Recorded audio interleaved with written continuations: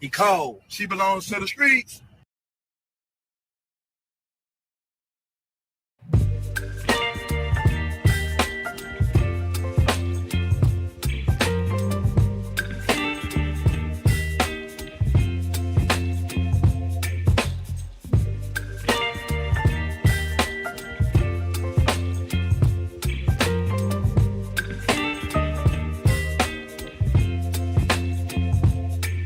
Baby, you give me ice and fire.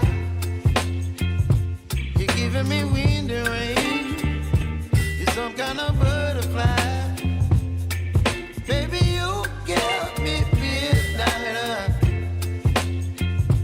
You whip up my appetite. Don't leave me here high and dry. Oh, well, I don't wanna jinx it, baby.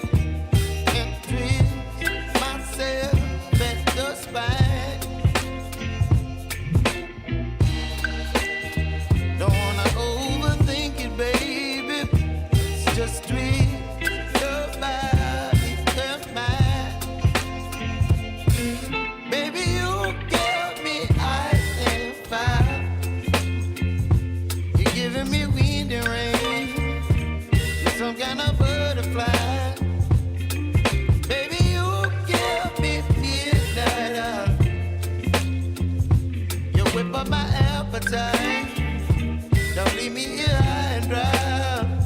Oh, but I don't wanna jinx it, baby. Let's not get ahead of my time. Oh, but I don't wanna miss you, baby. So I stand up and speak my mind. Oh.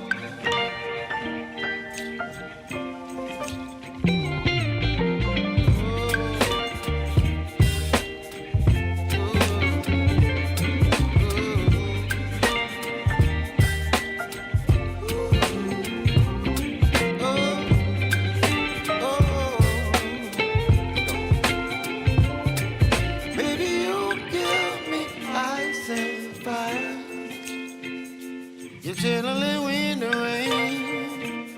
You're some kind of butterfly. Baby, you give me midnight. You whip up my appetite. Don't leave me here high and dry. Baby, you give me ice and fire. You're chilling wind and rain. You're some kind of butterfly.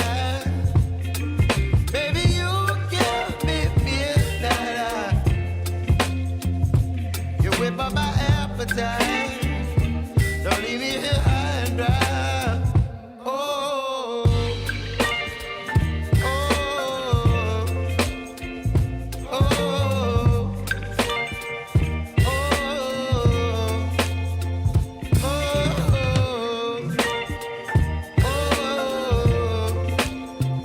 oh,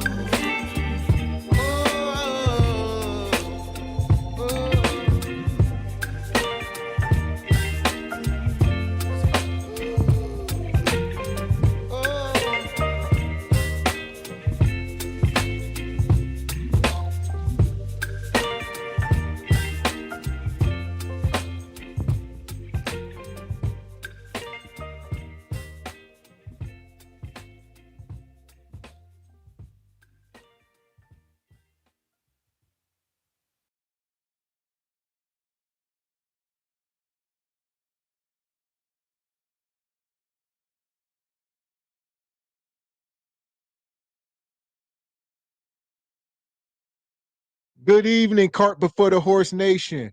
Live show starting soon. Make sure you get your popcorn, get you a glass of wine, roll your doob, whatever you got to do. Show starting shortly.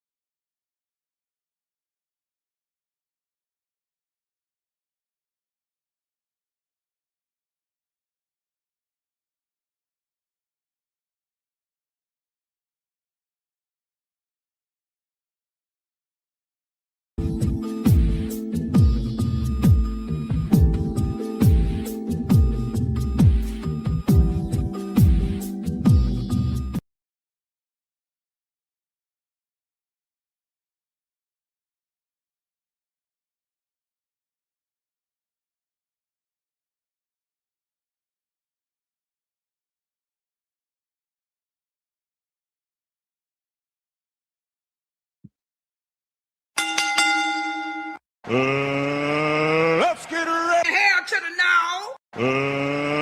Let's get ready to rumble. Welcome. Live Saturday night Regal Rumble, brought to you by Cart Before the Horse Productions. How you feeling tonight, Mr. Walker? Yes, sir. I am feeling freaking-tastic per usual. Good evening, ladies and gentlemen, El Nug Nugs and Le Bonquishas. Welcome to Cart Before the Horse Regal Rumble, in affiliation with the Bougie Negro Podcast, and also, as all you Negroes know, in association with Ain't No Fun Once the Rabbits Got the Gun Entertainment. What's going on with you this fine Regal Rumble Saturday? In the big name of Jesus, you hear me? Welcome in. Cart Before the Horse, SBC Nation. Make sure you guys are hitting the like button, hit the subscribe button as you come into the room. Man, we missed y'all Jive Chickens last night due to crazy weather. Whether or not y'all missed us, come all this fine March 14th, 2026. Gavin X and I are very much still in the mix, reporting live to you Jive Chickens from this wonky, ever-changing, toxic bull jive date market. Man. In the big name of Jesus, you hear me? So we back in the house, like Mr. Walker said. We are disappointed. We could not make it last night for the Nightmare on Dime Street, as y'all can see, but we will make it up because the thumbnail, the show ready to go. We just need a time slot, more than likely this Monday, so stay tuned. There you go. Ain't never been a time. Market is documented. There ain't never been a time where we missed a show. It's typically due to weather, and we ain't never made it up. You can count that, god dang it. But yeah, I'm mad as a rattlesnake. Friday the 13th. How fitting, though, right? How fitting for chaos and mayhem to erupt on Friday the 13th. That's bull jive. I was on 10, not 9. I was hyped, but nevertheless, we was in the dark. Our lights didn't come back on till 7 a.m. In case anybody cares. I know y'all got bleeding hearts out there. Do y'all care? Huh? That part. So we tried to make it last night, like we say, didn't happen. But shout out to everybody who supported last night's show. Shout out to Frederick Howard. He gifted a membership.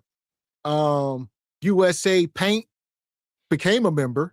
Petty Sama sponsored the show, which is tonight as well. He is the show. He gifted 10 memberships and a 20 ball. Yeah! Boom, shakalaka! And Brother Jacob dropped the super sticker. Appreciate y'all, man. God dang it. Y'all knew what time it was. That's all right. We're going to make it up. Don't y'all fret. Straight like that, straight. So we definitely appreciate y'all support. Shout out to y'all.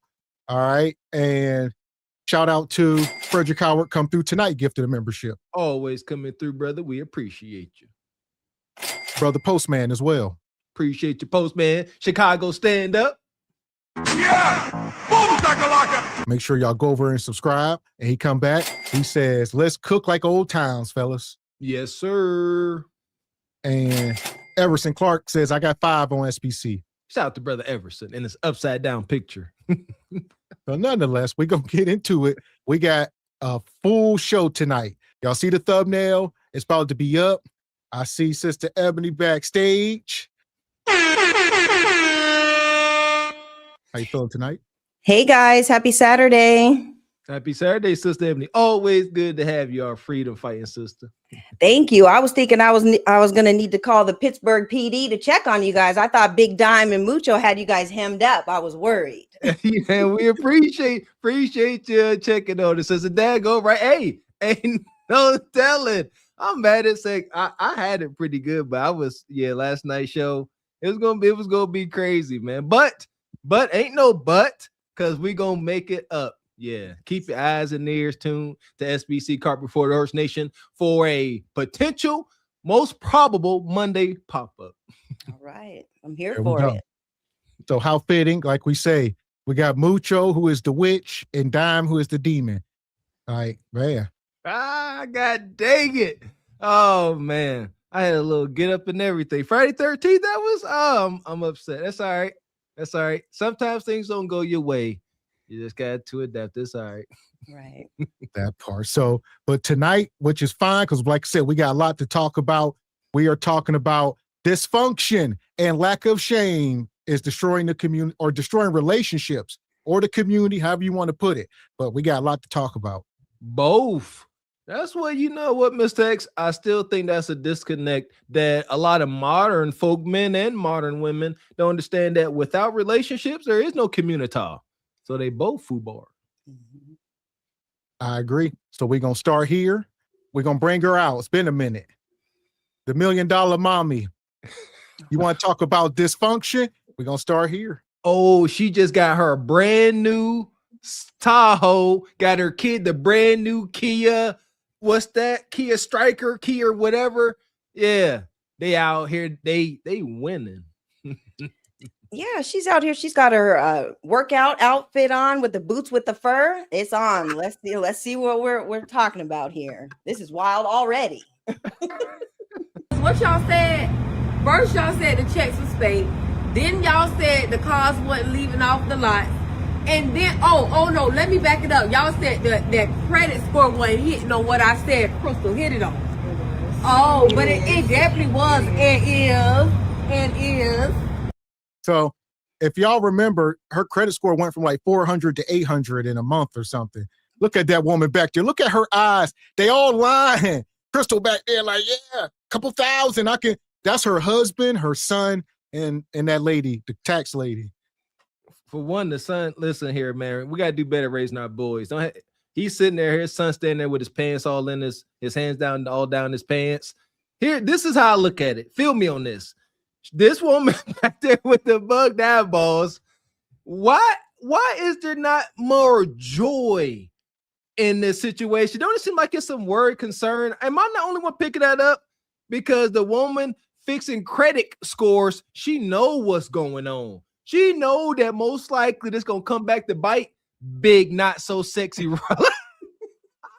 She know it's coming. Yeah.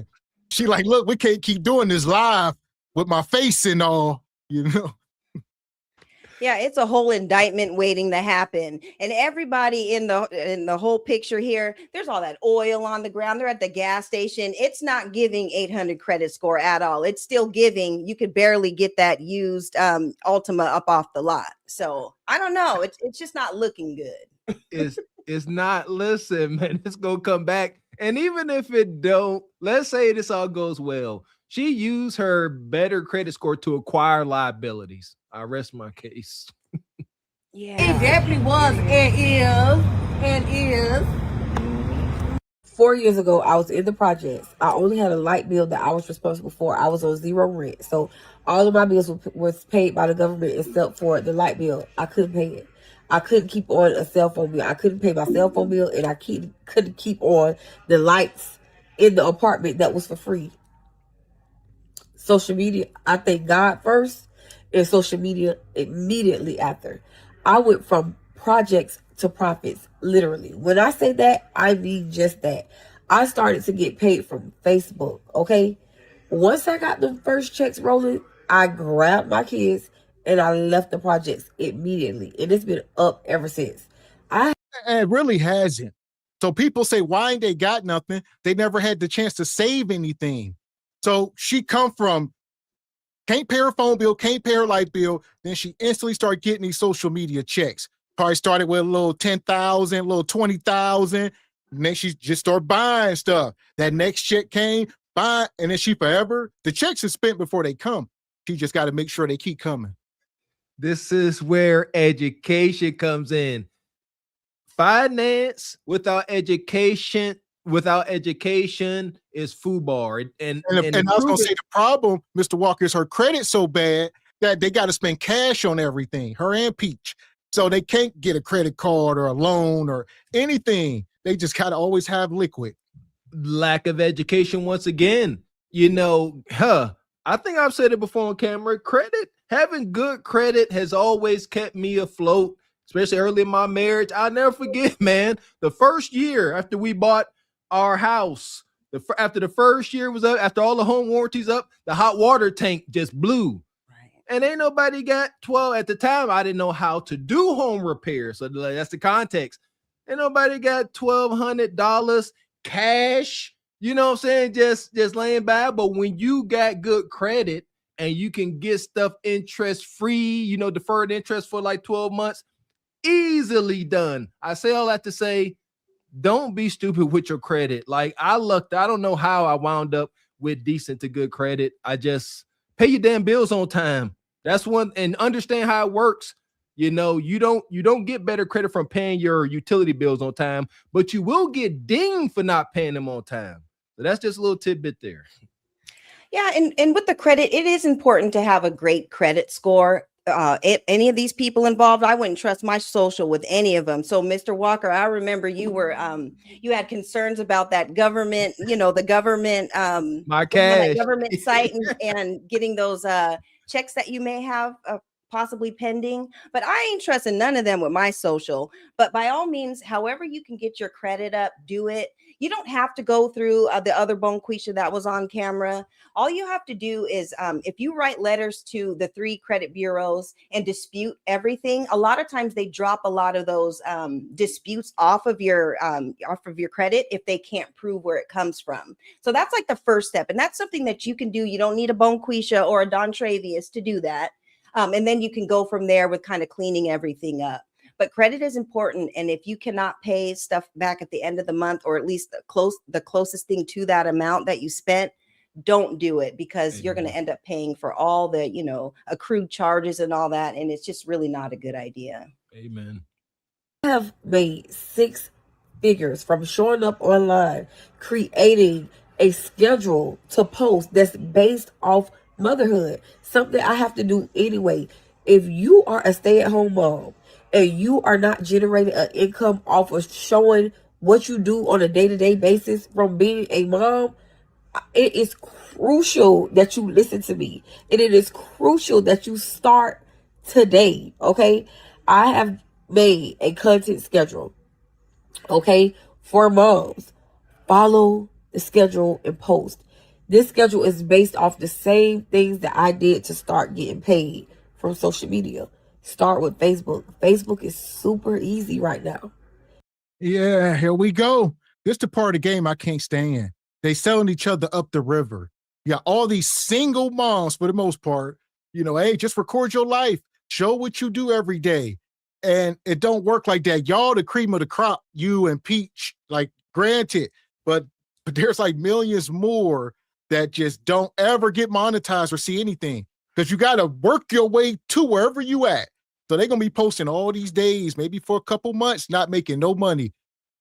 Most folks can't do it more than a week without seeing a dime.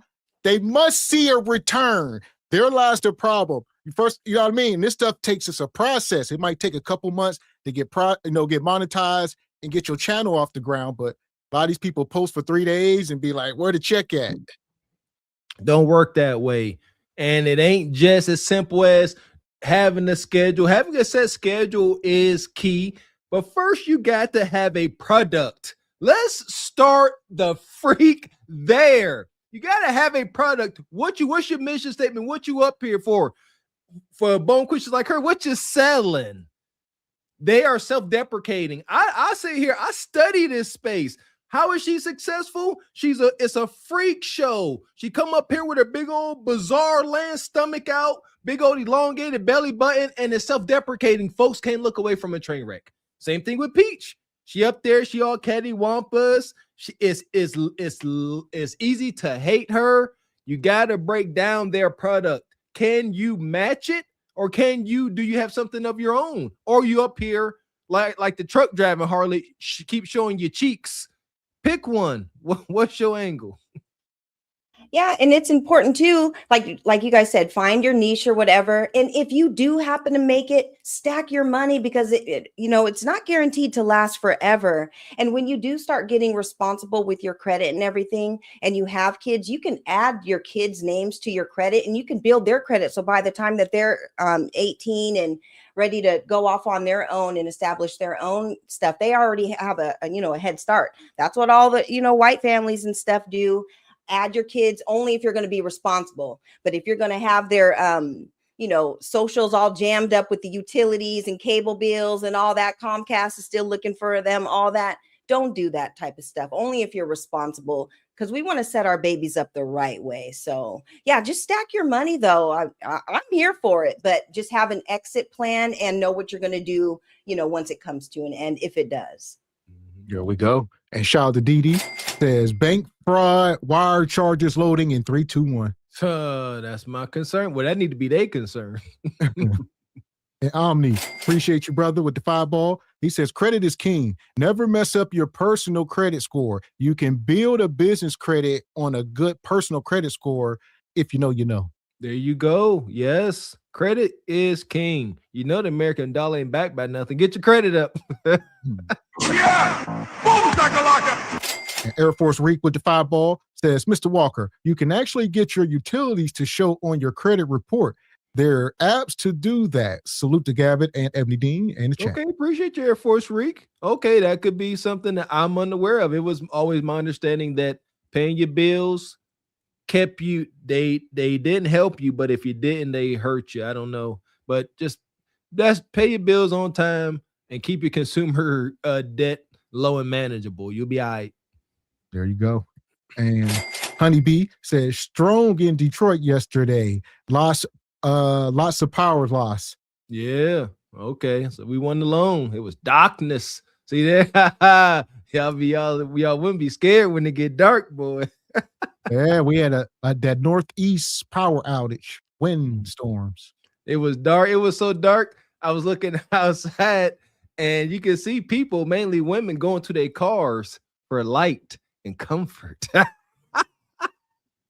So yeah, shout out to Honeybee. Yeah! Boom, shakalaka! And Mr. Walker, they had to charge their rows. That was most important. They had to get that car charger out. Yeah, it was all bad last night in them lonely single streets. Oh, I didn't even think that, Doc. Yeah, lonely, dark, and horned up. Unfortunate. But nonetheless, here we are. Start with Facebook. Grab this schedule. It will help you. If you don't know what to post, look at the schedule. You don't have to do everything that's on there, but grab some of the pieces that I've given on the schedule and let it help you start. And then you can create your own schedule. But these are the things that I did to get started. Once I started off, I started making $1,200. From $1,200 to $10,000. Now it's no cap on how much I can make. It's up to me how much I make. Get started. Grab the content schedule. There you go. Started at 1,200, 10,000. Now she claims she made over $1 million a year, which is 6 figures a month, and they running it up somehow. Go and then they selling snake oil, man. This is like Michael Jordan hosting a basketball seminar and bringing in a bunch of average Joes and telling y'all how y'all can dunk from the foul line. Half of y'all can't even touch y'all toes. You see what I'm saying? It's snake oil. And is she awesome and phenomenal the way MJ was in his prime? Absolutely the freak not. But she does have an extremely self-deprecating her and Peach. There ain't no woman that sits up here and observes their content and wants to trade places with them wholeheartedly. They may want the money. They may want some of the attention, but you don't want to be in any positions. Peach up here, her husband constantly cheats on her. I think she getting divorced now. Her situation ain't too much better. She all completely and utterly blowed out. She looks disgusting. That's her niche. Like she like, hey, look how grotesque I am. Send me bread. Yeah, and now they're all going to be effing up some commas like future. Okay, we get it. But just you got to do something with that. That, you could be paying for a trainer so that when you do wear that athletic wear, it actually looks like you're doing something athletic in it, and just kind of level up. Use that money to level up and level up your family and your whole entire situation. So They got to slow down. right. But Gab used to touch on this. That he already said it now. That money it's already spent. It's already allocated towards goofy stuff. That's why they need education. They need to know, stop. Make that feeling that's going to try to make you go buy a daggone Louis Vuitton purse and some Burberry. Suppress that. It ain't going to do nothing. You're going to be back in the same position. Steady your standard of living. These sisters, if you just so happen to make $10,000 in a month or more like these, like a Peach or her, go buy you a single double wide trailer or something. Get you a home base, especially if you're coming from the projects. Y'all too good. Y'all okay with mold and roach riddle projects, but y'all too good for a clean single double wide trailer. That's y'all problem. Yeah, they looking at you like your thoughts ain't they thoughts. They running that bag up. And I'll say this, like she said, their money is dictated not on people supporting. They ain't asking for cash apps, ain't no super chats. They are simply uploading content, but all day long. However, a couple minutes here or 3 across many platforms, and it's the people who are watching it. So by the millions per day, and that's how they make their money. They ain't up here asking for too much outside of selling like courses and stuff. But they ain't worried about no cash apps. There you go. Hence, that's why they ain't got no shame in the egos. Right. And if I was them, I would parlay whatever the situation is when I get my money and stuff. Instead of like Peach going to the casino and tricking it off there, why don't you invest in some stocks, try to learn the stock game, and then you can learn and teach people how to invest in stocks. That could be something you can parlay. What I just tell you, y'all want Peach to review this video, huh? You will. Don't let Peach gonna say y'all broke. Y'all ain't got millions of dollars. Y'all wouldn't know. What y'all gonna tell her about her money? Huh? Ain't getting evicted. I tell you that. The issue, man, that should have never happened in the history of humanity. Got that to be at Disney World with your family. And if somebody was to ask you about your living situation back home and you told the truth, you say, I'm currently getting evicted. We about to get on this ride, and they are currently moving my stuff to the curb. That's what I would say. Make the content, post the content, link your bio, or it's in the caption right here. Grab it. Boy, you look like Shirley, this Barbara. John, stop playing with me. Stop playing. Boy, you look like that cleanup woman, don't you, boy? I just switched it up on your ass. Man, Unlock the no. door. Come on, stop playing. Come on. Look at that. Come on, y'all. You that lady that was telling that lady that Charlie was just a man. John, stop recording me. Come on, y'all. You the one that was saying Charlie was just a man. John, stop playing. You was condoning that shit.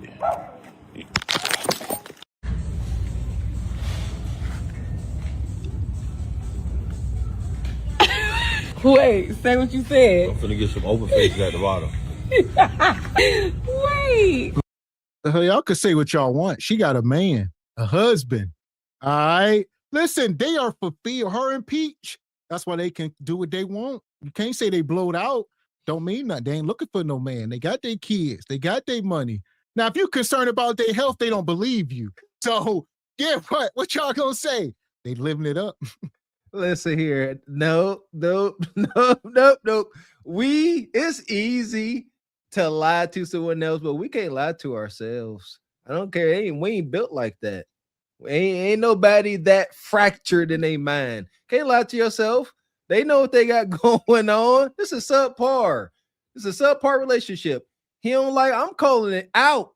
He don't like what he see and smell. She don't like what she see and smell. Your mouth can't look like that, and your mouth ain't rancid. Ooh wee. Gym sock breath. Have mercy.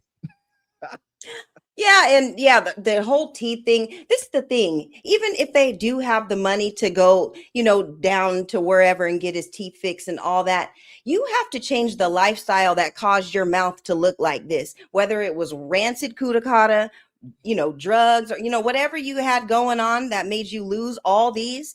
You got like like your teeth are spaced out like 1 mile in between each tooth. Like, and this is your man. I get it. But as soon as he gets his teeth fixed, y'all, he's gonna leave and be on to the next. So See, that's what he's here for. Thank you. That's what I see. It's highly probable. I make it easy for you, Sister Stephanie. My mama would say he looking like a jack-o'-lantern by the mouth. That's messed up. Wait a minute. You forget some what? I'm gonna get some open faces. Oh, I'm here for it. Go ahead, babe. Glee. Glee. I'm finna get 4 to the bottom. So y'all, this is a real concern for me. Like, right now I'm able to hush Million. Right now I'm able to make a 10-second video of me simply getting dressed or not even getting dressed and having my stomach out, and I'm able to pay Million, hush, and I'm able to cover all of my bills, all of my family's expenses, all of our outings, all of our vacations, any and everything. With the help of what? Why are you calling me a nigga?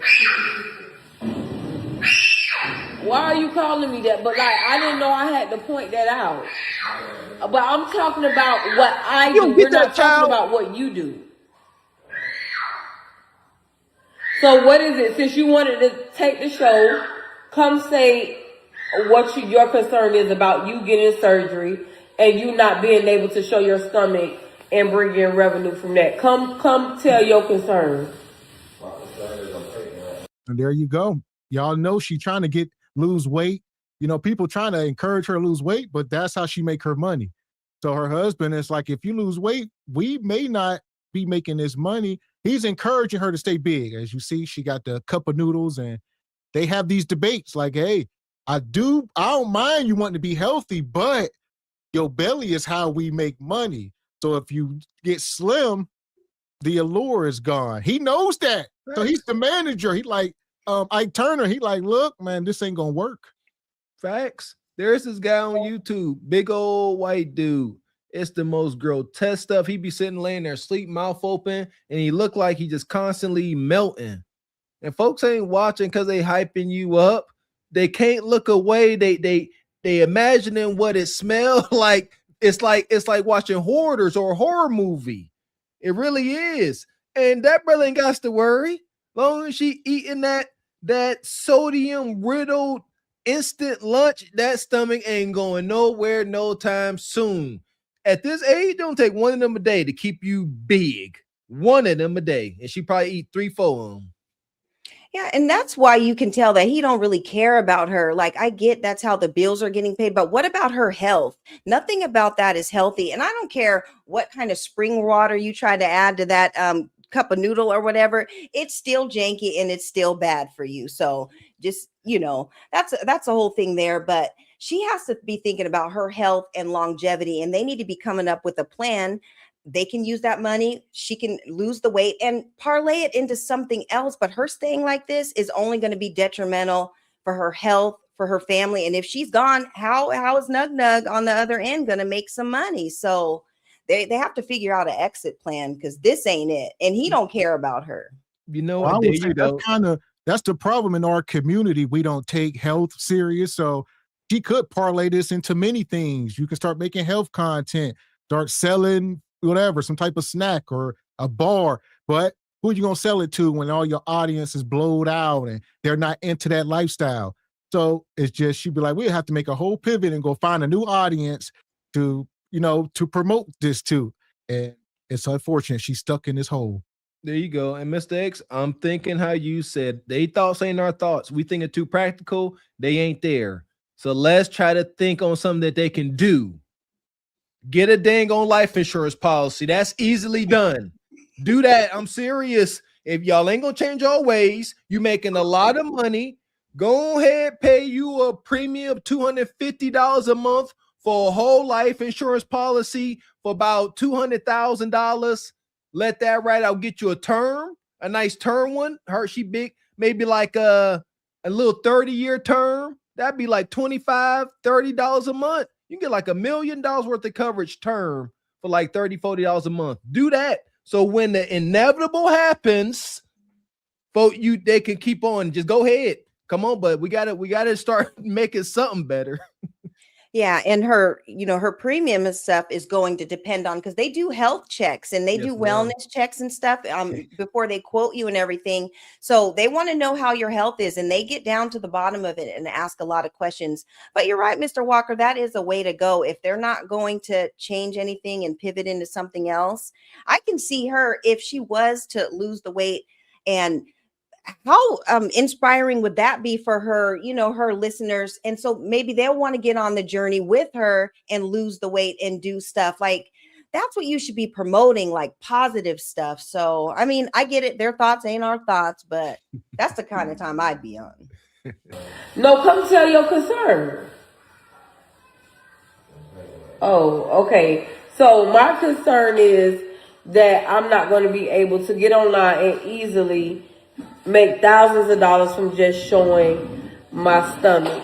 However, I do really want to get the surgery done. Not because I don't like how I look. It's not, your noodles not done. Let me make them.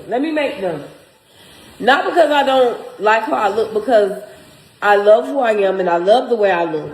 There's just always enhancement it's just like wearing makeup.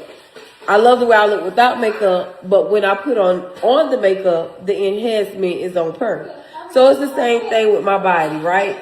So, but yeah, so that's a concern of mine. Like, are my views going to be the same? That's my concern. Miss Glory, I'm about to block you. Now you on here saying it seemed like all the money Facebook paid me, I'm spending on food. Why is it your concern what the money I make go on? Miss Gloria, whatever money you getting, you need to take it and buy you a new throw-on wig. That's what I think you need to do with the money that you get. And I don't think you need to be worried about the money that I'm getting. Miss Gloria, I'm about to block you. One more time. One more. And there we go. So that's part of their content as well, just the audience. Most people watching any content these days are hate watching. Even over here at SBC Carpet for the Horse. Why y'all think people don't hit the like button? I mean, it boils down. Most people are simply watching. Seriously, it is what it is. Most people watching content are watching people they don't even like for whatever reason. All right, same with her. And they get in the comments. Look, hey, Walmart, and she'll make a video, and you just keep putting money in her pocket. She just told you 30 seconds. She done paid all her bills, and it's endless. It will never stop. Like she said, as long as she's doing it. It's all a matter of how much energy do she got? How many videos she want to record? How much editing do she want to do? And that's the baseline. I guess so. I get so triggered when folks say, she was talking about making her body look better by whatever means. She said, I'm not doing it because I don't like the way I look. Stop. What the heck is wrong with not liking the way you look? What's wrong with that? If you're not uncomfortable with a situation, you won't change. Make it uncomfortable. I know personally, for me to change to become my better self, I had to hate my prior self. I had to learn to hate who I used to be, despised him, took him out back and ended him, became a new person. You got to hate who you are. It's nothing wrong with that. Shame, atone, and then you work through it. You hate the old you, then you learn to love the new you. But they never hurt, they never dislike their current form. So how the heck can you change? Yeah, and if I was her, I'd be more concerned about why that butterfly tattoo on her stomach looks like a damn moth right now. It's all stretched out and blowed out, just like her stomach on that shot before this one. But yeah, I mean, like you guys said, you got to get your health together. That ain't a good look. It's okay to notice some things that you need to change. We're all a work in progress. We hit the gym and stuff. We still have goals that we want to reach for the end of the year or for the next quarter or by the summer or whatever. So it never stops. So just keep going and you just figure something out, because you have all them babies. And if you want to see your grandbabies and be able to be a part of their life and be active, then you're going to have to change your health if you want to be around for that. That part. And shout out to Dee Dee. Says smart people buy LVMH stock, not Louis bags. Okay. And Air Force Rick, been a member 11 months, says she might make more money being healthy, maybe. She's gonna get a whole new audience, like Mr. X said. And shout out to Richai, says Ebony Dean, you're making too much sense. It will not happen. As long as her husband is validating her, she will not change. Facts. Yeah, and she's up under the wrong instruction, y'all. This is not the instruction that you should be up under at all. Yeah, she making profits. Like Air Force Rick said, it's like telling McDonald's to start selling vegan food and salads. No, your thoughts ain't their thoughts. They are turning profits. So until she ain't doing that, she ain't gonna stop. She get the line still around the corner. And Merciful with the 10 ball says, I know I'm late, but does Ebony Dean AC work? Yeah, it's actually snowing here. So, I always stay glistening no matter the weather. That was a little bit of hate. Some people don't know how to say you look nice or something. That's all. That's like being in elementary school and the boy behind your desk started pulling on your hair. He don't know how to tell you, like, that's all. Appreciate you, Merciful. As far as her, we're going to take her and her husband and his wonky family to the sub. Yeah, bye. The passengers of the doomed Titanic sub spent their last moments in total darkness looking for bioluminescent creatures out of the small window and listening to their favorite music. The new details of the 5 passengers' final moments have been revealed by the wife and mum of the father-son duo. Wade in the water, diamond, wade in the water. Something's gonna trouble the water. You better wade in the water. Yeah, man. Yeah, we got to do better once we get into some money, but got to educate ourselves, and as far as folks getting on the health journey, I realize, is if you can, Farrakhan said, if you can control what you put in your mouth as far as food, you can control anything in your life. That's just a fact.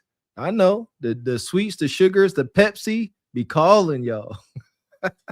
That part. So we talking about the dysfunction, lack of accountability. All right, we just seen the big $1 million mommy. Now we're gonna bring out Sister Peach. Hit the like button. Here she is, the queen. So when I pulled up to this lady, they got a husband and 9 motherfucking kids. Oh, really? And the latest episode is she waiting on y'all taxes to drop because she says she's gonna have a class to teach y'all how to battle. It is. Banger. Catch 22, she just started battling. And you are absolutely correct. I have only been battling for 17 days. Really 16, but I started 17 days ago, missed one day. I'm new to this. She gonna teach you something that she ain't even mastered yet. I mean, I haven't mastered it. I'm not in the A leagues. And I'm not a live pro on TikTok yet. I'm not. But it has been 17 days. And I have built a phenomenal team. I mean, we've been at a phenomenal team. Shout out to the Peach Patch. But now I have the phenomenal Peach Patch. And last night, the phenomenal Peach Patch made me. Peanut. Bentley is the name, a.k.a. Peach McIntyre. Also known as Peaches McIntyre. Number three in the world. We made history. So Peach been running up a bag. Every couple of months, it's a new hustle with her. Whether she's selling these online courses or getting her hair done. Now she on TikTok battling. All right, y'all know the battle is, the audience is sending money to whoever get the most money win the battle. And she number 3 in the world, or whoever she's saying. She's been over there for every day just battling, people hating you, neglecting your kids. So it's always gonna be something. Why ain't you watching your kids? Why you battling all day? Peach finds something that makes money and she will jump on it fast. So she'd probably have made a couple $100,000 in a couple weeks. Peach is opportunist, raging, shameless opportunist. I ain't got a problem with it. They got to take what comes along with that wild lifestyle and is. But once again, why they that sound like hate. Peach could be moving wonky. She's a wonky character. However, she gets desired outcome. Listen, ain't too many folks out here that can make $100,000 a month. I don't know nothing about it. Peach did. Yeah, you gotta tip your hat when you can. My goodness, they hating on Peach. Why you over on TikTok?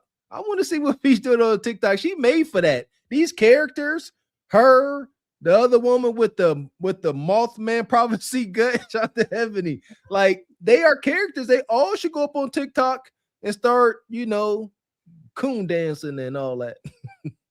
Yeah, I've watched some of those battles on there. They're fun, like if you make it interesting and stuff, they do that all night long, all day long if you let them.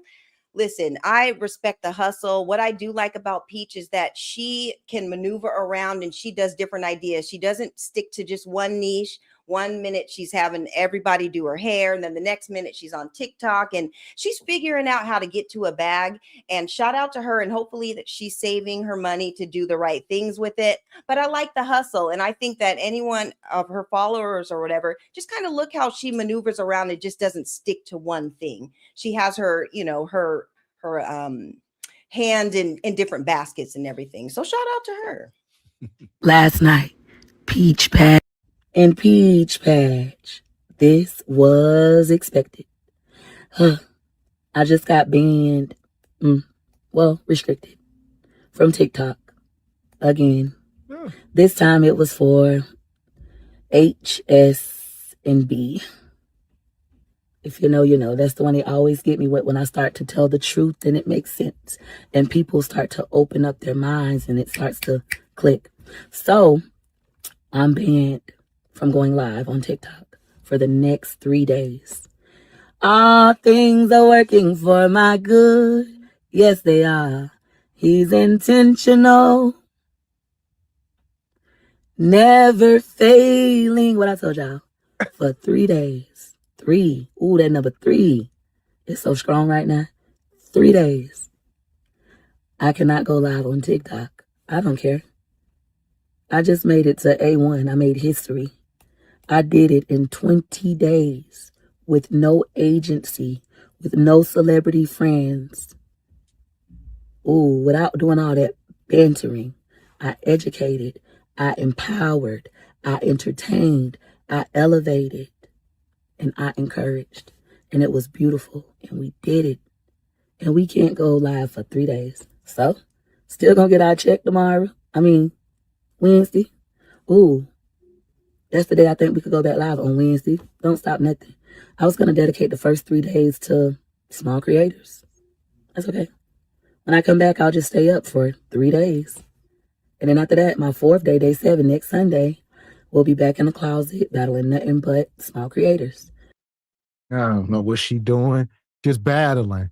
And you better be careful. They done kicked her off of TikTok. That's another thing. They will let her run up a bag, kick her off the platform, and not pay her. It done happened to her many times before, but she don't care. She keep going back over. She had over 1 million subs over there, and they just took her channel.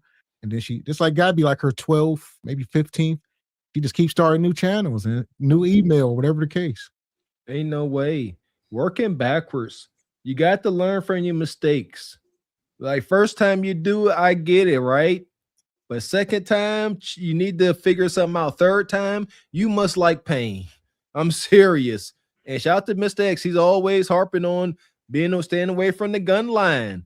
I woke up yesterday. Shout out to Friday the 13th. Yesterday I woke up. Only thing I post on Facebook, I share Media Man stuff. Shout out to brother Media Man, always cooking up. I woke up in Facebook jail from a post from 2 years ago. Yeah, I just go on Facebook. It's like, hey, this post has been taken down. It's okay. Hey, you can't post, you can't go live. I don't do none of that on Facebook anyway. But be careful what you post out here. The rules and everything getting more and more strict. Yeah, woke up in Facebook jail. I really didn't give a crap. I don't post them, but y'all be careful out there. Yeah, and my advice to Peach would be, make sure that you learn the guidelines for TikTok because they're different for each platform. TikTok is very strict when it comes to the things that you can talk about and you can say. And even though she's just restricted for those 3 days, that can lose her position in the top spot because other people are going to be doing battles. So you don't want to keep taking this time off, even if you don't need the money. You still want to be able to maintain your status. So learn what it is. And another thing with TikTok is I believe they take 50% of your income too. So that's another thing. I think it's 50% for TikTok. So just a heads up if you're thinking about getting into that also. They take half. So they paying less and they taking half. Sweet Jesus in the morning time. Yeah. The message is still out in the world. Eyes are being opened. Things are being changed. Peach McIntyre is phenomenal. Peach McIntyre is phenomenal. Peach McIntyre is phenomenal. And today is March 1st, 2026. March Madness! What a great way to shift focus. In the meantime, you guys be phenomenal on purpose. What's up, Peach Patch? Today I am in Chevy with Gregory McKay. This is where I bought my husband's truck from. You guys know Gregory McKay will be graduating high school this year, and one of his graduation gifts is a car. Now, one car that he has his eyes on is a Corvette, preferably in the color red. So we are going to look at some options because before you know it, it will be time to give this young man one of these with a bow. Do a lot of hooting and hollering in the comments, and you don't got this, you don't got that. Oh, motherfucking well. My son gonna get the car that he wants. Right, his vlogging stuff, getting set up a lot. They got so many Corvettes, even used ones, I believe. On the other side when we put in, I saw some used ones. They got so many different ones to pick from. Versus last time we came out, they had that one yellow one. 2026. One of the biggest things as far as the color goes for Gregory McKay, he does want red. So he want that red Corvette. She said this months ago, we documented this. She said her son was going to get a Corvette for graduation. He ain't going to community college. None of that. All right. They got money over there. So, and she teaching them all how to make money. That's another thing. Her husband, Wood, he got his own deal. Her son, I think her son cashed like a little $10,000 check she showed from social. So she's showing him how to do social media and they all run the bag up, but Peach is she ain't gonna never let them pass her. But I can't. That don't make any sense. Buying your child's first car, I'm assuming it's his first car, gonna be a Corvette. Absolutely not. That makes no sense. I don't care if you are a gajillionaire. Y'all realize Jeff Bezos and all these super mega rich folks don't even do that for their kids because there's a reason why. You got to teach these young humans how to have some sense. What sense they gonna have thinking that every time they turn around they gonna get the finest things? Come on, man. It's detrimental to their growth. It ain't about the money. It kind of is because it's a lot of money is about to be wasted. God forbid that Corvette ain't gonna make it a year without having damage. God forbid. Yeah, that's dangerous. Is her son graduating from high school and he's getting this car? Okay. That's a lot. That's something that I would never do. Even if I had the money, you can use that money in so many different ways. Buy him a condo or set him up for the future, start a business for him. But I did hear you guys say that the son does make money. Maybe he's the one making the car payments, but you guys know, like with young kids, pass Pete, straight cash. Okay. But we all know how young people are. He's going to be racing. Like, it's just not safe. That's something for when you're a little more mature. You can get something even like a Hellcat or something, just for starters or whatever. I don't know. But a Corvette, I think, is doing a lot. And I don't think it's setting him up at all. I think it's going to be detrimental in the long run. So, yeah. This comes from Peach. She ain't trying to set him up. She trying to set him apart. All right, Peach, just the same woman who came up here. She told y'all she ain't humble. None of that. Just fit their personalities, what they do. We're gonna be here to document it. As for the journalists that we are, let's see how this plays out. Huh? We're gonna be here. We ain't going nowhere. Is this gonna prove to be smart or stupid? Yeah, and even with the son going off to school and stuff, I wonder what the son thinks. Does he want to be set apart so much that he's so far away from the other students? Because there probably are kids that don't even have cars or whatever. Sometimes kids just want to be normal. Like sometimes my mom will or my son will tell me, Mom, you're just doing too much. I just want to be normal. I just want to do regular things like the other kids. I don't want to do all that. I don't want to dress like that or whatever. And you just kind of have to let them do it. I'm not sure if that is what her son is saying, but sometimes it's cool to just fit in until you graduate and you're on your own and you can kind of move how you want to move. There you go. Yeah, I don't think this is his first car. I believe he drives now. Don't know what, but he goes to some high-end schools. She done showed y'all the school, and yeah, big money, private schools. All the kids drive to school she was showing. So they in Tampa, Florida, somewhere around rich white folks. This is what they doing. It's so many angles. Y'all say in the chat, insurance costs. An 18-year-old gonna get insurance on this. Y'all thoughts ain't her thoughts. Peach done showed y'all her going to the bank taking out $50,000 at a time, and y'all talk about insurance. So, for logical people, we just got to understand who we speaking on. Yeah, that's gonna be like $1,000. Like, ain't no way. And I would also think about the attention that it's going to attract because he's young and in college. What if he's off going to parties? We know how the parties go. And if he's doing stuff that he doesn't need to be doing, you become a target. The police, they already stop us even if we're not doing anything. But if they see you in a car like this, you're young, you're already putting kind of like a hit out on yourself. So I would keep that in mind too also, because it's just a walking target, This one might be a good one.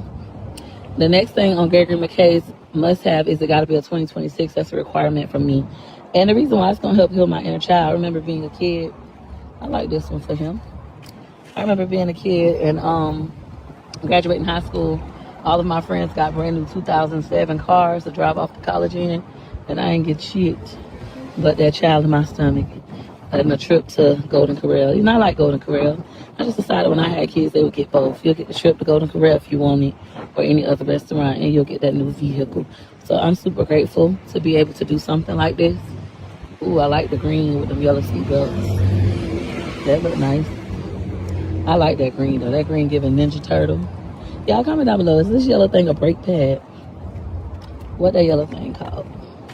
I like the green one, but I know Gregory McKay gonna want the red. This white one got red seatbelts. We gonna get numbers and stuff. See what we gotta do. Knowing him though, he most likely gonna want this red one. They got more. Let's go look at the other ones too. Gregory McKay is about to test drive a 2025 Corvette. The one that he's interested in is this red 2026, but because of their break-in period, he said that it'll be better to drive the used one because Gregory McKay can go faster. He's also explaining what the difference will look like between the two vehicles and about the different break-in periods. He said first you got to get 500 miles, then you can go faster. Then after that, 1,500. Then after that, 5,000. Then the car could go as fast as you want it. So he's explaining that to McKay right now. You take the top down from the key, and not only can you start it from the key here, but in the My Chevrolet app, you can unlock the doors, start the car, turn off the car. You got full remote command from your phone. Okay. You scratched the plan. It's still not impressive. So, like I said, Snake Oil, the My Chevrolet app. Everybody, whoever owns a Chevy got the app. Don't matter if you got a Corvette or a dang Sonic or a Cruise. You can all start your car from the same app. But granted, I guess it was a selling point, but it don't matter. I was like, that ain't. But nevertheless, shout out to the salesman, man. The Snake Oil salesman. I hate the car buying. The car buying experience is god awful terrible. But since we here, you know what?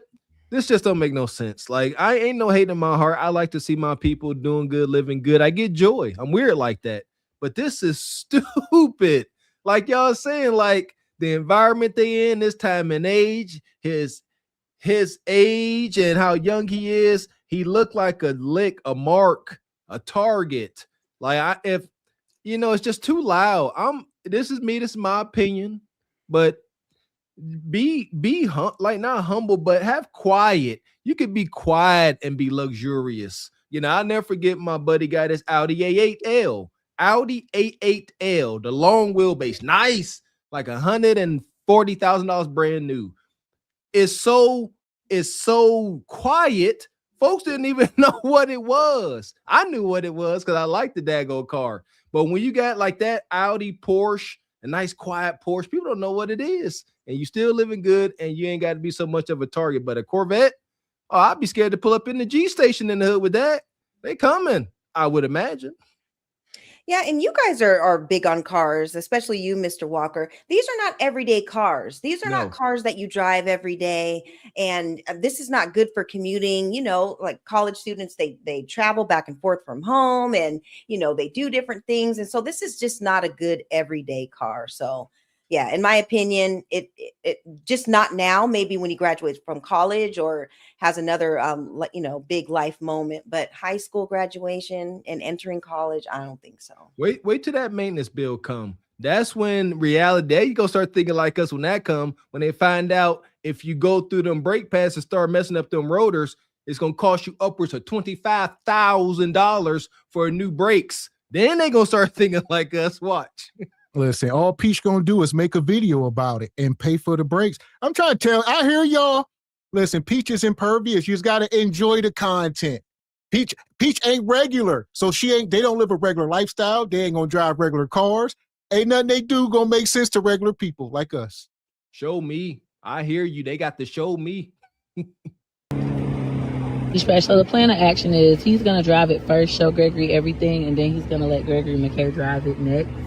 This will be Gregory's second time test driving a car. The other car he test drove was a Tesla, which he was on the fence about it. But he really has his heart set on something fast. It's so funny because when I was ready to buy McKay like a fast car, when he was like 15, he did not want anything fast. He did not want to drive at all. So to see who my baby currently is, it excites me. I'm excited for him. Lifted the top up with the button and lift it back down with the button. And he was telling McKay that as long as you're doing 35 miles an hour or less, you can do it in traffic. And I was saying, I remember when we was young, my cousin and all his friends, they had Camaros and Corvettes. Of course, they were all used and stuff, but you had to do it by hand. Okay then, McKay. So funny, my baby. Okay, y'all see my boy there. Peace out, McKay.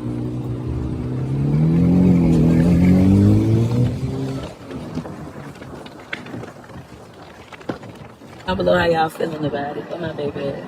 He's taking the bad way. That way. So he gonna drive first, then McKay gonna drive next.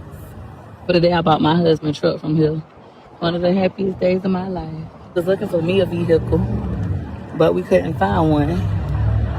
Then I asked my husband what was his dream car, and he said it was a truck. And I said, what kind of truck? And he told me between the truck that he got right now, a Chevy Silverado, or I forgot the other truck that he said. I was like, well, let's just go buy it for you. And he was like, couldn't believe it. Yep. And she just walk on the lot and buy it. That's why Peach is in charge. That's why they be shocked, because they don't really know about all the money.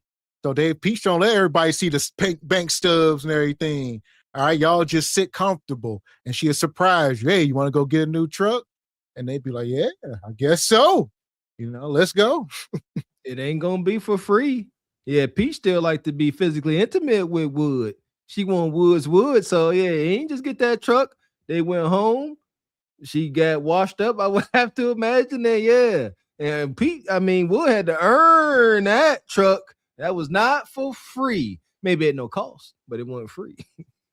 Yeah, I get the stunting and all that, and she's videoing everything and posting about it, but stunting at your son's expense and your family's expense, I don't know if that's a good idea. That's not something that I recommend, but it is what it is. That's what they do. But I'm worried about the son and the attraction, the good or bad attraction that it may bring his way. So, salute to Peach, however, on the grounds that I like what she's saying. I could dig it. When she was growing up, she had shortcomings. And she's like, you know what? My son gonna be able to experience this. I like that. However, we can't be too worried about being the cool parents to our kids. There's a saying, you're either going to be friends with your child or you're going to be friends with your adult kid. Right. You can't have it both.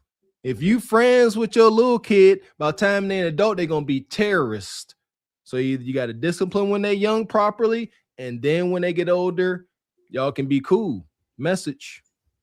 Yeah, and I think someone in the chat said she keeps saying his whole government name too. That's not a good look, calling him by his first and last name. So everybody kind of knows who he is and what he's driving and everything. So yeah, she should, I mean, just kind of, I don't know, think about that kind of stuff. And another thing is, you know, when a young man goes off to college, you want to be able to, some people actually join like life or, meet people and have lifelong friendships with them. And you don't want to get it started just because of your car, or people only want to hang out with you or like you because of what you have. You know, some lifelong friendships are made in college. So that's something to think about too. Many years ago now. Okay, whenever you're ready.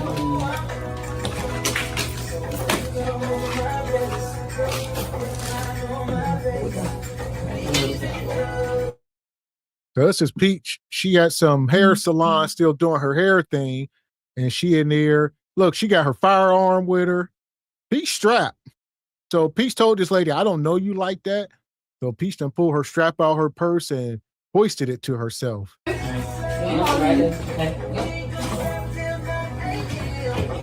Yeah, so she got some kind of, greenish burgundy deal on her. Let me see. There we go. So she's just sitting there. You look so cute. And I wanted to be the first stylist to give you your flowers because I see the kind of turquoise color. And so she in this salon. That's Peach. Y'all keep saying somebody gonna rob Peach. No, they ain't. Peach strap, wood strap, they all strapped. So it don't work that way. I promise you. That's fine. That's fine. Ain't no, it's not. She got that daggone 9mm Taurus. I know exactly what that is. So only a couple manufacturers where you gonna get a gun that color. It's either a Taurus. It's definitely ain't nothing. It's a Taurus. Yeah, and I get, women, we have to protect ourselves and stuff, especially with Pete. She carries around all that money. I get it. But just brandishing it and, just showing it off, just letting everybody know what it is. I get it. And maybe she has been robbed or something. We don't know the situation, but she's just doing a lot. And this is just not something that women should ever, really want to do. You shouldn't have to show it off. You can have it in your purse tucked away or, somewhere in your car or something it like was that. in her purse. She said she ain't safe. So she showed up somewhere where she'll chasing this bag. And yeah, she pulled it out of her purse and said, I'm going to put this here. He said, it ain't like I don't trust you, but I don't know you like that. So I'm going to, that's what she told her. This is another side effect. Shout out to Anton Dania. It's another side effect of folks really loving to hate you. She can't go nowhere freely because she's right. The content she puts out, rage baiting, being as mean and nasty as she can be on camera at times, rightfully so. But what woman want to walk around with that stress? That's anxiety, baby. Yeah, it is. And you guys, it's like a double-edged sword. Like you're getting all the money and stuff, but look how you have to, watch your back, and you can't even get your hair done without bringing the strap. Like, come on.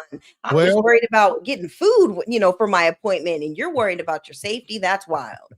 What did Biggie Smalls tell us about 30 years ago? More money, more problems. That is not cliche. That is an absolute fact. I don't care who you are on earth. The more money you make, the more problems. And you start climbing into that millionaire tier, your problems become that much bigger.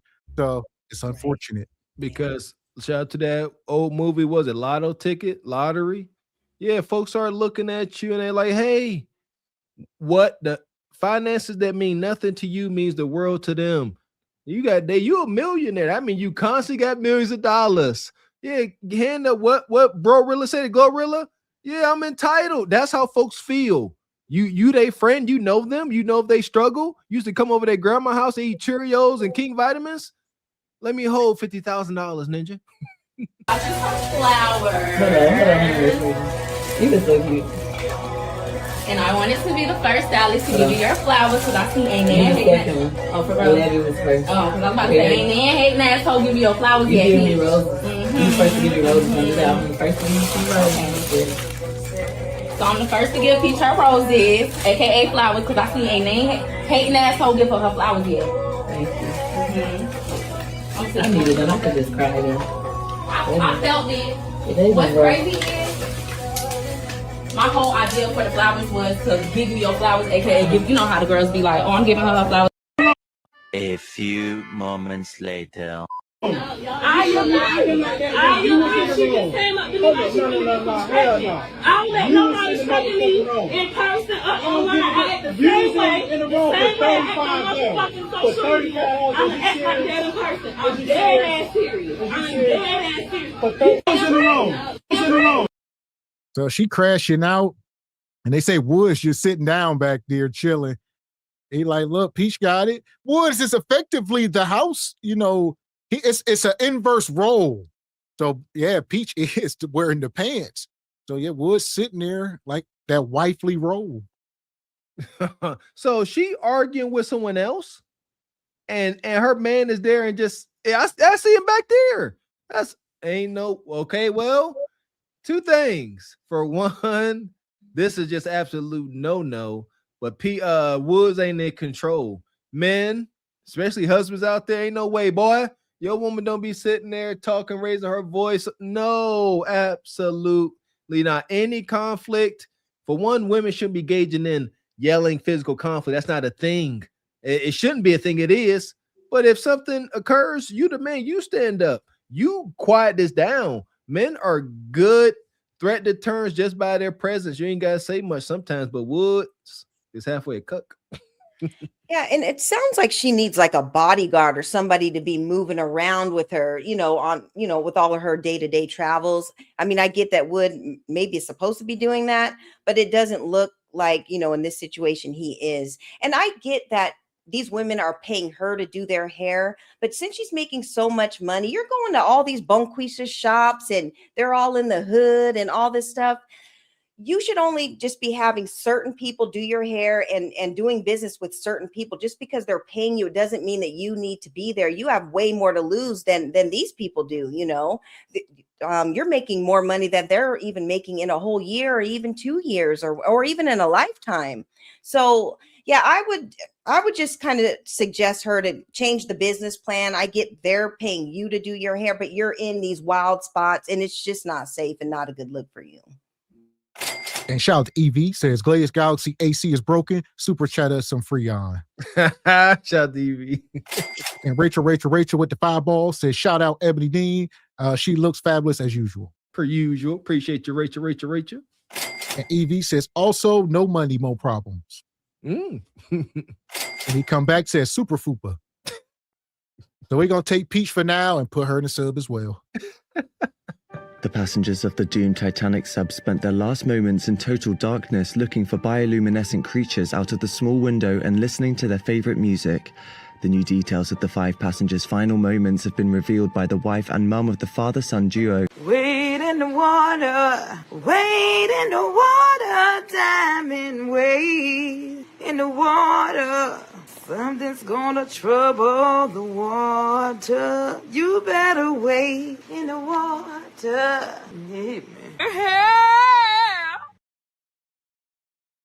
Yeah, shout out to Peach, man. I can't wait to see how these stories wind up. I take it year by year. It's always heavy developments. They're in the middle of separations, turmoil, bankruptcies, and we're going to report it. That's it. I think people are just going to continue to spiral out of control. Y'all see the Tonight Show, dysfunction. We are in a dysfunctional time in our culture right now. And shout out to this woman here. We're going to bring her up. Just to be Simone, she got something to say. I want to apologize. I want to publicly apologize to the internet, to God, to anybody that I offended, anybody that I've hurt with my words, maybe on the mic, or maybe my opinions, or maybe me saying something out of You talk as if you believe you're truly better than black men. And that's what the world hears. This is another black woman talking as if she's better than all of black manhood. And other groups of women laugh at you because they know they would never say anything as foolish as what you're talking about. Because all it takes for you to come down to reality, B. Simone, is one wrong post. Skittles worked for me for a year for free. Yeah. I am not going to turn 30 without having $1 million in my savings account. Nobody is going to out-hustle me. Yeah. So we just sat here talking about money. Now, I didn't know who she was until I guess maybe last year or so, but I guess she came up like so many others during the C19 and all that. She was running up a bag, making videos like this. I will not rest until there's $1 million in my savings account. I mean, people, they just be running up these bound on TikTok. I don't know what the hell they be doing, but they got a consumer base somehow. And I dare not look. I don't know nothing about TikTok. I don't know nothing about Twitter. I don't know what it's called now. I don't know nothing about it. Just mindless content. Listen here. We done told y'all. I definitely didn't let you know. I've been anti-television, anti-idiot tube since high school. And I'm not coming up here on Kevin Samuels' internet to continue to engage in mindless television, because that's what that crap is. Just people talking. Folks hate watching, wishing they could be in that position, fantasizing, wicked. Yeah, I used to be a fan of B. Simone when she used to do the skits with Desi Banks. Those were really funny, like on Instagram and on YouTube and stuff. But then when she set this goal, this millionaire by 30, and she was calling herself the female Jamie Foxx, and she was doing the comedy, and I think she was singing, and then I think what happened is before she turned 30, she started her makeup line, and she was getting really bad reviews about it. And the makeup wasn't really quality. And I think that's when it just kind of spiraled. And it's cool. Like, you can set goals for yourself, but becoming a millionaire by 30, that is a good goal. But how come we can't, just maybe push it back to 35 so you're not so stressed and you're not, putting your money into things that may be detrimental to your career, like the makeup business that she didn't really do her homework on. And then I think the book that she had out, there was like some plagiarism or something with it. And so people were calling her out about that. So maybe just doing a little more homework and pushing that, that target. Maybe it could be 35 or even 40, like we're talking millions of dollars here. So I think maybe more homework would have done her a better service. But at this point, we just want to see if that washcloth that's in your tub or, that little loofah is wet. And we just need to know if you've showered today at this point. We know that's not something you do every day. And I would say a lot of these women are cautionary tales, as we see. It's not about the money. She should have said, I'm going to be up under some instruction by the time I'm 30. I'm going to have a husband by the time I'm 30. I'm going to be married with a family by the time I'm 30. None of that. Now she out here 35, single and broke and lonely. This is what happens. There you go. Now she got to shop at H&M. How terrible. Yeah.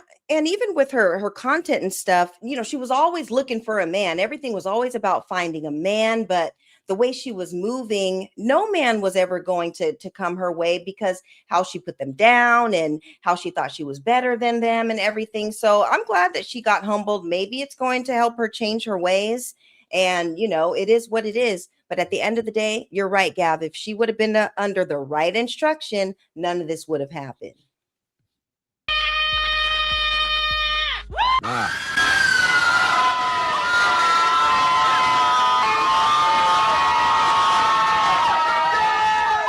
My finances.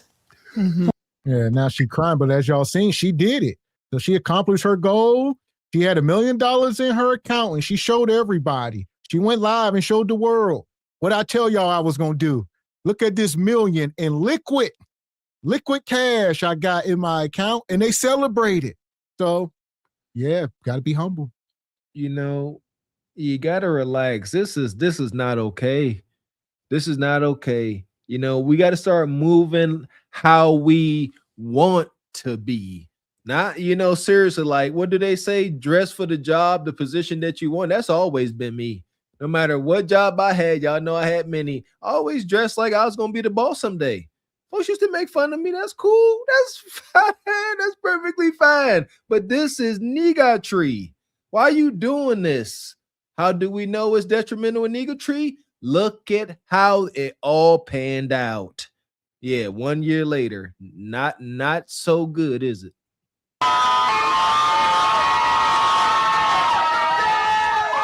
My finances, like the budgeting, you see how I am nitpicking every little thing. I've never been like that. We were in Bloomingdale's yesterday. I'm like, we have to go to H&M. Yeah. Like I notice it in me now, just nitpicking. And it's not even, I just don't have it like to spend the liquid. Yeah. I'm used to having liquid. I'm used to.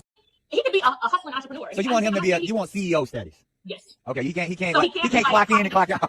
No. Damn, I think entrepreneurs should date entrepreneurs. The issue becomes the fact that, not, too long after all of those things, B. Simone came to the internet crying because she could not shop in Bloomingdale's anymore and had to shop in H&M.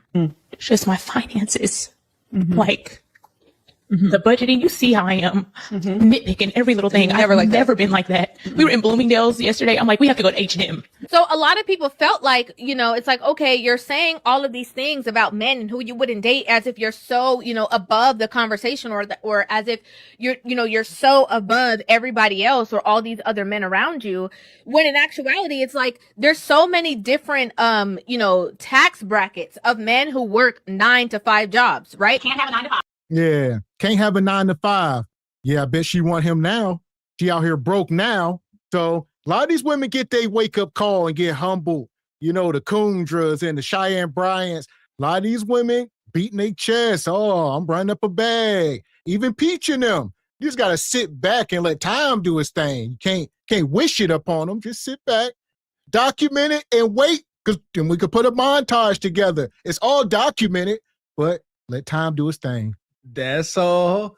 For those of you fairly new here, that used to be my favorite saying. It's still my favorite in my heart. Time will always tell us whether or not we made the right or wrong decisions. Ain't no need to sit up here and have debates. Huh? Was Kev right? Absolutely. How do we know? Time has passed and here we are. Absolutely. I tell you what, I can't trust no woman with no cutting her eyebrow like back in the daggone 90s. Like she did that on purpose.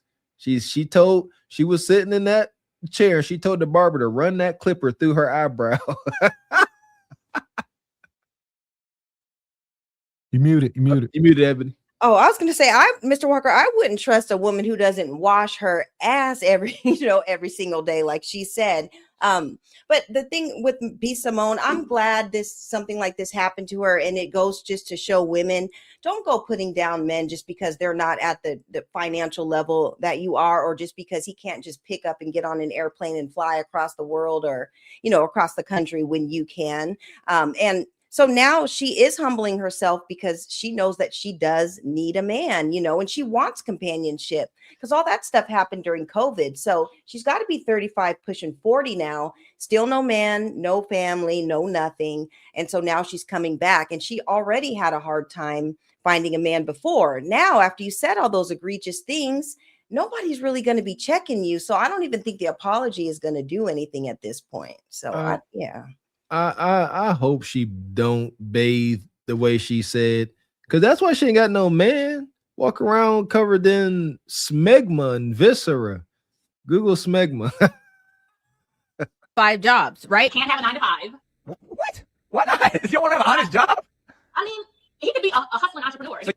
But having a kind of like, uppity, I'm better than thou, or, I'm above a certain level of men while still not being able to obtain a relationship at all. A lot of people didn't have empathy for her or sympathy for her within that situation. But it didn't stop there. Okay. B. Simone ended up, I don't know what was the tug or the need for a conversation to have, in this particular space. But she, went viral again for talking about if she would take $1 trillion or if she would sit down and have a conversation with Jesus. Would you rather have $1 trillion or would you rather have 10 minutes with Jesus? I said I would rather have $1 trillion because I feel like God left his word. He left the Bible. There's nothing that he is going to tell me probably in those 10 minutes that isn't already in his word. And secondly, if you have a relationship with him, he can talk to you now. I truly believe the Holy Spirit is in me and he can talk to you. But Pharaoh's like, no, like I want to sit. You said you wanted to sit with Jesus, right? Yeah. Also, I feel like if I was really sitting face to face, excuse me, I'm stuttering because I see that's what I would do if I was face to face with Jesus, and I would waste my 10 minutes stuttering. Like, this is really crazy. Jesus is in front of me. So it's like, at this point, let me just go to my prayer room and pray. And I don't feel like there's going to be anything that Jesus will tell me in those 10 minutes that he hasn't left in his word. All right, what would y'all do? That's a hell of a question. What would y'all do, chat? It says, B. Simone trends after this viral question, $1 trillion or 10 minutes with Jesus. I know back there was a thing about Jay-Z where they were saying, would you rather have a conversation with Jay-Z or the 5 mil or something along these lines? And people want the money most times. I know how y'all operate. So what y'all doing in the chat? Olawa taking the bread. I ain't mad at you. Listen, if you don't know what you're going to say to Jesus, you better know you better have some questions lined up or you're going to be wasting your time. What happened to the old time Christians? I remember the song, Silver and Gold, Silver and Gold. I'd rather have Jesus than silver and gold. They said, bull jive, hand me some twos and fuse and get that ninja out my face. Y'all wildin'. Yeah, come on. Y'all want to talk to Jesus? I got some questions for Jesus. Why they down here lying, Jesus? Huh? Why they lying to us? I got many questions. Gonna get answers too. But I get it. That's some bread. Maybe you could split it with Jesus. See, I would want to talk to Jesus, and I'm gonna ask him some really important questions just about life, and I'm gonna ask him to teach me how he flipped that water into wine, so how I can flip something into getting my $1 trillion. So that's the type of time I'd be on. There you go. Yeah, like Jesus, come and show me some of that, brother. What I got to do to get on that level, huh? I'd do it. I wonder if I could turn water to wine. I'll be a billionaire. That's facts. Man. And Sister Olawa, been a member 16 months, says been moving in to the new house. Hey, SBC fam. Oh, blessings, Sister Olawa. Blessings and warm welcome to your new home. There you go. Yeah! Boom, shakalaka! And Evie says contaminated, crass, crabby, corny, cringy, kudakata. Maybe that's why she always got a blanket over her lower half to try to keep the odor kind of encased. And he come back, says, be Simone next griff, politics. Tiffany Henry 3.0. And Rachel says, Mr. Walker, I want the money on. And Evie says, Walker, you singing sound like Metal and Cooper. Metal and Copper. I'm sorry, Copper. Copper is good. That's a good. I'll take it as a compliment. Nah. Okay.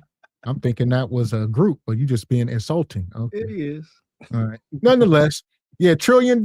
Yeah, I'd been hard pressed. If the money's sitting there in cash, I'm more than likely gonna run off with that money on too, Rachel. I don't know. But what if Jesus is standing there too looking at you and he watching you reach for that bread and he's sitting there showing signs of stigmata and he like, are you for real, dog? You see these wounds? You reaching for that bread. You don't see these wounds? And y'all got to be careful because once, Jesus sees that you'd rather take the money, I don't know, you may be like a series of bad luck that's going to happen because you should have picked him and maybe he could have walked you in a better path. So maybe if you chose him, he would have $2 trillion or $2 billion or whatever right there for you. So I don't know, y'all. Sound good. Listen. We could talk later, Jesus. I got things to do. I'm gonna see you at the crossroads. All right. Take the $1 trillion, or would y'all do 10 minutes with Jesus? I am taking the $1 trillion, and I'm going to my prayer room. Try to answer. Now, listen, this is a preference kind of conversation. Obviously, again, too, whatever kind of religious beliefs you have, it's going to affect the way that you see the standpoint of this conversation, right? It's not really about the conversation in and of itself that had such a negative impact, how it, as a blatantly, right? Like blatantly, it's not the conversation itself. However, though, when B. Simone has done her rebrand, I want to apologize. I want to publicly apologize to the internet, to God, to anybody that I offended anybody that I've hurt with my words, maybe on the mic, or maybe my opinions, or maybe me saying something out of like a response or flesh instead of truly letting it marinate in the Holy Spirit and let him speak through me. When I started LTTA, I was really broken. I was in a broken space. So I feel like it could have been birthed from brokenness. Maybe I was trying to prove. Maybe I was trying to say, I can do this. Maybe I was trying to say, you know what? Y'all gonna kick me down, but I'm gonna get right back up and I'm gonna show y'all. Now it's going into a place of obedience and purpose, not validation and needing to be seen. So when you're birthing and walking in something from a place of brokenness, you're always going to speak from a place of brokenness. Man, listen. I don't give a fuck what you think, bitch. Your thoughts ain't my thoughts. So this is her latest video. She's apologizing. We done seen her. She's broke. The money's gone. We done seen her rise and fall. And here she is at the bottom, humble, apologizing to everybody that she's ever hurt, even God. Listen, like Mr. X said, let karma, time, and God do his thing. Don't wish bad things on folks. I'm serious. That comes back on you. All right. Unless, you know what I'm saying, you got some reasons, you know what I'm saying, it's wild. But stuff like this, just because folks come on the internet being funky and saying wild stuff and being insulting, don't. Just let them be, pay them no mind, and watch what they're going to do. They either going to crumble silently, or they're going to get some common sense like B. Simone and come back and begin the process of atonement. This is how atonement starts. Now you got the words. That's first. And what comes after the words? The actions. Yeah. Over a year of actions. Consistency. We need 2 years minimum. All right. We need 2 years of consistency. And then maybe we'll say you are starting to atone. Yeah, and right now she's just up here explaining, because her whole business model was teaching, women and other people the law of attraction and how you can use the law of attraction to achieve the things you wanted. She was making a big deal how she used the law of attraction to star in DaBaby's video because she really loved DaBaby and wanted to date him.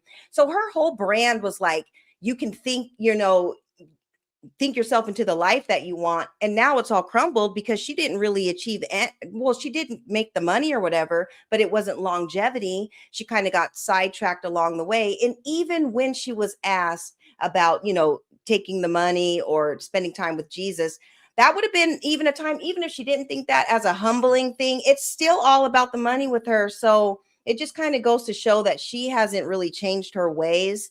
And being that she already kind of sold the snake oil, ain't nobody really buying what she's selling at this point because, she already fumbled whatever she was selling before. Yeah, if y'all don't know, she has came up here, spoke ill about Martin Luther King, Kevin Samuels, you name it. So she has not been nice on the internet.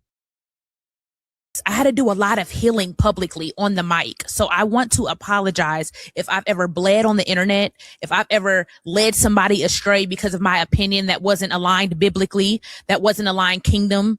I was going to say kingdomly, but that's not a word, but that wasn't aligned with God.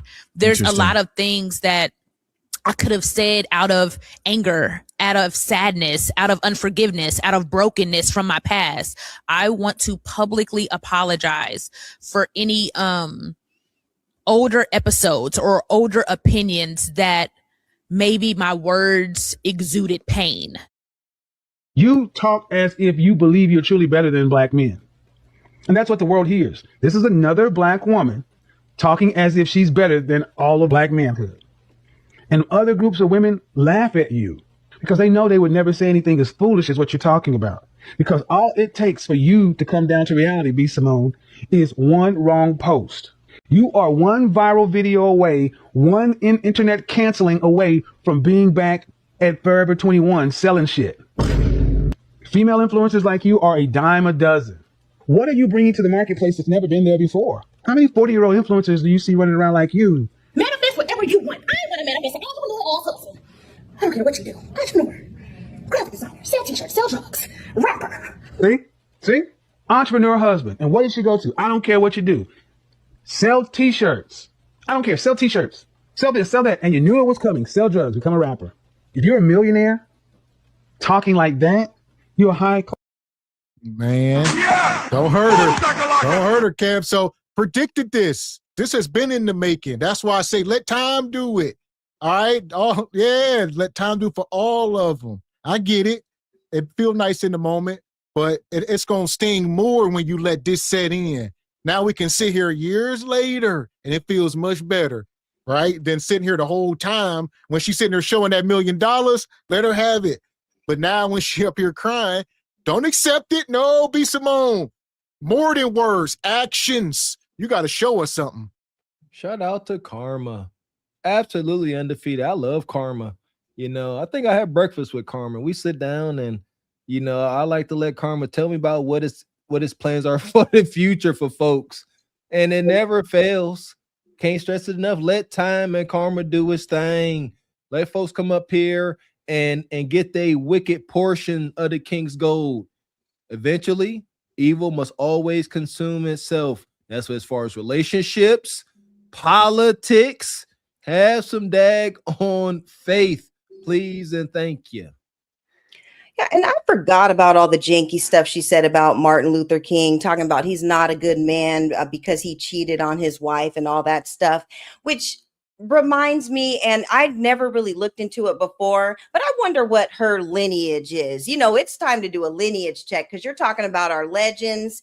You're talking about our men. You're talking all janky. I don't know. I'm going to do I got some homework to do. Maybe just kind of look into it and see who your people are, where your people from, V. Simone. So here we go. And Rachel with the 5 ball says, it's my choice. I want the munyon. I'm taking the chance. Let me hold some. And Tabitha says, when she had that bread, brokenness was nowhere within her reach. Not humble at all.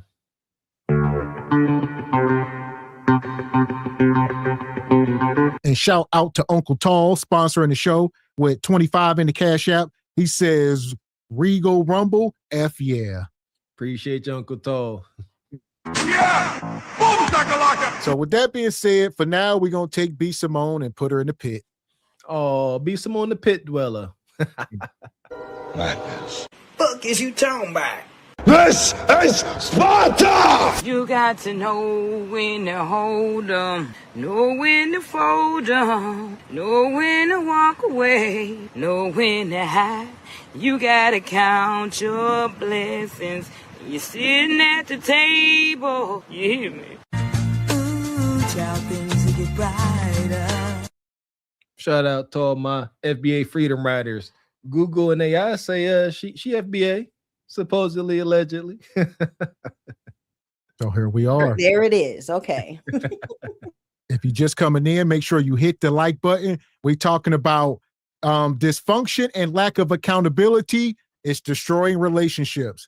So I'm going to pull this next sister up. This is Young Miami. I see she in the news.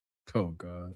Just, just living. Okay, just living life? Yeah. Experiences? Just having fun. Do you have a list of things you look for? First of all, he got to have a coin. Thank you. A provider. I need someone that's, God-fearing, that's religion, that believe in God. Someone that leads. Any man that leads. Okay. What is the minimum net worth that he has to have? I want like a man that at least got like $100 million.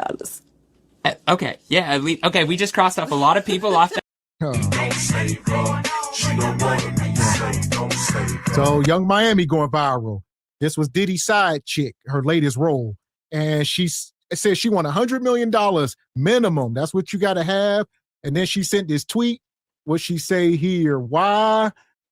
I'm trying to figure out, how did I insult so many people by stating what I want in a man? Why y'all so mad? You biatches, I believe I can fly. What the F?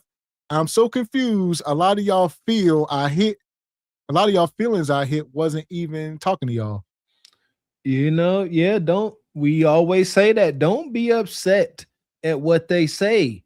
Just nod your head in acknowledgement, because you ain't going to change nothing about them. Her hypergamy is set at $100 million. That's why we say, young ladies that have not made this mistake, Don't be having casual relationships with these kind of guys, because your hypergamy can never come from up there. It just won't. Common sense shall never set in. She need $100 million. She used to having Rolls Royces and the finest of things and being peed on, from drinking the most expensive of champagnes. Yeah, and that's the thing with her. She's used to that Diddy life, that Ciroc life, that jet setting life. We get all that. But we also heard you talk about all the egregious things that you did in order to be in that lifestyle. And someone with that caliber of money and stuff is going to have some serious questions about having you be around him once you've done all that stuff. So you kind of have a stain on your reputation just based on that interaction that you had with Diddy in that relationship. So, shout out to her. You can shoot for the stars or whatever, but she really needs to take a look at where she's been. I think she has a couple kids and stuff like that. And so she needs to take all that into account. And I don't know, just kind of humble yourself, just kind of like be Simone. I don't know. Someone at least. Any man at least. Okay. What is the minimum net worth that he has to have? I want like a man that at least got like $100 million. Okay, yeah, at least, okay, we just crossed off a lot of people off that list. There's a lot of contenders that just walked the other way. Your DMs will now be flooded with 10 people, I think. That's good. That's good. Narrow them down, God. Yeah. Thank you. Young Miami says she don't want another nigga unless he got $100 million or worth $100 million.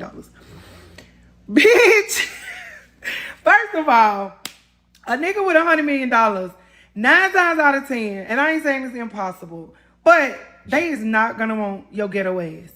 Period. Only reason why I didn't want her ass is because we all know she was doing the shit behind the scene of what type of shit he was into. Now, she said she didn't do the shit, so allegedly. But I'm gonna tell you this, baby girl, whether you say you did it or you didn't, and you probably didn't do it because you said you didn't. So I'm gonna give you the benefit of the doubt. But 9 times out of 10, we still believe you did it. So unless a motherfucker got like some fetishes and some shit like that they want you to do, that's only how I can see a nigga with $100 million scooping you up. Like, y'all let me know. Y'all think I'm wrong? Y'all think, she could, y'all let me know if you think she could bag $100 million nigga without just regular day. Well, bag, what do you mean? Get her cheeks clapped? Maybe. Like, this stuff is so baseline. What did she get out of the Diddy experience? Some good times. She ain't on the wheel. She ain't getting spousal support. Right. She was used and abused and tossed back to the side of the road. And now she wait for somebody else to dust her off and tell her to get in. There's nothing else organic with her. Diddy and whomever then got all of that out of her. If any juice is left, it's man-made. That's a fact. Absolutely not. Like, she's saying that she's broken. She's a broken woman. It's pay for play. Purely transactional. Ain't no love. There is no love. There is no fond emotions. Long as you forking over the bread, she could bring herself to land somebody hunch on her. That is all. Yeah, because I think the City Girls, they broke up or whatever, so the group isn't even together. So I'm not sure what other things she has going on, but she may be a candidate for Dubai once it, whenever the traveling ban and stuff is let back up. She can go over there and make a whole lot of money because she had a lot of practice with Diddy. So I'd say that would be her lane. I agree. Regular, they fall in love, boom, boom, boom. Let me know if you think Young Miami could bag a nigga that's $100 million. Bitch, I don't even think I could bag a nigga that's with $100 million. But I'm just letting you know. Let me know if y'all feel like y'all can bag, that she can bag a nigga that's worth $100 million without doing any fetishes, any of that bullshit like what Diddy was all into or whatever, whether she did it or she didn't do it. But y'all let me know down in the comments down below. Because I ain't saying it. I'm sorry. I'm just not saying it. Whatever. You single? Damn, you tried to hit on me? I ain't got no money. I'm telling you, I ain't got no money. We gonna be back in section 8. That works for me. So she don't mind. Young Miami asked Shannon Sharp if he's single. She pulled up. She don't care. You single? I know you got some bread. Daddy like, I'm broke. Yeah, you ain't the right complexion. Now, if you were sitting there looking like a Becky Barbie doll, you can get $50,000 per cheek. But But you, no thank you. There you go. That or you ain't, if you want all used and abused, completely, utterly ran through. Uncle Shay would have said, we'll talk after the show. We'll talk after the show. But he said, I ain't got it. Uncle said, I ain't got what you looking for. He said, I know you got the coup de cotta for the money, but I ain't got the money for that coup de cotta. Yeah, that's why it's important. You know, your reputation, ladies, it carries on with you. Even when you stop being with somebody like Diddy or whatever, things are exposed and you know, you just need to watch who you're with and who you have relationships with and who you're attached to, because it can affect you for the rest of your life. And look what she's going through right now. Beautiful girl, you know, nice body or whatever, regardless of all the other things. But yeah, she's kind of put herself in a tough position, and you just got to watch who you attach yourself to. There we go. And Bronx Water God with the 5-ball says, it's an Aquarius thing, Mr. Walker. Karma works better for us because we aren't spiteful. We end things with kindness, knowing we can do worse. Miss Ebony D. That's a fact, brother. You ain't said nothing but the truth right there. Man. And Project Leroy with the 5-ball says, Carisha, here's a lesson for you. It's better to be pissed off than peed on. He says, go holla at R. Kales when he gets out. Help it, Lord. Man. God, we go.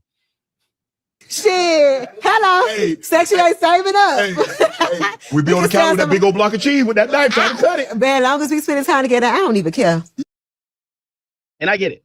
She just dealt with Puff. She was one of the concubines. All good. Somebody got to tell her, though. Shorty, you're not going to find that nigga on Up Rocks or the Shade Room, man. You got to go hit the Sweetie Dash. You need to be over there by them soccer players in Europe, my nigga. Manchester United, Chelsea. That's where you should be. Yo, Sweetie ain't been back in the States. There you go. Sweetie took her talents overseas. That's another thing. Sweetie was in Dubai. They was paying her for her services. And like he said, going to Europe and stuff, these women are like sought after for hunching. These are American delicacies. You are American, you know what I mean? They want the Cardi B's and them soccer players. Yeah, they'll hunch on you. And them guys got good money. But where are the rings? Where are the results? Y'all getting hunched on at best, and that's it. And here's the thing too, like, could the trade-off be, you know, they have hypergamy up there and they really just want to have satiating hunch sessions with guys they like. So like, hey, long as I'm in this environment, they still like, I'm good. I ain't getting hunched on by no nug living in his mama's basement. Could that be an allure too? Because other than that, it's just all very much soulless. And I'm tired of the N-word. I'm exhausted from the N-word. They talking about $100 million men and using the N-word. Ain't no $100 million N-word. My goodness. Right. And what does that $100 million man want? You know, you guys say it all the time. What does that man want? You know, she's not even talking about what she can do for that man. It's all about what she wants and all about her, but not even about that man. And I can guarantee he's not going to be with, you know, want somebody who's a city girl and is for the streets. So yeah, she's got a lot to think about and a lot to kind of humble herself about. I get it. You want to have, you know, what you had with Diddy, but she may want to rethink some things. Well, I would say Diddy messed it up for everybody. So she was recorded that Diddy was giving her $250,000 a month, you know, and that's why she stopped rapping and all that. The City Girls broke up. She wasn't doing nothing but being Diddy's. She was being paid to be his side chick and do whatever she was doing. $250,000 a month, but clearly she wasn't saving it. Doing every and anything he wanted, sacrificing your soul, my baby. Straight up. Let me ask Black culture a question that no one wants to really sit with. If money equates worth, what happens when that money is coming from broken men? Right now, rapper Young Miami is on the blog stating that a man has to make or be worth $100 million in order for her to even consider dating him. And that made me think, if a man said that a woman has to have a college degree, 2 or 3, articulate, emotionally intelligent, and grounded. A lot of women in this culture would call him an elitist, misogynistic, and disrespectful. But when a woman puts a dollar amount on a relationship, it's empowerment. Now I'm guessing my real question is, why is it offensive to measure a woman by her mind, but acceptable to only measure a man by his money? Now let's keep it sexy, because Young Miami has a history of dating certain type of men. One of those men being P. Diddy, who was at the time that she was dating him considered to be a billionaire, right or wrong. Being tied to P. Diddy of all people as my most recent ex that we all know of, what are we really saying when we are setting these financial thresholds? The character of this man does not matter as long as I look good in designer? Oh, well, maybe we're saying that self-worth is something that someone else needs to fund for me. Or that maybe validation comes from designer bags and shoes. Yes. Then y'all see the title of the show. We are talking about dysfunction, the lack of shame. It's dysfunctional and there's no accountability. And then you get the Young Miamis and the city girls and a lot of the youth, the young black girls are, trying to be role modeled by these women. And that's where the problem lies, where the parents are allowing these people into their homes. There you go. That part, Miss X, it always starts at home. And why don't these lifestyles work? The glitz and the glam, the lifestyles of the rich and the famous, if you will. Rest in peace to Robin Leach. Why don't they work? There's nothing there. Life is about relationships. And when you are only looking to acquire trinkets and things like a kundra, the law of diminishing returns wears you out. I realized that. I got a couple tattoos. I remember I got like my first big tattoo, and I remember talking to myself. I said, this is all I need. I just need this, and I'm going to be good to go. 12 tattoos later. And you got to sit there and talk to like, what is this? Firearms, whatever it is, you collect them. Like, why do it seem like I can never satiate it? That's with everything. Money, cars, houses. I promise you, I urge all you to think back when you got your first new car and how long it took for you to get over it. The first time you got your pair of J's and how long it took for you to be over those. The law of diminishing returns. The only thing in life that doesn't appeal to is building a relationship with your family, and they ain't never going to experience that. Yeah, and where are the baby dads? I think she has 2 kids and 2 babies' dads because, you guys always talk about, you don't get better than your baby's dads. That's something that she, needs to take into account too. But I think I remember reading that she graduated from college, or so she has some sort of degree. So if I was her, I would look into something like that. Maybe figure out how to do a business in whatever field you graduated in and just go from there. But I think shooting for that Diddy lifestyle here right now with all the people that know, what you were really down with and what you were doing, I don't know if she's going to be able to achieve that with her track record. So no. Shoes and things from these big brands that don't even buy back into my community, the community that I come from. Listen, I am not mad at standards. I will never be mad at a woman wanting provision because provision is a form of protection. But when money becomes the standard instead of values, character, substance, hell, genetics, all you're really saying is that you are still operating out of survival mode. And if $1 billion cannot protect you, $1 billion cannot prepare you, and that $1 billion obviously couldn't provide for you because now we're looking for a man who makes at least a worth of $100 million, what are we really saying? And the purpose of this video, because I'm not here to attack, I'm just sick and tired of the narrative that's being painted to our younger girls. Our girls are literally walking around here becoming vulnerable to exploitation and trafficking because we have women literally teaching them and coaching them these transactional relationships. And it's sickening. That part. That's what I was hitting on. So it's unfortunate that they got these are the role models. I mean, we probably can't name too many sisters. Go into some of these schools and ask these young black girls about role models, who they look up to, some of this type of stuff. You will be absolutely surprised about some of the names come out their mouths. And the boys, it's just the youth in general. So it's unfortunate. This This is like the reckoning. All the Bonquisha Nugna's children, the full effects of it are happening right now. We are in it. This is the age of I told you so. I keep saying that. We done effed around. Everybody got to find out. Just watch. Stand by. We here now. Ain't no turning back. Yeah, and now that you guys say that, just thinking about if there was a young girl and she's like, I want to be just like young Miami, and heard her interviews where she's talking about all the egregious things that she's done, and that young girl thinks that, okay, in order for me to have that type of a man, I need to allow a man to do these type of atrocious things to you. Hopefully they have good mothers and parents and other people who are role models, because this ain't it. You don't want to sign up for this. As you can see, she's still trying to figure it out. And, 1, 2 baby dads later, a Diddy later, and she's, back to square one. So this is not the route that you want to go at all. At all. And the thing is, they don't even recommend this for their own children. I'm going to let this play. Check this out. When they do not know or unaware of what it is they're actually running into. So yeah.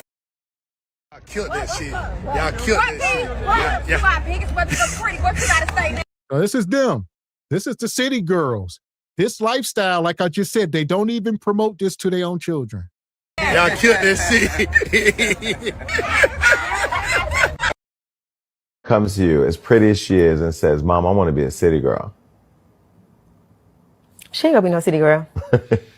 So Summer ain't allowed to be no city girl? No. And she's been asked about her daughter. What if your daughter come to you and say, I want to be a city girl? Y'all see that face she made? Look at this. Comes to you as pretty as she is and says, Mom, I want to be a city girl. She ain't gonna be no city girl. So Summer ain't allowed to be no city girl? Not my baby. Not mine. I will promote this to y'all children. Your daughter could be a damn city girl. Yeah, this is for y'all children. My baby? Absolutely not. You know what? There I be her public pretender right now. Because I'm on record talking about Bezos and the Microsoft folks not allowing their kids to have the items that they produce and created. Mr. Whoever created the tablets and Sam, whatever, they said they kids can't get tablets and phones. They're not allowed because it's detrimental. So how can we be mad at this city girl for pushing detrimental actions and behavior onto our children whenever the rich, wealthy, wicked white man does the same thing? Huh? Ain't that today? Ain't that what they say today? If they doing wicked, why can't I do wicked? It has less to do with being mad. Just people need to wake up, even to the Bezoses, and all wake up to these people that are saying this. The McDonald's guy that's eating the burger and spitting it out. All this stuff. All these people say this stuff right to y'all faces, but yet y'all will still consume it. That's insane. Right. And even with young Miami, her mom is always on the red carpet at all the events. She looks like her little older sister or whatever. She looks very good for her age, but her mom is kind of promoting the lifestyle and walking side by side with her at all the parties and red carpet events and all that. So I don't see how. Hopefully she is trying to do new things, with her daughter or whatever, and not try to have her in the lifestyle, because just in a couple years, it's going to be grandma, mom, and daughter on the red carpet doing the same thing, wearing the same Fashion Nova. And that's what you don't want to have. So break those generational curses. This ain't it. Yes, this is crazy.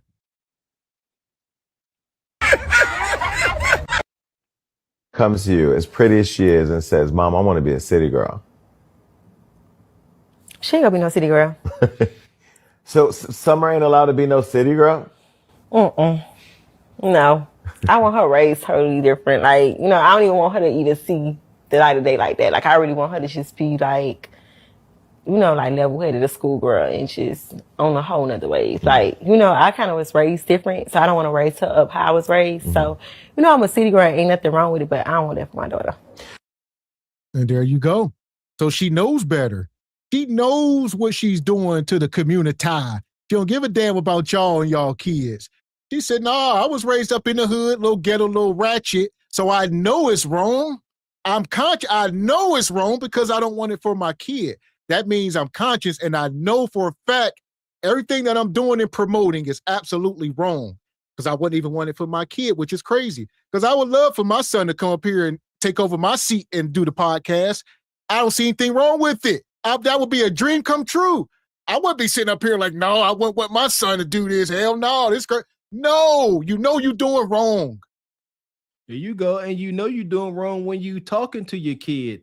Yeah, like you said, Miss X, I ain't never got to talk about nothing that I engage in and keep secrets from my kid. Like you said, hey, different parents, y'all do what the hell y'all want to do. But absolutely not. And she won't even acknowledge that it's bad, Mr. X. She said, I want my daughter to have better, but ain't nothing wrong with being a city girl. What? That makes no sense. That the two things cannot be true. Tell us why you don't want to be a city girl, but Mr. Rainbow ain't gonna get deep enough. Yeah, why not? Then we can start to uncover your lies and rationalizing.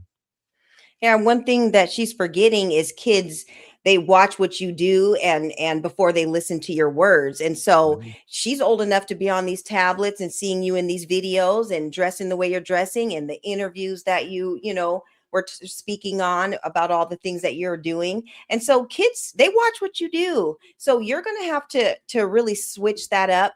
And we all know how with the rap game, they only want you to promote certain things. So parents out there, teach your kids that it's all about a bag. They don't really live that lifestyle, or they're only allowed to promote in order to make money to promote certain lifestyles. These are not our people back behind the money that are approving all these records. There are other people behind it, and they're trying to perpetuate us in a certain way. And so this is just not something that you want as a role model. Unfortunately, the rap industry and stuff has been co-opted and taken over. Absolutely. And shout out to Uncle Tall. He says modern women role models is the Holy Trinity: Beyonce, Cardi B, Nicki Minaj. Absolutely not. And Cardi ain't even black. Two of them ain't even black. Can we start? Maybe all of them. No, I guess beyond. I don't know. We're gonna have to check Tina's hairline. Hell, I heard about that gumbo. I heard that gumbo ain't hitting. Tina, to the front. The beehive. Well, now they're doing a Creole check because Mama Tina's supposed to be Creole, but with that gumbo she was serving, they need a master copy of the recipe to see because they're saying it wasn't authentic. But Beyonce, the one thing that's different about Beyonce is Beyonce has her husband, and she is from the lineage. She is an FBA woman, so and she's married to her husband and has kids. I mean, other than that, but she herself does not live, the songs that she sings, the single ladies and all that, because she was going home to Jay-Z when she was making those music, those songs and everything. So just like I said, don't listen to what people say, watch what they do. Amen. So. And Uncle Tall come back, says those UK ball players are smart. They put their assets in their mama's name. They will marry you, but you ain't getting ish. Facts, big facts. And Bronx Water God says, Ebony Dean, thanks for bringing the facts. Good show. Indeed. So for now, I guess we're going to send Carisha up to Glaze Galaxy. Yeah, for sure. The special section. We got us the gun line. Tell them about the gun line, boss. We may not know which way to go. Oh, Lord, see, this shit is gonna be dangerous. Some dark-winged duck shit. Let's get dangerous. I play the fool for the fool. Everybody plays the fool sometime. And no exception to the rule. Listen, baby, you hear me? I played the fool for a fool. Yeah, listen here. I don't know. I know some of the Africans, what's their sacred dish? Like jollof rice. Well, for us, yeah, gumbo. Gumbo's a sacred dish. Yeah, listen here, man. I tell folks, oh, we got gumbo. I'm like, listen, if it ain't authentic, if it ain't gonna touch my soul, don't serve it to me. I throw that shit at the wall. So I'm sorry. Yeah, don't be serving me up no white solely gumbo. Better have some soul in that thing. Yeah, it's definitely a labor of love, and you got to make your own roux. That's the key. Don't buy the roux in the jar that they have at the store. Make your own roux. It takes time, but it's next level. It's going to take your whole pot to the next level. So, amen. There we go. And here we go, folks. Hit the like button. We ain't done. We got plenty more. We talking about dysfunction. I'm gonna bring this next video up. Shout out to the sister Clarissa Shields. She back in the news. What Clarissa do? You remember this? Remember she was on FaceTime with you? Remember this? Where I'm at? At the house. So y'all see this brother here. All right, allegations are brewing. This guy here claims to be Clarissa Shields' side chick or side dude. My apologies. Side dude. All right, side bae, if you will. And he came out recently, which I think may be very feminine, but nonetheless, he's trying to expose her. And he's come out showing videos saying he was with her on Christmas. As y'all can see, y'all remember we documented it that Papoose was with Remy Ma for Christmas. He went to see his family, and this dude claimed that he was with Clarissa for Christmas. And now it's all over the internet. See, you're very feminine. See, holy cow. Yeah, estrogen must be high. This is why women are better cheaters, because dudes typically ain't feminine like this. You see what I'm saying? A real ninja ain't never about to show his face. You never, ever, ever find out. That's just how I go. Women do this. Women go turn the camera on. It's like, it's me. Yeah, whatever. Sassy behavior, ninja. I don't know. It's all toxic. Clarissa, she brutish. I don't know. What's going on? yeah, and just looking at the date on the timestamp or whatever, it says December 24th, 2024. So didn't all that stuff happen in 2025? So is he trying to just catch some clout or whatever? Because I thought all that stuff went down Christmas 2025. Oh, good question. So, see, no, good catch. I'm tired of this clout chasing madness. Right. Yeah, let's see what's going on here. Yeah. Man. Yeah. Shaking my head. For the streets. I don't know. Because she was sending an email. You really thought she was sending him.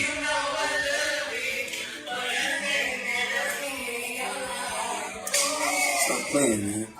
I'm gonna keep releasing videos now. This is all I got. Not again.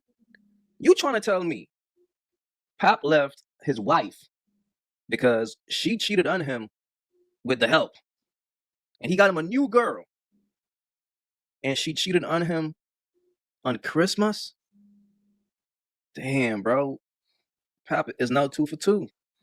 All right. So shout out to that brother, AQ, I believe his name is. This is it. 50 Cent is the one exposing it. Who else could it be? This is 50 Cent's Instagram account. He says, Maserati Bud was all over Clarissa's booty for Christmas. Where was you at, my boy? He says, your BI is a bop. So you know him and Papoose is beefing right now. 50 beefing with everybody. So 50 exposed this. I guess the dude, 50 got in touch with the dude, and he was, I don't know if 50 paid him for the information or what. But now here we are. So him and 50 Cent are teaming up to expose him. I ain't gonna hold you. Like 50, one of my favorite characters out there. I ain't gonna hold you, man. I like 50 because he could stand on what he do and say.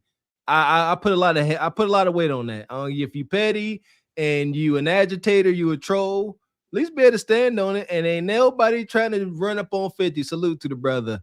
But this is uber super duper petty. And like, come on. But here we go.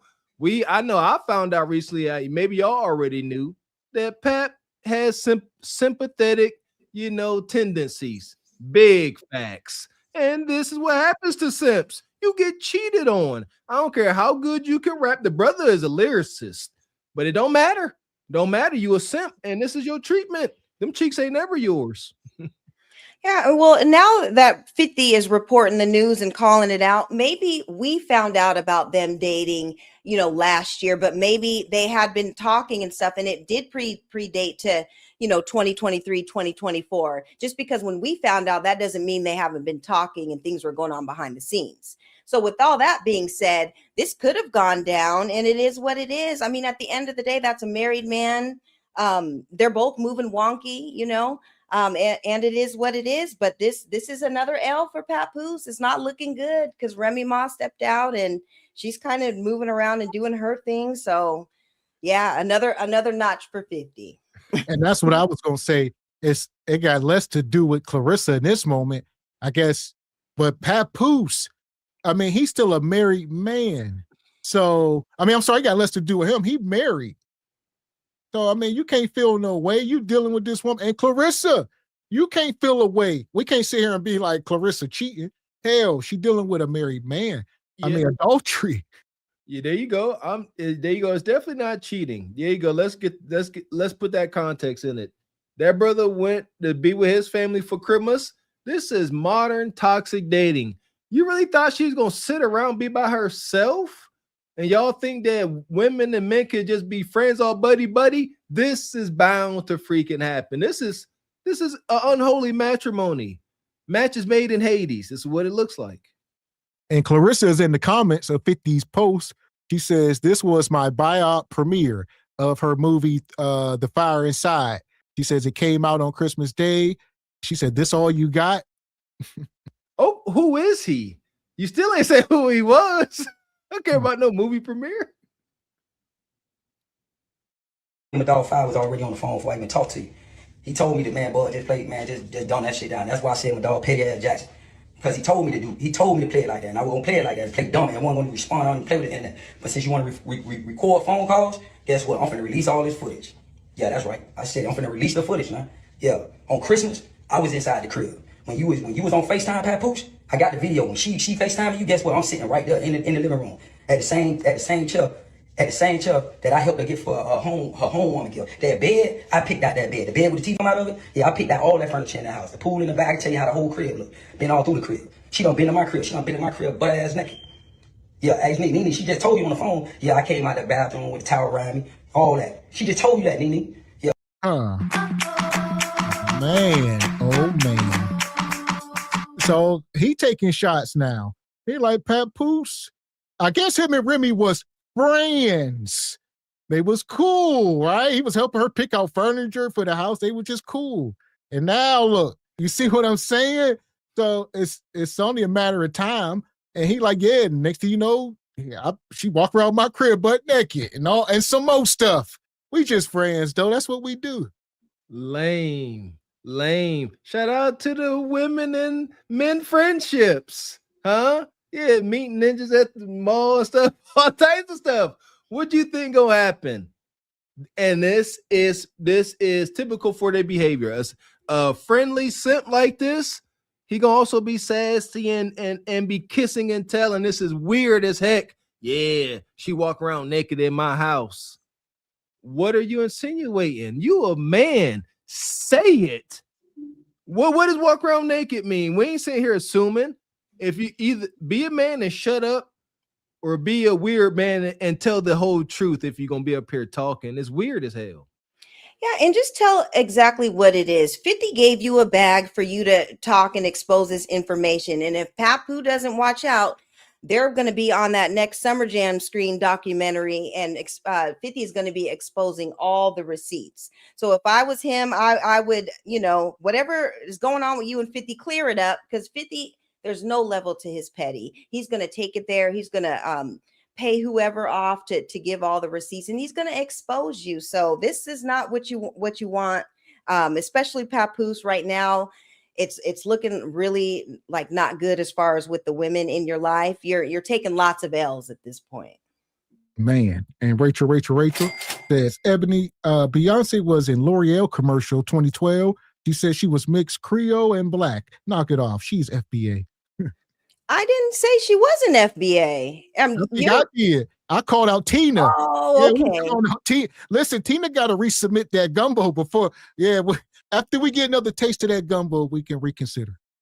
Yeah, but I think Tina, I don't think she was really in the kitchen. I think she was in that with that sewing machine making all them costumes for Beyonce. I think that's where she specialized. But Creole does not mean you're not FBA. You can be FBA and be Creole. That is just a different region of the lineage. So yeah, Beyonce is definitely FBA. Here we go. And Uncle Tall says, I like 50. He does all the things that Cat Williams says he could do. There you go. So here we are. We're going to keep mining through this. Hit the like button. Your best friend who recorded the phone call, and guess what? I played it like that. I knew you were recording, because guess what? You recorded me without me knowing. So therefore, guess what? I'm suing you in the state of Georgia. You can't do that. So let's take this shit to civil court. That's what you want to do? We can do that. But I'm going to release this footage when you in cars riding with me singing, and I'm writing rap for you, me and you in the studio. Yeah, all that.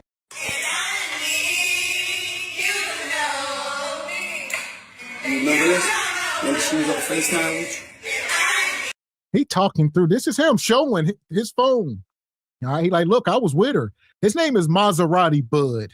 Give me a break. He confirms that 50 Cent's claims about Clarissa Shields alleges that he had a thing while she was dating Pap. They had a thing. This dude's a grown-ass man named Maserati Bud. Man. Fuck is you talking about? It is what it is. They had a thing. This is dating. Loose ends. Yeah, look how they got together. Clarissa done took this man from another woman. What do you think the energy gonna be? And then you gonna leave her and go back to the woman she stole you from? You think she ain't about to get a little bit of get back? Invite her friend, her long-standing friend over? Well, she probably told him, she said, hey, why you going to see your baby mama, your wife? Wow. my friend Maserati Bud will come through and we gonna chill. We're gonna be having on matching pajamas. I'm gonna be getting drunk and then horned up. You cool with that? And the way he's behaving, he acts like that Maserati he's got is a rental. Okay, and this is why, men, you don't want to be this ninja right here. He's just trying to stay relevant or whatever. And women, you don't want to. If this is gonna be your side dude, you don't want somebody who's gonna be kissing and telling on you later or whatever. If that's the route you're gonna go, you need to get with somebody who's a stand-up man who's not gonna be telling all your business at the end of the day. That's why you need to pay to play and make sure that people are signing NDAs and they can't come and put a stain on your reputation. Well, first of all, just don't deal with them in the first place. But if you are, don't deal with lames like this. Remember this? Where I'm at? At the house.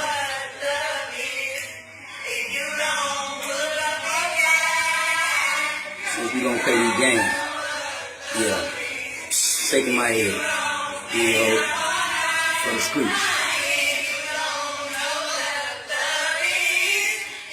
Thought she was singing to you, man. Clarissa thick, huh? You really thought she was singing to him.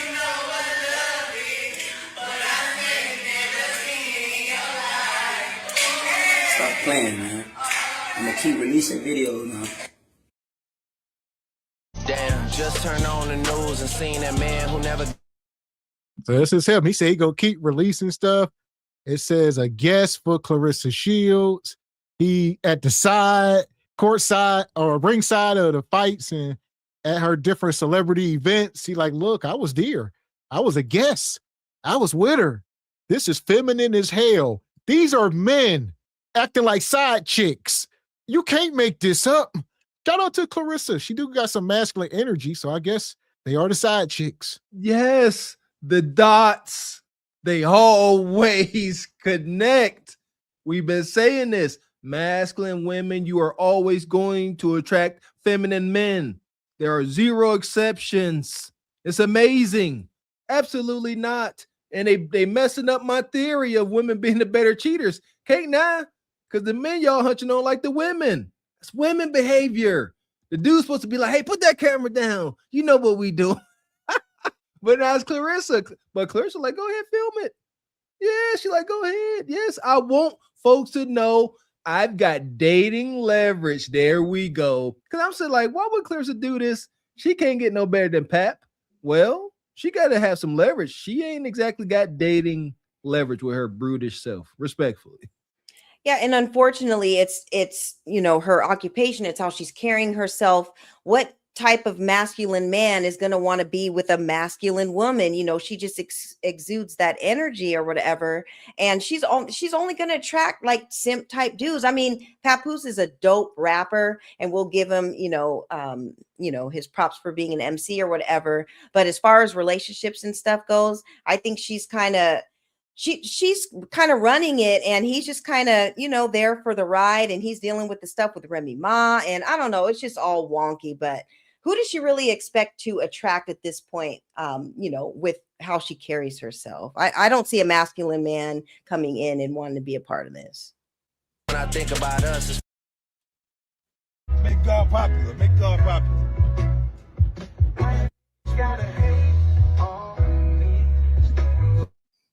This is 50 trolling them.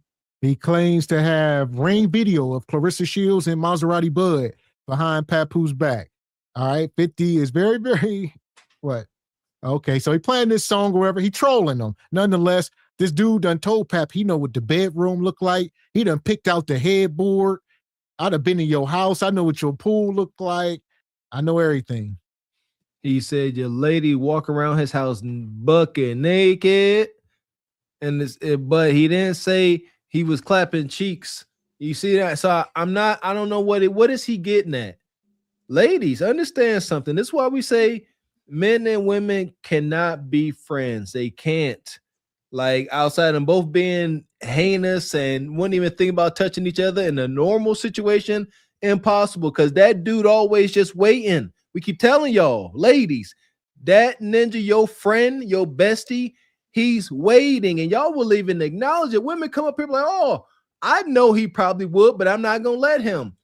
Why would you keep going around a guy if you gotta do, and you know this dude want to give you sexual attention? That is bizarre land to me. Right. And one thing about 50, though, he can talk about this kind of stuff because he's the one who came out and was talking about his baby's mom being the ex-worker. So he kind of, he clowned himself, he clowned out his baby mom. So you can't come back with that with him. So he can pull out all the receipts. He already pulled the receipts on his own baby's mom. And we already know how he moves. He don't even talk to his kid, well, at least one of his sons like that. So 50 don't care. He'll call people out and it doesn't matter. So you can come back to him, but he's already called out his behavior, and it is what it is.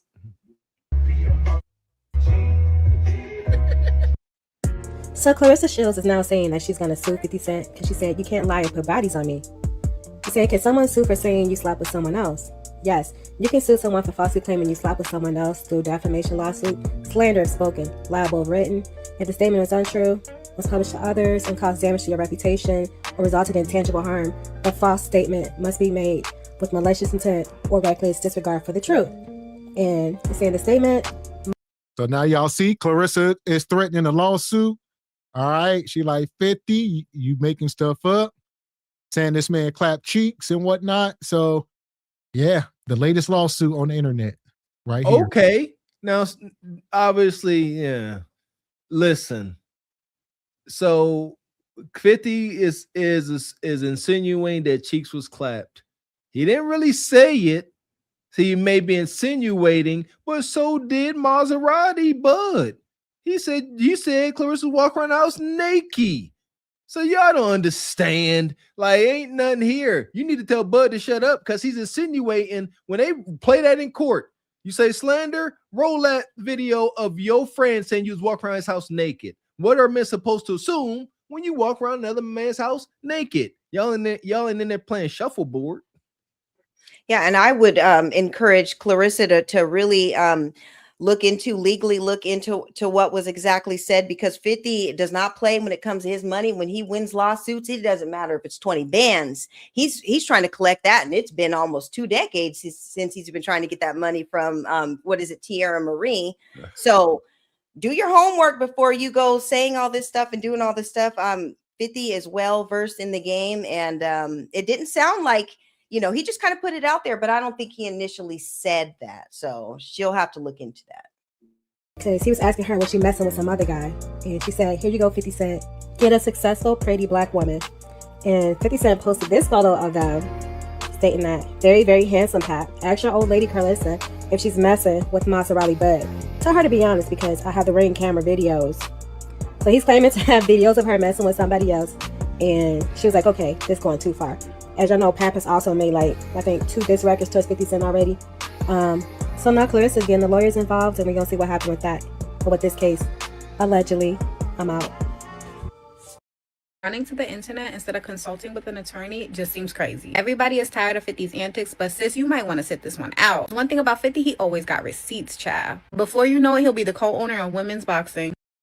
50 Cent started some shit and things are escalating. But you know Clarissa, she not going down without a fight, as per usual. She posted a recording of a phone call of Bud Maserati or Maserati Bud, whatever his name is. Let's listen. I'm telling you. So what is you lying for? Listen, I did not fuck her. We were talking. Okay, but you, and that's you what understand what I'm saying, how it looked? Because he not I know how I look. Listen, you keep acting like y'all don't know who y'all dealing with. You dealing with Curtis Petty Jackson. And I told you, at the end of the day, he has been backed in the corner. This man keep dissing him. So, yeah. So now Clarissa, that's why the dude said, if you keep putting out them videos, I'm going to drop receipts.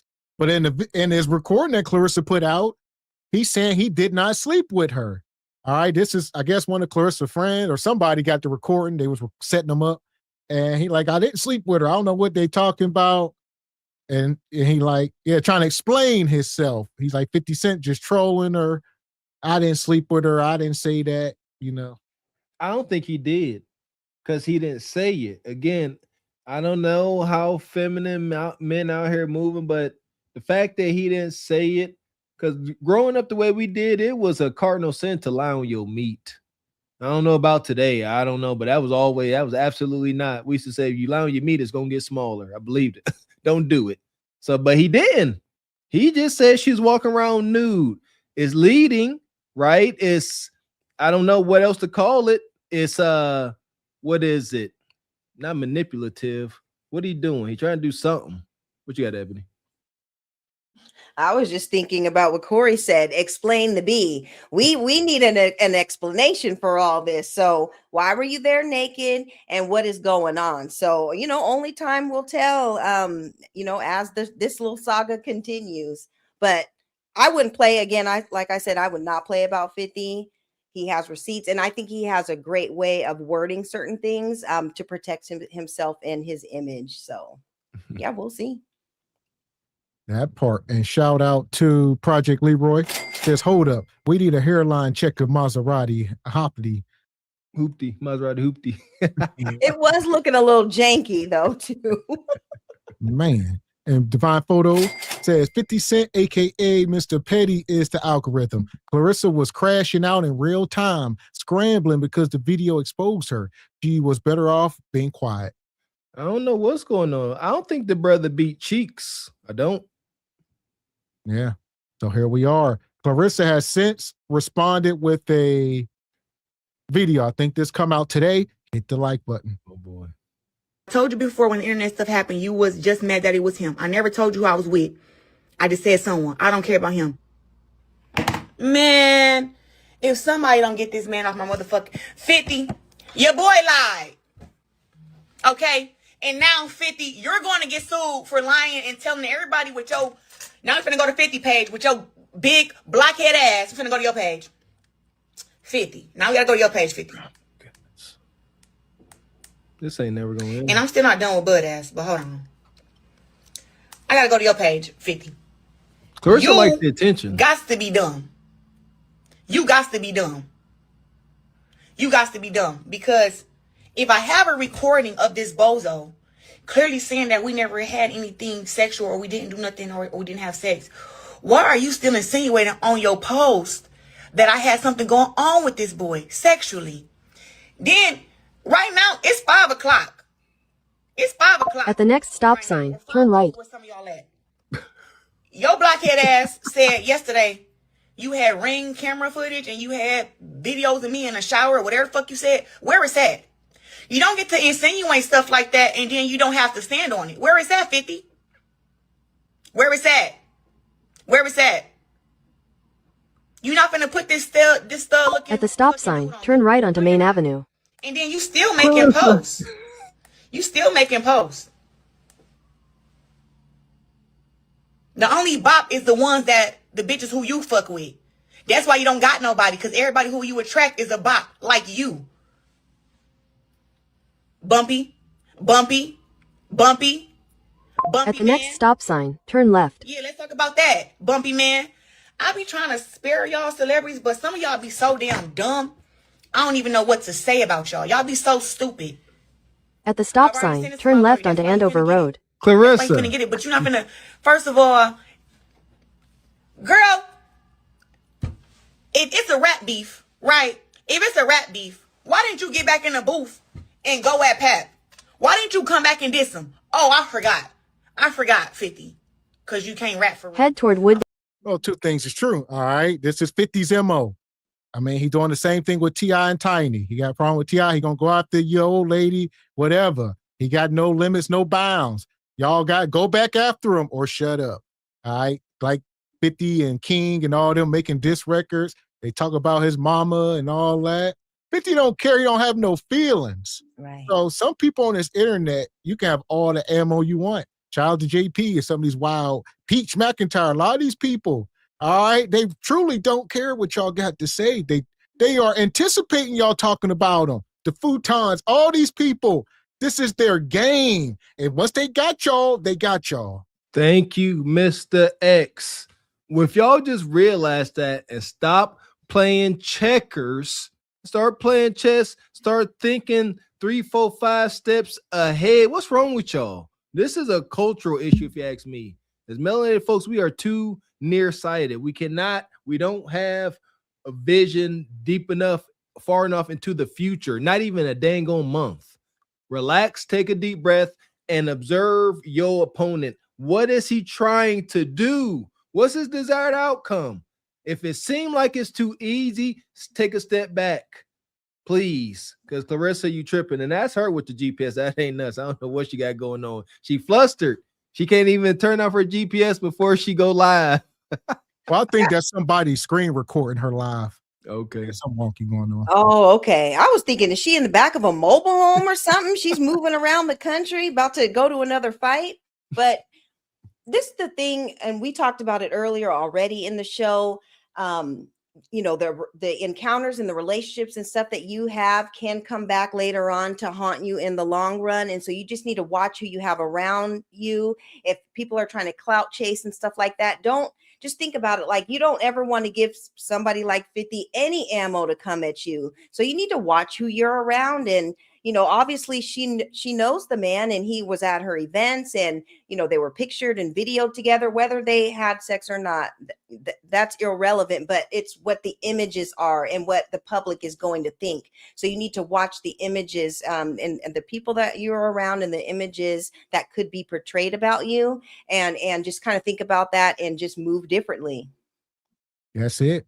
And up here on the internet, the people who have the most emotions will lose every time. That's one thing I'm learning as this time is going on. If you got any emotions, you got to be damn near unhuman when dealing with folks up here. If you're going to try to bring some humanity in your feelings or your emotions, you're going to lose. That's what 50 Cent wins. He has none of that. So he don't care. Just like there's a few people who operate like that, and they don't lose because they don't care. And the majority of folks on earth got emotions and care and can be easily triggered. These are simple, tactics of war and battle, if you will. 0 emotion, 100% logic. Never underestimate your opponent. Things people do way too often up here. Right. And just also remember that 50 is always playing chess. And so just like she didn't like that he was insinuating or putting up image that maybe she could have had sex with that man, now she's saying that he's bumpy. So now you're trying to expose him for possibly having something. So the things that you didn't want him doing, now you're doing back to him. And that could possibly be a lawsuit because you're insinuating that he has some sort of a STD. So she needs to be careful with the things that she's talking about also. Dale Road. Continue for half a mile. The minute one or the 5 minutes? At the next light, turn left. They both they both killed you. They both killed you with your goofy ass. And hold on, I'm finna. So now that we talking about, I'm about to get back on butt ass. How do you recognize a weirdo nigga? Somebody you don't know coming around you 24/7 doing this.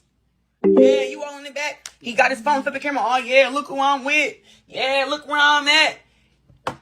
This man been doing that since the first day I met him.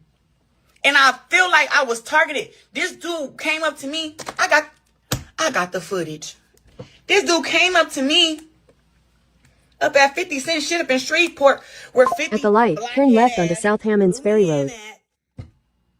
Paid for my room, called me on stage, performed his songs, shouting me out, holding my belt, all type of shit. This is where I met this weirdo at.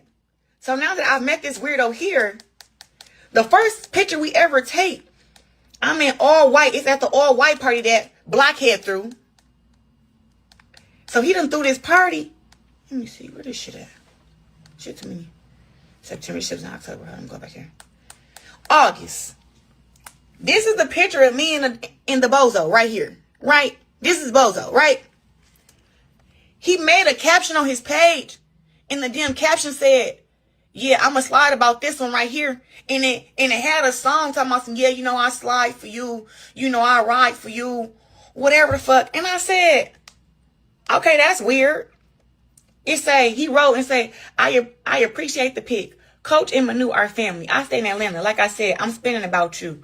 I didn't even respond to him because I don't even know who you are. What do you mean you're going to spin about me and I don't know you? Don't spin shit. But here we go. See, now you lying, Clarissa. You a lie, and the truth ain't in you. You taking pictures with this guy. He showed his receipts. He showed us him at the Christmas party. This stuff, other pictures of y'all hanging out. So stop all this cap. Now, if that was the first time y'all met, not sure, but just stop, sister. Like, damage control on 1,000. And it's terrible. If he really was, there you go, why she splained. I almost called her he. If he was such a lame, why wouldn't you call him a lame and say, I ain't taking no picture with you, lame clout chaser? If he's such a lame clout chaser, why wouldn't you say, you can't come over to my house, video record me, Christmas Eve? Lame. But no, you smiling and cheesing in the picture. You happy that he around. Why? Kev used to always say it. Ain't too many women, especially Clarissa Shields. All right. Like her money helped her out a lot. They ain't gonna turn down no non-sexual attention. Maserati want to give her all the sexual attention, but she'll take the non-sexual. She friend zoned this ninja. She's like, come around. You always hyping me up. Come around. You make me feel good. But yeah, I don't think she ever gonna give him none. She don't like him, but she like that. She like his admiration. Right. And that admiration is what got her into the point, you know, that she's in right now. But also, you know, she needs to be careful too, because now, like Olawa said, she's splaining. And, you know, if she didn't have anything to hide, stuff like this with lames like this, you don't even have to respond to it because not everybody deserves your energy or explanations if there is nothing to hide. But the fact that she's, you know, making all these videos and showing pictures and text messages and all that, trying to splain herself, it just goes to show that there's something, you know, something that she's hiding. And maybe they didn't initially have sex or whatever, but there was some communication that Pap didn't know about. And that's why she's splaining. She's trying to savage that relationship that, you know, that she's in with him. So if I continue to go down, this weirdo told me his name was Troy.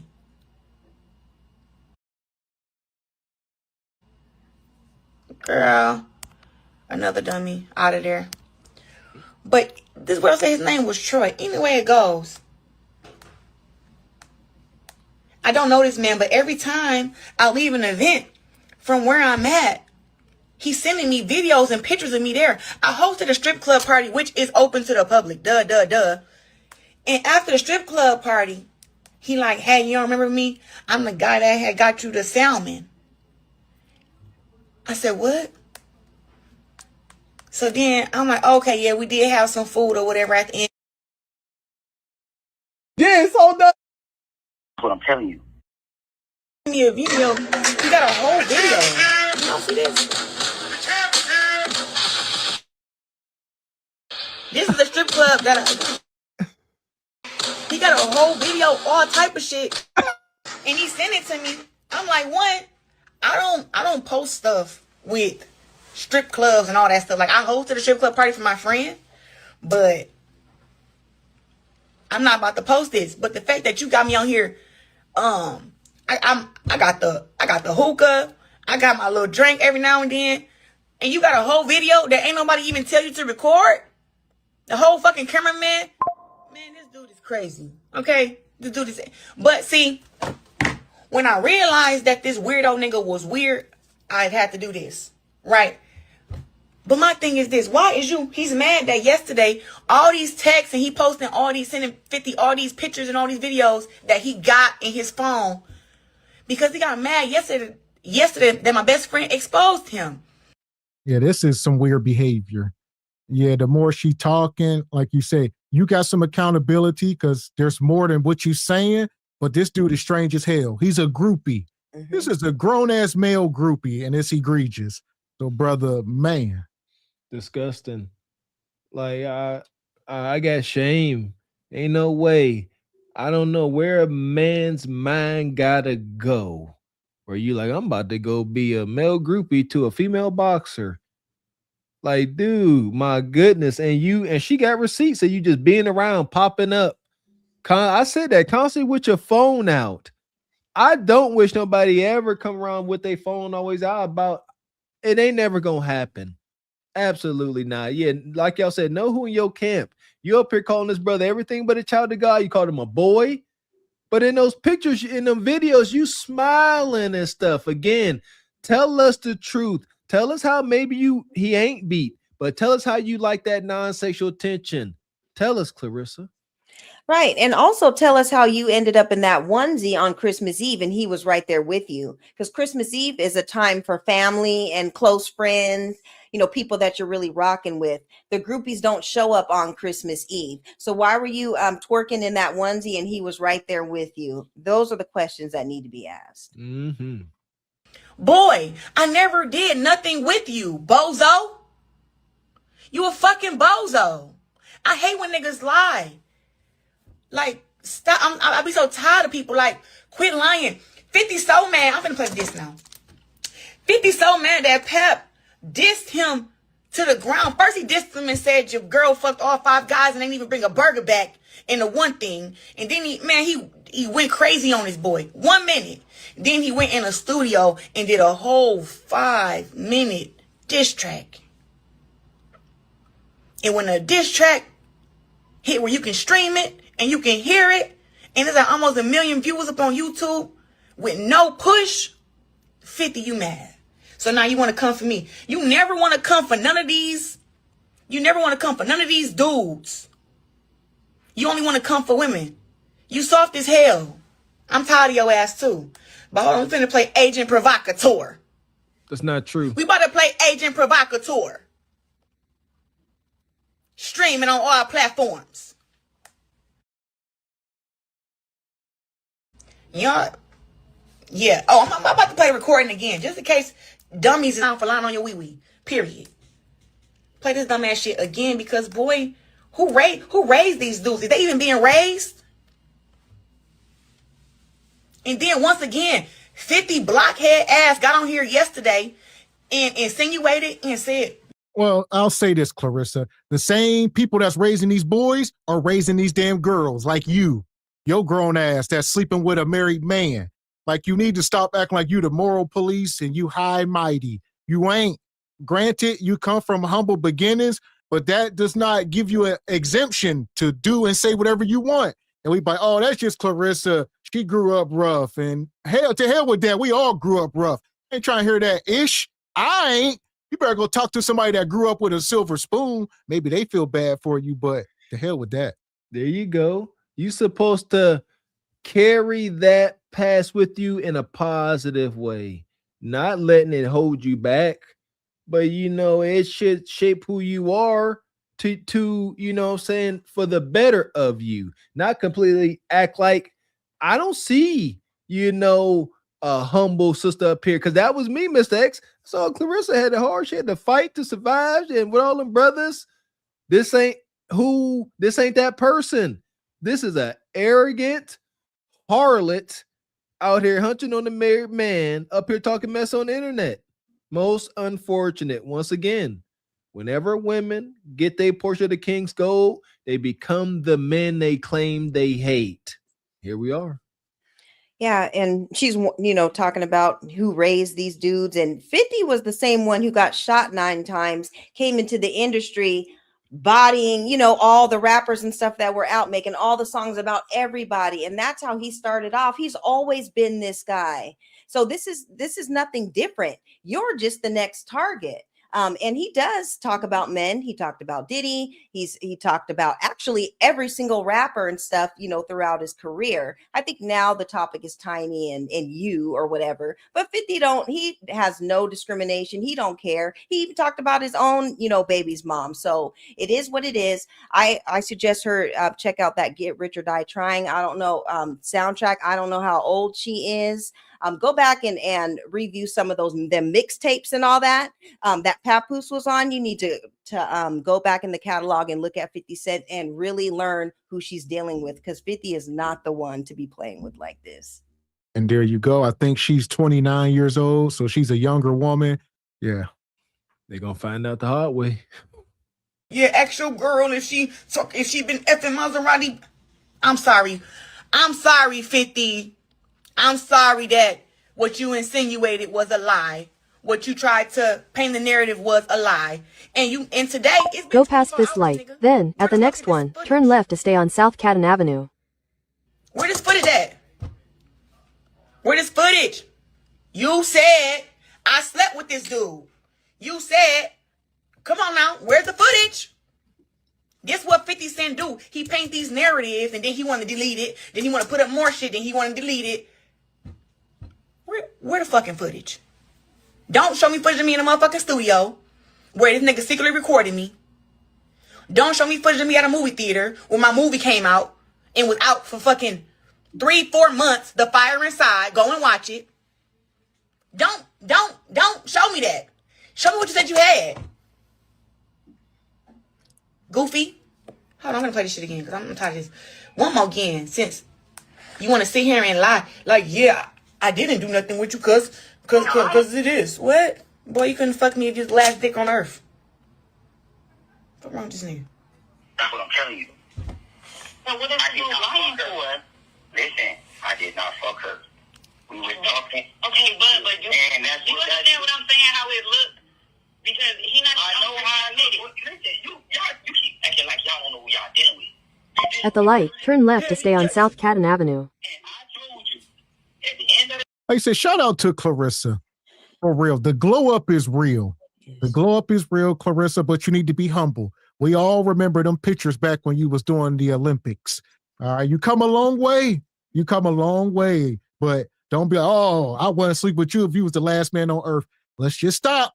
Let's just stop and remember where we come from and just relax. All right, because that picture, come on now. And that's what I'm getting at. That's what I mean by being humble. Humble in the meaning self-freaking aware.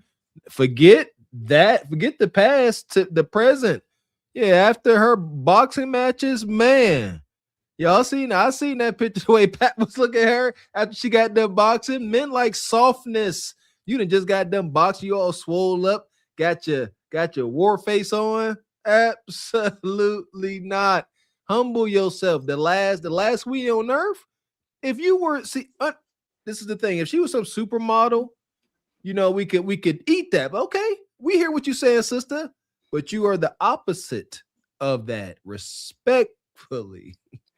Yeah, and my advice to Clarissa or whatever is the fact that she's going back and forth with 50 on the internet when her man Papoose or whoever is supposed to be representing her should be the one discussing things, just as Tiny has let T.I., that's her husband or whatever, but he is taking care of it. You don't see her up here going back and forth with 50. She's letting her husband, her man, the man that is covering her, deal with it, because you shouldn't be going back and forth with any man online. I know my man would be like, absolutely not. I'll take care of it because you're a woman. You shouldn't even be doing this. I understand you have a masculine career or whatever.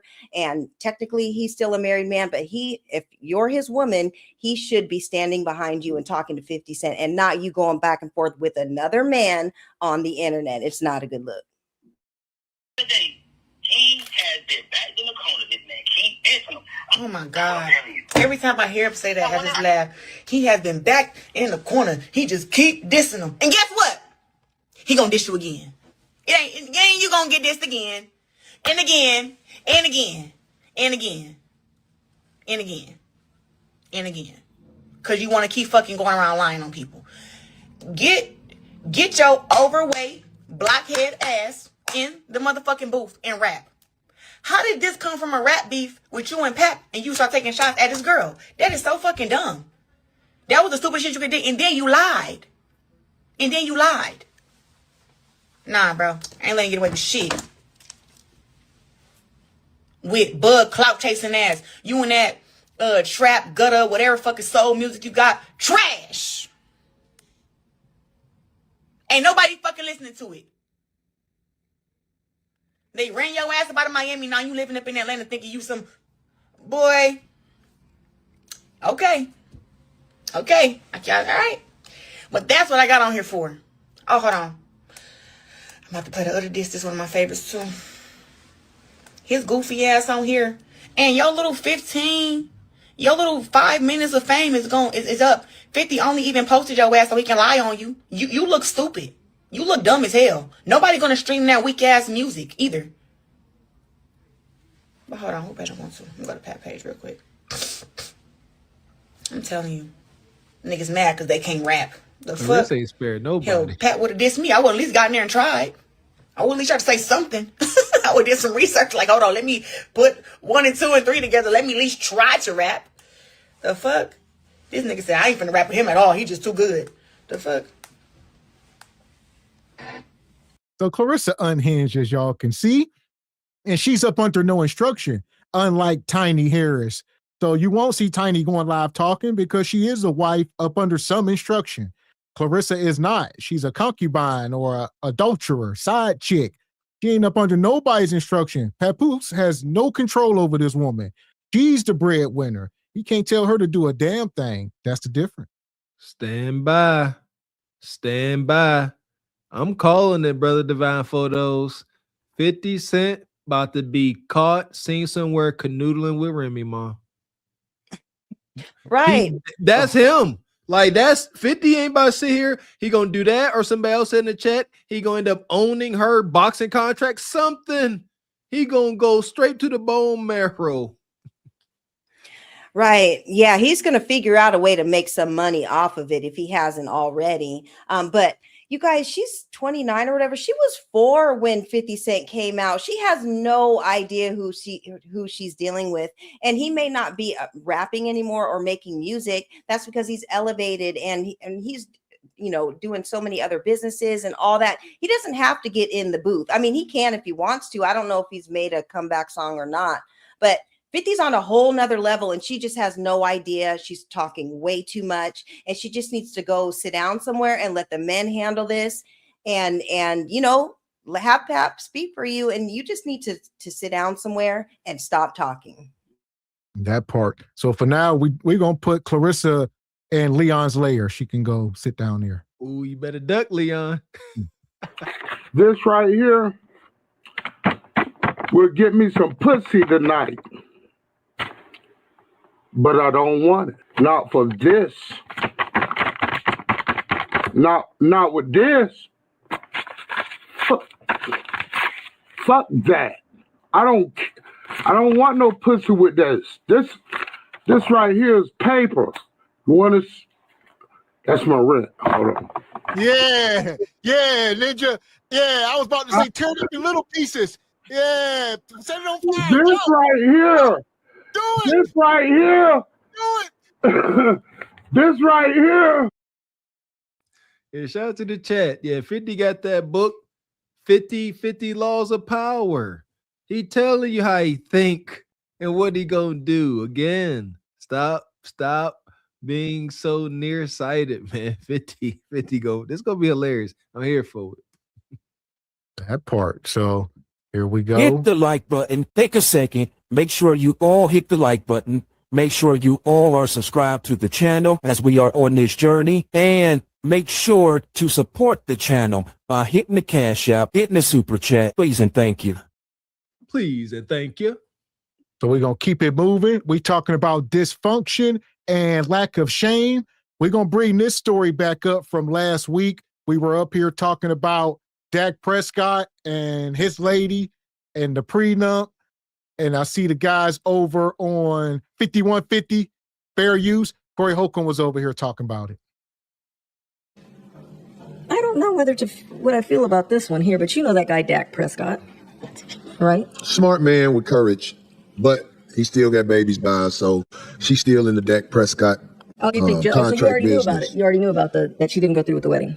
Oh, he didn't marry her. Oh, that's why y'all be giving these women credit? I thought that's what I know. Oh God, he's so. Oh my God. Because when it happens to them, it hits in a certain way. Yeah, he had a whole tantrum. Did y'all see that? Craig, you a bullshit motherfucker. Leave me up here. All soured up. Cake All ass soured up. motherfucker.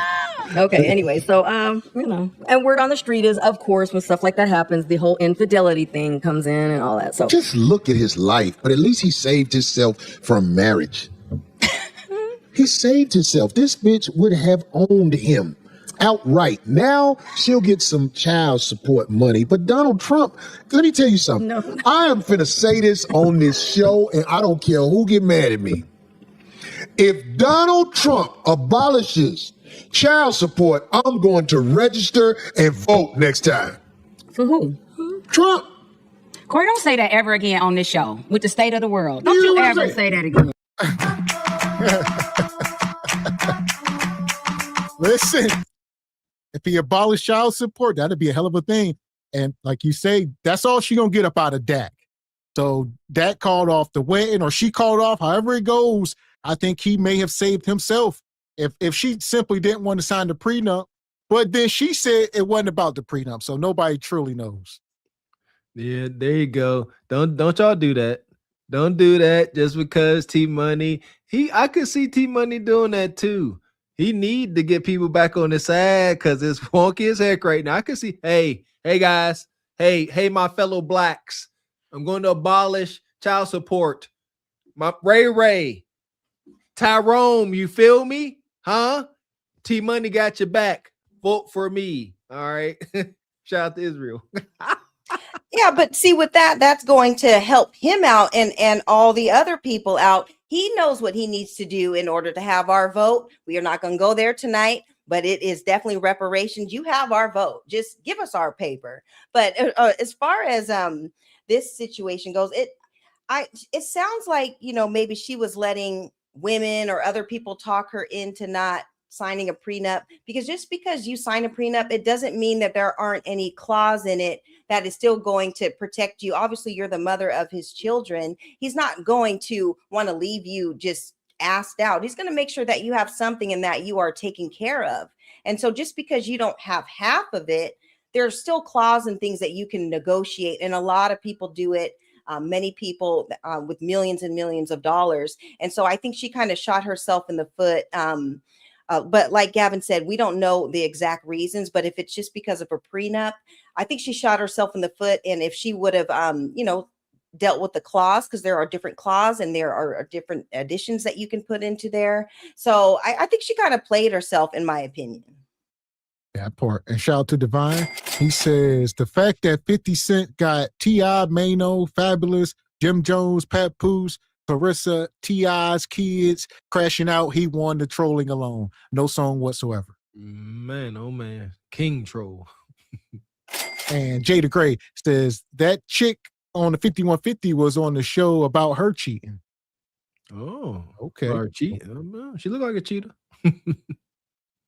Let me say it again. Even in comedy, because I know you just Let me say it again. Don't you ever say that If again. Donald Trump abolishes child support, I'm going to register and vote for him.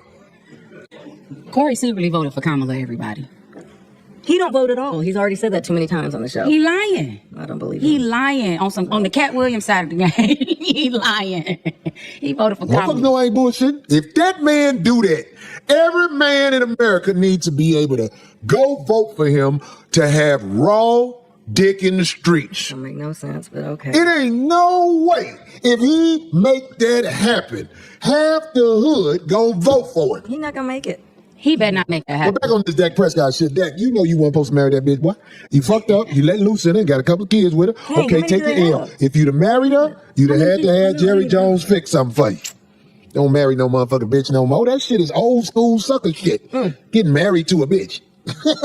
He had his reasons. She must have put it on him. That's terrible. Oh my God, poor kids. Yeah. She must have put it on him. He proposed publicly. Okay, if it make you feel better, that's just another when them guys are quarterbacks. Let's look at all the black quarterbacks, women in the NFL, and you will see a trend that will make everybody say, well, I'll be goddamn. There's definitely a trend. However, you know, those women have a specific set of skills. I'm just going to say that. What women?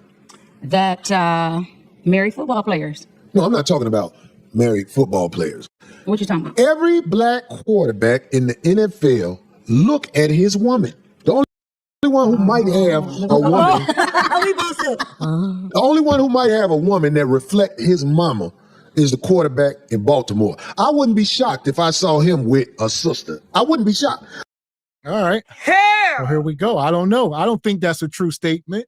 It may have been once upon a time. I know back in the day, but I'm trying to think what we got. Russell Wilson, who he with? Sierra.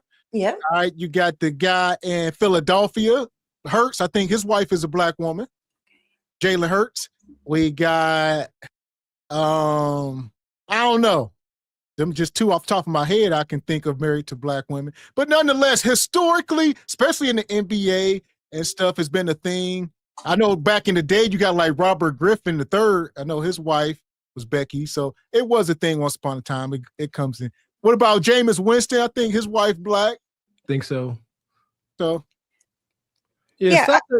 Go ahead, Ebony. Oh, sorry. I just was going to say it's what's being portrayed, you know, because there's certain relationships that they want to be portrayed as this thing, but there are definitely black football players, quarterbacks to be specific, that have black wives or whatever. And so I think it's just what's being portrayed at this point.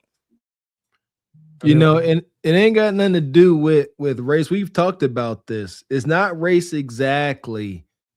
There seems to be that line drawn in the sand, but we talk about it, sisters, is femininity. We're not saying it, we don't say femininity and cooperation to be mean or poke. We telling you what it is. Becky and Sarah, they sweet and kind, even if it's fabricated. Try it. Man. So here we go. Shout out to Nais. Says, greetings all. I'm late. A couple chips on the board. Shout out to Nais. Appreciate you. Well, I'm talking about, look at all these quarterbacks, women. They all look like that. Wow. You mean by the body or by the face? You can play it off how you want to, man. I mean, because Don't look like you. I want to know the trend. Are you saying I'm saying that's hairstyle or the body? Like they this don't is, or the skin color? Fuck with the sisters. Oh, that's a lot of men in entertainment. Yeah, not just I agree, quarterbacks, not but I'm just- just saying, Dak wanted his baby to look a certain way. Serena wanted her baby to look a certain way. This is something that we act like is nothing, but it's something to talk about. And one day when the panel is right, I want to bring it up. But he wasn't stupid enough to marry her. And I give him credit for saying, look, bitch, I ain't gonna do that. Because it's basically give you my money. Marriage for a football player is death of your bank account. They use your money to get their lawyer, and when it's all said and done, you a manager at Costco.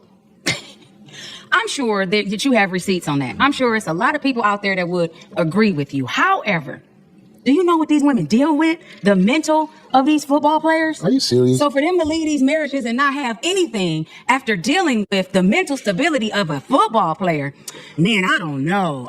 And that's why I would say, now if he's just saying football player or athletes, professional athletes, that's the thing. But to narrow it down strictly to quarterbacks, maybe once upon a time, but there's not that many of them. So granted, and then a lot of them, like you said, Patrick Mahomes, you see what I'm saying? Where we at, dear? Because you see, so it's a lot. It's a lot. Yeah, it is what it is. Stop putting race on it. Gotta start get sisters who hurt y'all.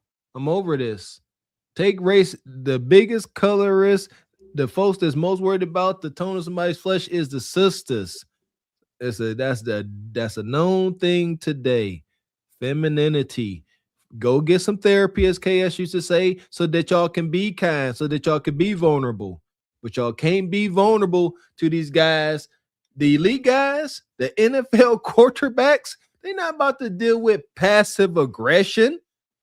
You know, elementary childish behavior games. That's what y'all don't understand. You got to become correct. That means being sweet, kind, and direct with your intentions. Not all cattywampus like a Bonquisha. Right. I think that this has more to do with, just feminism and that woman, she definitely wasn't a black woman and she wasn't getting on board, or she wasn't cooperating and trying to submit or whatever to what the prenup was. And so that just goes to show I think it's beyond race, and I think it's just women in general. I think that maybe she was just because she couldn't get what she wanted, she just opted out for the whole relationship. And like I said before, there could have been different clauses and different things that could have been put in place for money that she can get for the kids. And because like I said, no man is just going to leave you out to dry, especially the mother of your kids, if you guys are not together.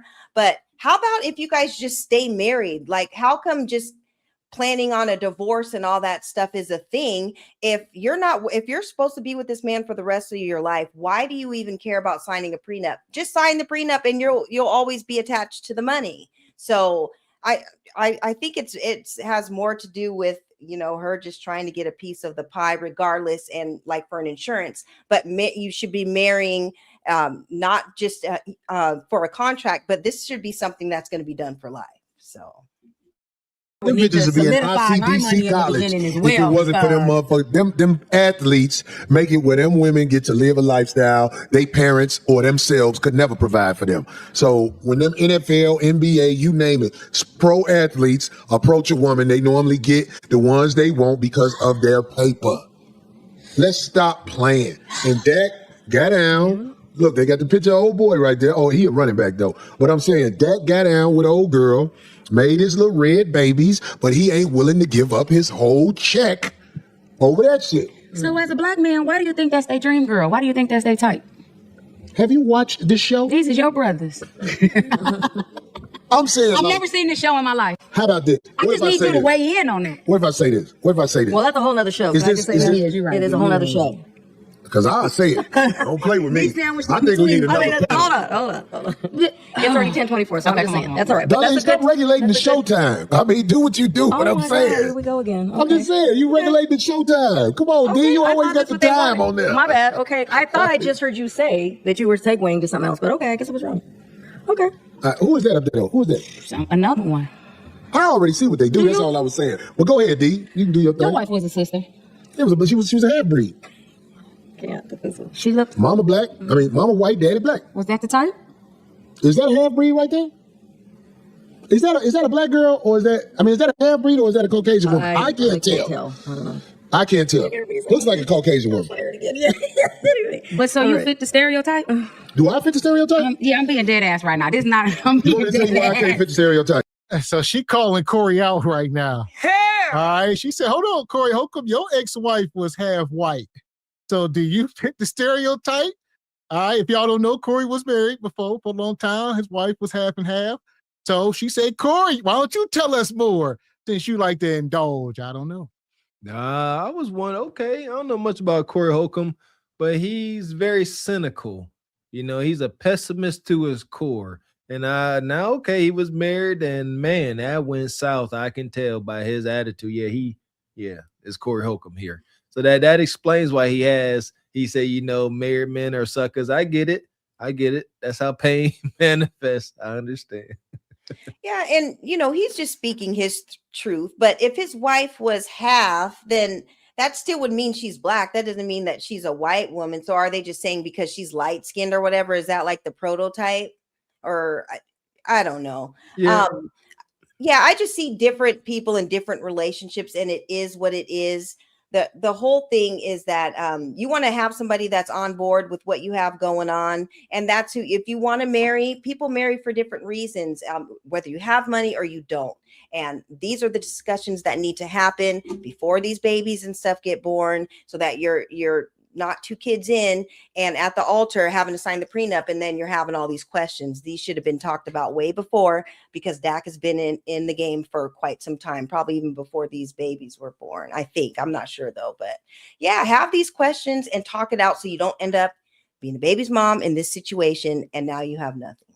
And I know it's Corey Holcomb. I know he's, into shock jockery, but can we please, as a group, stop calling each other half-breeds and stuff? If we ain't going to include ourselves, I always tend to say mutt, but I'm a mutt. I include myself in it. But as Black folks, melanated people, we got to stop putting these divisions in between us with these words and these sayings like that. Please and thank you. Oh Lord, because she was a happy. Did she look? I don't know what your wife like. I should have probably looked it up before I asked you that. Like, she looked like them, like what you're saying. When I say them, everybody knows. I'm not trying to. She was a half breed. Okay, so that is so. You could answer the question then. I'm asking you: is this a Caucasian woman or a half breed? That looks like a Caucasian woman. She looks like she's mixed with something. But the other pictures were of half breeds, mixed with anything other than sister. Her mom and her daddy Black. Don't know who they are. Black Americans. You had someone that had a Caucasian mother or father. Oh, we know who that is. Damn, that bitch look crazy right there. I feel like that's what you guys. But I'm saying, like, since you keep bringing it up, D. I didn't mean no disrespect, but I'm just saying, like, I'm talking about. I said, like, when I was saying, quit stopping the show. But I'm saying, because Trina is pushing an issue, she gonna make me say something. You said it's trending. You said it's trending, and I thought I didn't say it's trending. I'm saying this is what it is, because them ain't quarterback. And shout out to Black Unity. Yeah, that's another thing. He said they funny putting up these mixed couples with Darlene sitting right there. She has a baby by an affluent Black male herself. So, and she's mixed. So look, she like a deer headlight. She ain't saying much. But this woman and Corey gonna have it out apparently. Look, ain't nothing wrong with. I don't understand this. This is payback. I know what Corey doing. Something I refuse to do. I said it before. There's a time when being a darkie wasn't cool, and we was called everything but a child of God. Now Corey, like, all right, and a lot of folks like, you half breeds, this and that. Stop the malice, please. But those are NFL players. You want to see something? Look at who they mostly with. And I would like to ask you, why do you think they mostly with women that don't look like they mama? I've never been a man. Let's start there. Second, if my son picked somebody that didn't look like me, I would feel some type of way. But that's his choice. Whatever he thinks is beautiful, if she got a good heart, if she gonna take care of him, that's fine. But that is very common for men in entertainment to pick someone that doesn't look like their mother. And I thought you could weigh in and enlighten us on what that's about. Ain't the same race or complexion as their mother. Doesn't look like their mother either. Okay. I married a man that looked like my dad. I love my men of my nationality. I don't think it's nothing better than Black men. Let's go on record saying that. So you brought up the question that most of these football players. I don't think it's nothing better than Black women. Okay. And I think a mixed breed is a because sister. I know how to I'm pick not saying it's the one I could deal with either way. But this is funny right here. Is this a mixed motherfucker? No, she's Caucasian. I can tell by her haircut. She looks just like old boy. What is that actor name who played as the Fly? What's his name? No, what? Jeff Goldblum. She looks like Jeff Goldblum to me. A little bit. Shout out to the guy Saquon Barkley, the running back for the Eagles. Why they getting on his wife like that? Look, he dated out, whatever. It is what it is, folks. Love who you love. I mean, like the woman said, she said she'll feel some kind of way if her son, come home. I think that's a woman thing. So it's a woman thing and a man thing. Because I know myself personally, if my daughter walked in with a white guy, he gotta go through the test. All right. But if my son walked in with a white chick, it's gonna be less, but I don't know. It is a thing. It's a double standard. And I believe we kind of touched on this because the man is the leader. We are proud, melanated folks. We have knowledge of self. So now my daughter, I can't even finish that statement. You know, in a far off land, you know, some black man's daughter is going to be dealing with this Viking man. Like, can you really lead my daughter the way she needs to be led, holding on to her heritage, the root of her power? Can you help that? On the other end, my melanated son, he could bring some to your mayonnaise world, man. It is what it is. Yeah, double standard for sure. Yeah, I can recall when my son brought Becky home, and it was, you know, it was one of those things, but his dad was like, you know, you have to let him figure this out and, you know, ask what he likes about her or whatever. And he has come to the conclusion that that was the last Becky that he was going to be with. And, you know, he figured it out on his own. I didn't have to say anything or do anything, and he didn't have to say anything to him either. So sometimes you just have to let your kids find their way. You can give them the tools like, hey, this is what you could be up against with dealing with this. This is what people might think or say, or, you know, the feelings that her parents might have or whatever. So you just have to give your kids the game. And if she's on his program and this is who he loves or whatever, we're all for it. But, you know, it is what it is. But I think at least for my son, I think he found his path. And so we're on board with it. So. And there you go. Like you said, I mean, this woman here, she passionate, but yeah, for the daughters, like Mr. Walker said, I got to make sure you got something, how you was raised. I need to meet your folks. All right. How they think, all that. We talking about, you know, joining families. Yes. My bloodline. I needs to know. Like, shout out to my father-in-law. You know, like, his thoughts is my thoughts. We sit down, we have good conversations, we play. It's beautiful. I love it. However, if this is some Viking man and we can't, there's a disconnect. We can't sit here and talk about the black struggle. You can have a bleeding heart, but you can maybe sympathize, but you can't empathize. And there's a big difference, you know, just, yeah, your thoughts got to be my thoughts. We got to have the same. You got to be reinforcing my teachings. You see what I'm saying? For real, you can't be going against me. Absolutely not. So there's the concern. Yeah. And it's important people want to say like, you know, I don't see color or whatever, but you need to see color. You need to see that I am a melanated person and that I have different experiences. I need you to understand that, you know, and to know where we're coming from.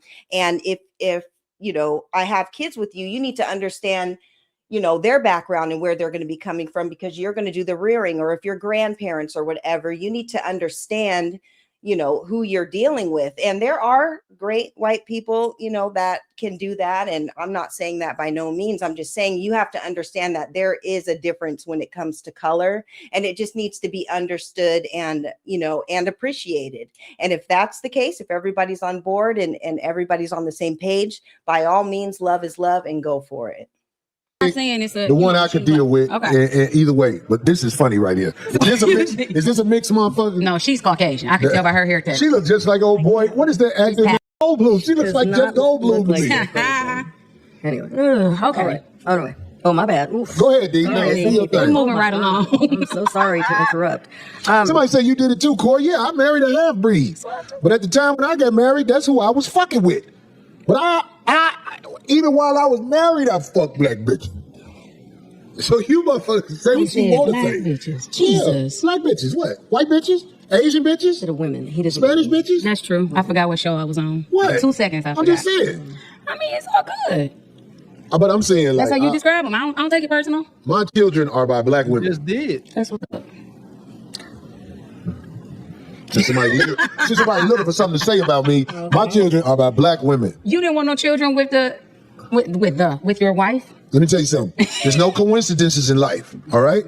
I know what the fuck I'm doing in these motherfucking streets. And like I said, my wife, ex-wife's father was a black man. Wife's ex-wife's father's cousin, way down the line. She got a little bit of black in her. Come on now, Corey. Come on. Okay, you want to say a little bit of black in it, then let's do that shit. Whatever y'all want to I want say. you to answer your own question. What is the question you got for me? You said, how come the men in the NFL are dating women that look like this type? And I'm like, you the perfect person to answer that. I wouldn't know. I've never been in that situation. Want me to tell you What was you saying? Because are you talking about money or entertainers? Period. Like people that they He get. said, Listen, she trolling the hell out of Corey right now. So he getting a taste of his own medicine. He don't like it too much. So she's some kind of guest tonight, and she putting him on the hot seat, kind of like Anton was hitting on. A lot of people, they don't hold Corey accountable like this. So this is not normal for the show for her to be pressing him. All right. Unlike, like I said, Craig and them up there, they just moving along with the show, but she gonna press Corey about this. I like it. A little bit of friction ain't never hurt nobody, especially when you're up there being a bully, a 50-plus-year-old bully, and that's his demeanor. I know, god dang it, I am a reformed, righteous bully, if you will. Rumor has, I don't think I ever was a damn bully, but folks say it. But I know he's aggressive, tend to completely dictate and control the narrative, the room, and all that. So yeah, salute to this sister with the fuzzy vest on. Get him, sister. football players, but I thought you just meant like entertainers are getting women that look a certain way. And I said, is it their hair, is it their skin tone, or is it their body? And then I said, well, wait a minute, Corey, you did the same thing. Why don't you enlighten us? Okay, but I didn't do the same thing. But let's just say I did the same thing. Okay. Let me say this. It feels good to be around a woman that really looks how she looks versus being around a woman who hates how she looks so much so you never see her in public how she really looks. Hey, you can drop the mud freaking mic on that. You can drop the, thank you. Stand up then, Corey. What he's saying is, I'm just telling you. What he's saying, come on now, period. If you got a woman who has never been seen how she really looks unless you follow her to the hairdresser and watch her take the hair implants out. Keep going. It's quite shocking when you see a woman look how she really look. It's easier to get attached and fall in love with it. Okay. So I think a lot of the sisters who never leave the house as they are need to take heed to what I'm saying. Because when you're a little black boy and you grow up watching people perpetrate their look their whole life, when you see something different, it might make you be like, well, I want this person who is proud of the way they look. Let's just go there. And there we go. So it's a lot to be unpacked with that. I think it's not just the look. We talk about it up here all the time. Femininity. I mean, it's a dual attack. So when these young boys are coming from the hood and they mama is Bonquisha, they auntie is Bonquisha, they sisters is Bonquisha, and they go off to college and they get around different types of women, whether it's Becky or, a Latin woman or whatever. Not only do they look different, it's different treatment. They act different. It's just a different experience, if you will. So, that's a thing. Yeah. Femininity, cooperation, huge. Being healed, being able to be vulnerable. More masculine men look and gravitate towards that.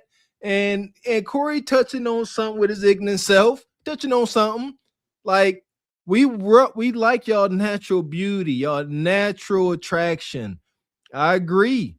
I'm big into natural hair myself. That's my personal preference, but you can't be looking like respectfully Sealy 90% of the time you home, and the only time your man get to see you done up and looking presentable is when y'all going outside. I done said this way too many times. Got it from KS. So that is a thing. And I think it's dark hood culture. The bonnets, the egregious hair extensions. Shout out to Sister Ebony. She come up here with her hair is always nice, always kept up. Like it's consistency. These sisters, and I've said it before, they can't do it. Like being able taking on that lifestyle of always being kept up, taking care of your hair, it costs money, consistent money, and they ain't got it. That's why they got to have that bonnet on all the time, because they can't get their hair done for another 2 months. My God. Yeah, and it is okay to have a preference, and it is okay, if you shout out to everybody in the chat, and I know you guys speak about it a lot about, being natural and it is more of like a mindset thing as well. And I have never been shy about, I love a good bundle or two or whatever, and that's just something that I like. I'm very proud of who I am. I'm very, very proud of how I look. It's just something that I'm into. I am not in the dating market. And my man doesn't have a problem with it. And so we just kind of do what we do. But if you have a preference and that's something that you want in a woman, then by all means go with what you want. But I would just say that there are definitely beautiful Black women who are natural and who love who they are or whatever. And so I would, and we're not labeling all Black women to be that way, this way or that way, but you can find what you're looking for with all races. And it is what it is, but there's nothing wrong with having a preference. And that goes for anything, for anybody in the chat as well. Amen. There we go. And like you said, what Corey's talking about in particular is just people coming from low income areas where, some of their first Becky and Marisol experiences is once they go to college and whatnot, and they get overwhelmed by it. That's why you see them marrying these women. Like they might come from the hood and dated Black chicks or whatever the case. But like you said, they see their moms and all the toxicity that's driving these boys away. I told y'all, my nephew walked in with Becky on Thanksgiving. It's just a thing. Generationally, these younger guys, they are like, yeah, they don't mind. I seen it. I was there. I've expressed to y'all that was my experience at college. When I first got to college, I'm talking about days into my first semester, my freshman year, Becky was on the Ninjas top, but I'd be dang, dang it. And thank God I see my wife very soon. It's a cute story how I met my wife actually. But yeah, outside of my wife being a healed woman, liking me the way that she do, like Becky was with the femininity. I might share the stories in the picture. It's wild. But yeah, shout out to femininity and cooperation. It's going to win every time. Now challenge me on that if you got the goddamn guts. Somebody say that ain't your hair, Trina. That's funny. The thing is, because I want D to be able to keep moving on, translation for a lot of the women out there who don't look like themselves, Corey is saying that Black women and just women, you are beautiful as God made you. No, you do hair, so you know what I'm talking about. So stand in that. What they say about your hair? Who? Address it. Well, who said? Somebody said that is your hair. Address it. Oh, I don't have nothing to prove to nobody. This has been the best decision of my life. When people compliment me and say my hair looks nice, I own it. This is not only my hair, but this is my hair texture. But I'm going to say this about Black men, because I have a lot of brothers. I grew up not thinking I was beautiful. So pretty is new for me. When you see a sister without makeup and with her real hair, without the wig on, without the eyebrows and the lashes, could you compliment her, please? We grow up not thinking it's beautiful. Y'all talk about our hair texture. Everybody got jokes. We even had Amos talking about the Black girls playing basketball, called them nappy-headed yos. That word nappy is like saying nigga to me. But Trina, let me ask you a question. That's all your hair? Yes, this is my hair. This is me. Best decision of my life. 10 years in. I'm so glad you said it, because there's people out there who trying to say it's weave. It ain't weave. I don't know. You can look at my old pictures. Do you have on makeup, Trina? I do have on a little bit of makeup. Just a little bit of makeup? Yeah. Mm-hmm. But naturally looking. So people, that's the whole thing. Like when he points out certain pictures, I'm like, I dare people to come at me like something wrong with me, because I know what I'm talking about. I like women who you can actually see who they are. If you're not a woman who faces the world as you are, ever. And there you go. All the Kundras and the Cheyenne Bryants. Like, it get real extreme with some of these women. They won't be caught deceased, not beat to the gods. Like, not at the grocery store. They don't leave the house. So people in real life don't even know them. They're friends, and people in real life have never seen them not done up. Like, oh, I never seen her at a ball game with the kids or anywhere, just leisurely. Like, and that's deeply rooted because it comes with an attitude as well. Like I said, I think the attitude definitely trumps the appearance. You know what I mean? It's one thing to have all that get up on, but then when you start acting like Clarissa and a damn city girl, absolutely not. That poor sister, she said when she grew up not thinking she was beautiful. And then she was saying that she grew up with a lot of boys, and that's why she grew up not thinking she was beautiful. I don't recall growing up and ever seeing or hearing or experiencing a black young man call a black girl ugly outside of it being some type of playful hazing between brother. Not even. I never called my sister that. And we had that. Absolutely not. You don't do it. It don't come across your mind. So, and who it do be though would be auntie and mama and them. They ain't our daggone brothers. We've already uncovered that. Your mama called you nappy head and put that just for me perm in your head. My wife is natural. First time my mom met my wife, she tried to say my wife was nappy headed. Yeah, y'all, it's the women. Y'all do it. Y'all instill this self-loathing spirit into these women. It ain't the men. Why don't they just tell the truth? And I would say a lot of these women got to get the men back in the house. I'll let you go, Ebony, because she's speaking on like adolescence. Two things could be true. I mean, kids are cruel. So we ain't going to sit up here and act like there ain't bullying going on in the hood. There sure is. The problem is there are not families intact where there's a father reinforcing your daughter, letting her know she is beautiful. All right. And some young boy should not be able to just destroy your confidence in your spirit like that. So that's a bigger problem because the stuff do go on amongst children. Now we talk about men, absolutely not. Black men ain't out here doing all that en masse, but children, I'm sure it goes on. Right. And even within our culture and stuff, we roast each other as kids. We roast each other as adults. That's just something that we do. And it's within our culture and it is what it is. But the balance to that is having, that strong, self-identity and that positive, that positive self-esteem, and that is built within your family and stuff.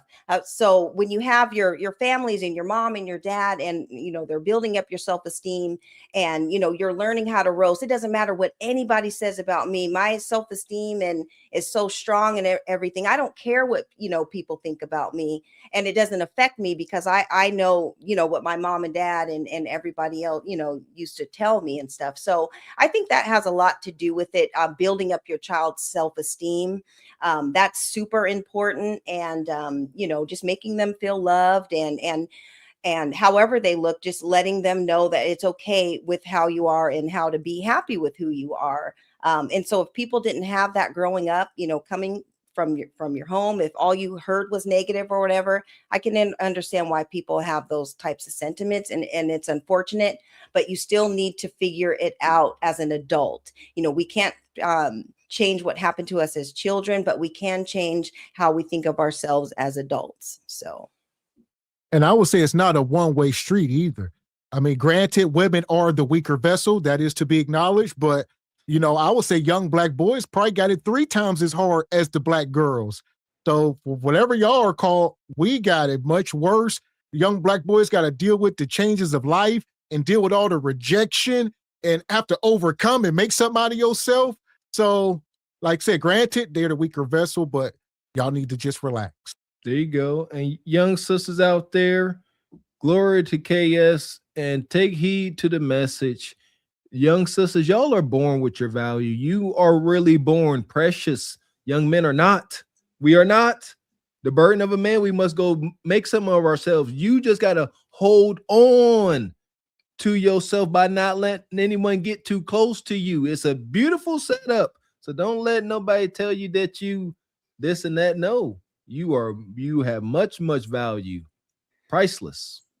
Yeah, and even for me, like I grew up in like an all white town, and there were like maybe 4 or 5, Black people in my graduating class. And I never went to schools with kids who, thought I was the stereotypical type of beauty or whatever. And I was fine with that. I knew I was going to figure out myself, because my parents built up that self-esteem and let me know, who I was. And so I never let that define. I wasn't the blonde hair, blue eye cheerleader or whatever. I was just me, and I was okay with that. So that has a lot to do with it too. It doesn't matter where you are, just be strong and be confident in who you are, and you'll get the outcomes that you want. So you got a similar experience as my wife in high school. She said they called her exotic.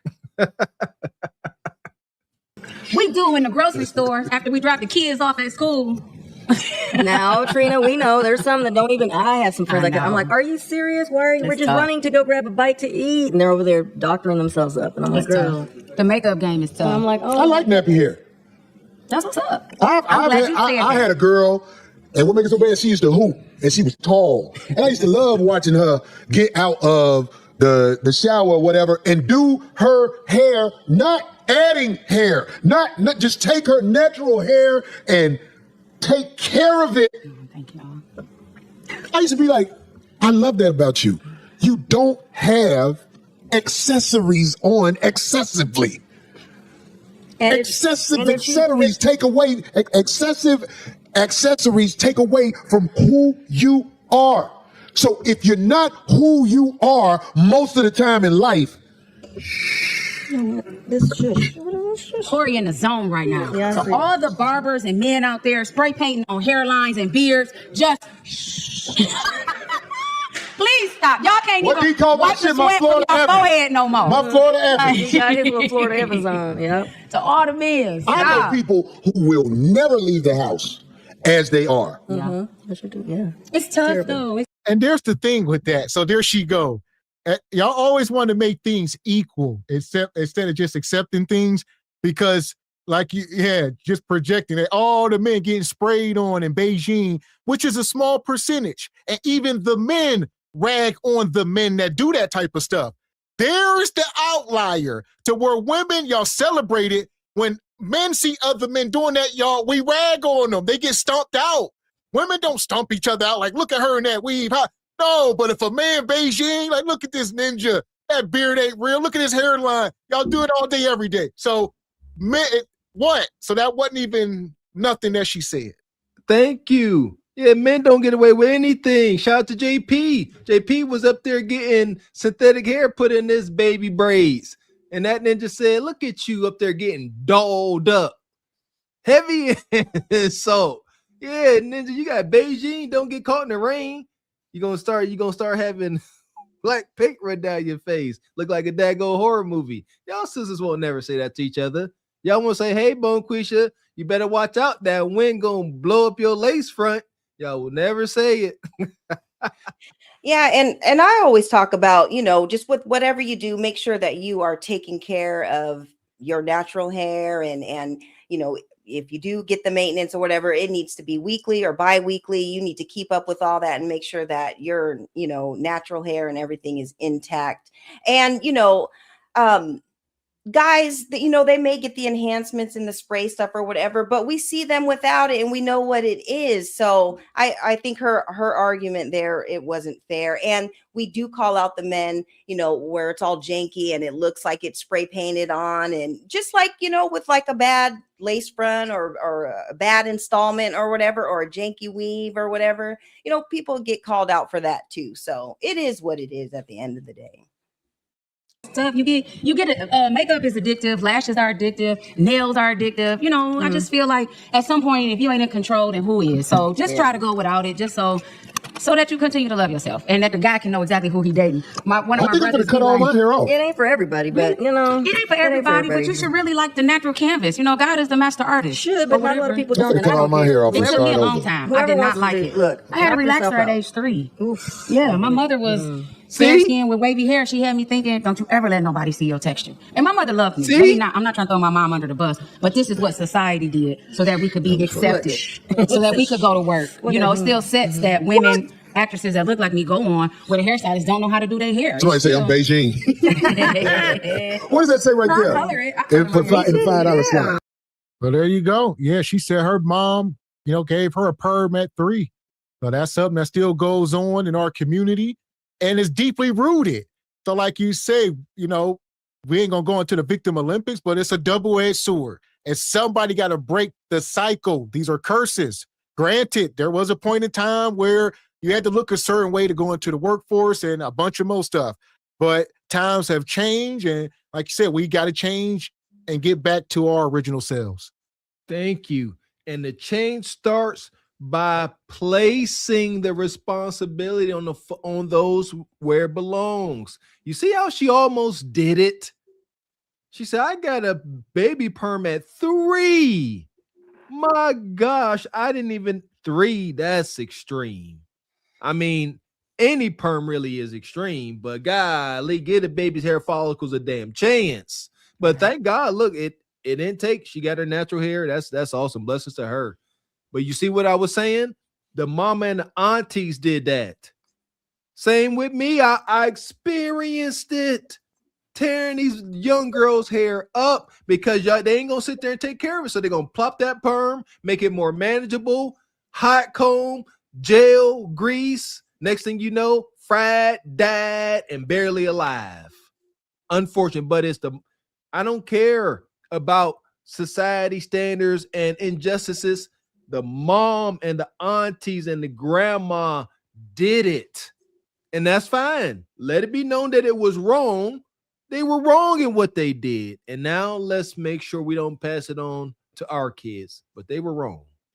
Well, and I think too, I don't think that they realized at the time all the harsh chemicals and all the damage that it can cause. Like it's causing cancer and all different things. 3 years old is crazy. Just thinking about just even having a perm at 3 years old, they still even have baby hair at that time when you're 3 years old. So that's wild. Definitely have the conversations. And if you have questions for your parents, go ahead and ask. But at the end of the day, I can recall like great experiences of, having my mom and my grandmother, in the kitchen, like doing our hair, braiding our hair, and like, teaching us how to take care of our hair and on all those things. So there were a lot of great memories, just being in the kitchen, like when it's Easter Sunday and you're about to do your speech and, they have the hot comb on the stove and they're getting you right for Sunday and you have your curlers and all that. It just was what it was, but it was definitely something that was a part of the culture. But that is how you were taught to take care of your hair, making sure you wash it, a couple times a week or once a week or whatever, depending on your hair texture. That's how we learned how to take care of our hair. I'm not saying the perm part, but I'm saying the other parts. There's a lot of deep history and memories with that too. So, and I'll always touch on that, Ebony. That's what it was supposed to be. Your grandma, mom sitting there with the granddaughter, and they sitting there and they are pouring into you just by you observing them. They speaking life into you, telling how to clean yourself, groom yourself. That is gone. And they did it gently. It was love there. It wasn't threats and force. See, today, if it's threats and force, you better take care of your hair because I ain't going to keep doing this. You better do that because I ain't going to keep. It's not the same. Like you described it beautifully, Ebony. It's supposed to be this divine thing between parental figures and the young growing woman, but that's gone. Under the bus, but this is what society did so that we could be accepted, so that we could go to work. It still sets that women, actresses that look like me, go on where the hairstylists don't know how to do their hair. Somebody say I'm Beijing.